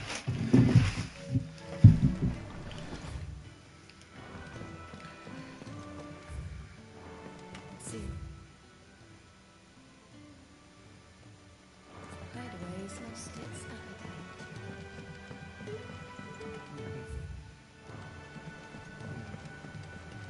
Can I do? Did you see that? Tell me you saw that.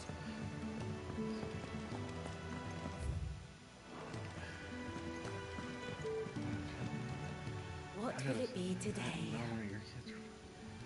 I'm just Allow me to educate you. Thus ends today's lesson. like the most stupidest ever known to me. I'm like, no.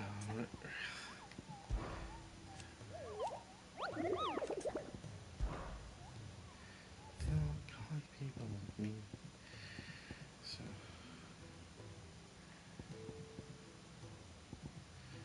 How is this really rude?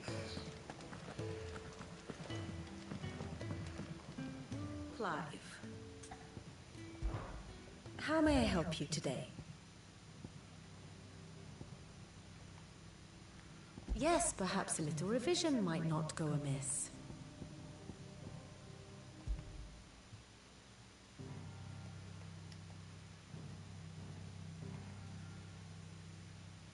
Beneath these dark...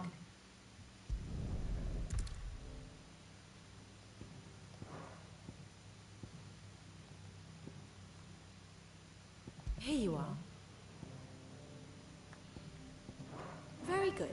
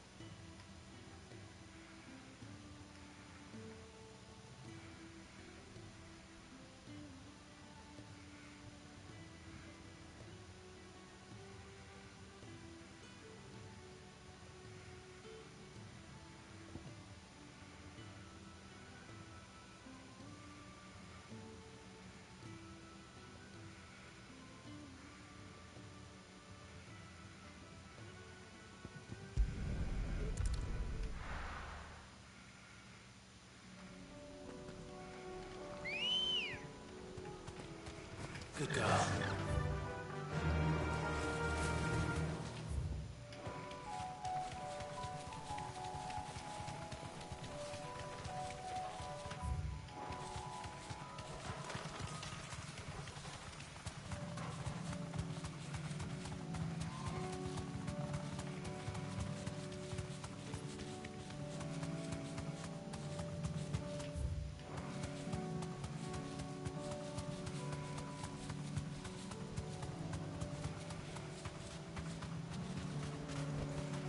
You deserve a rest.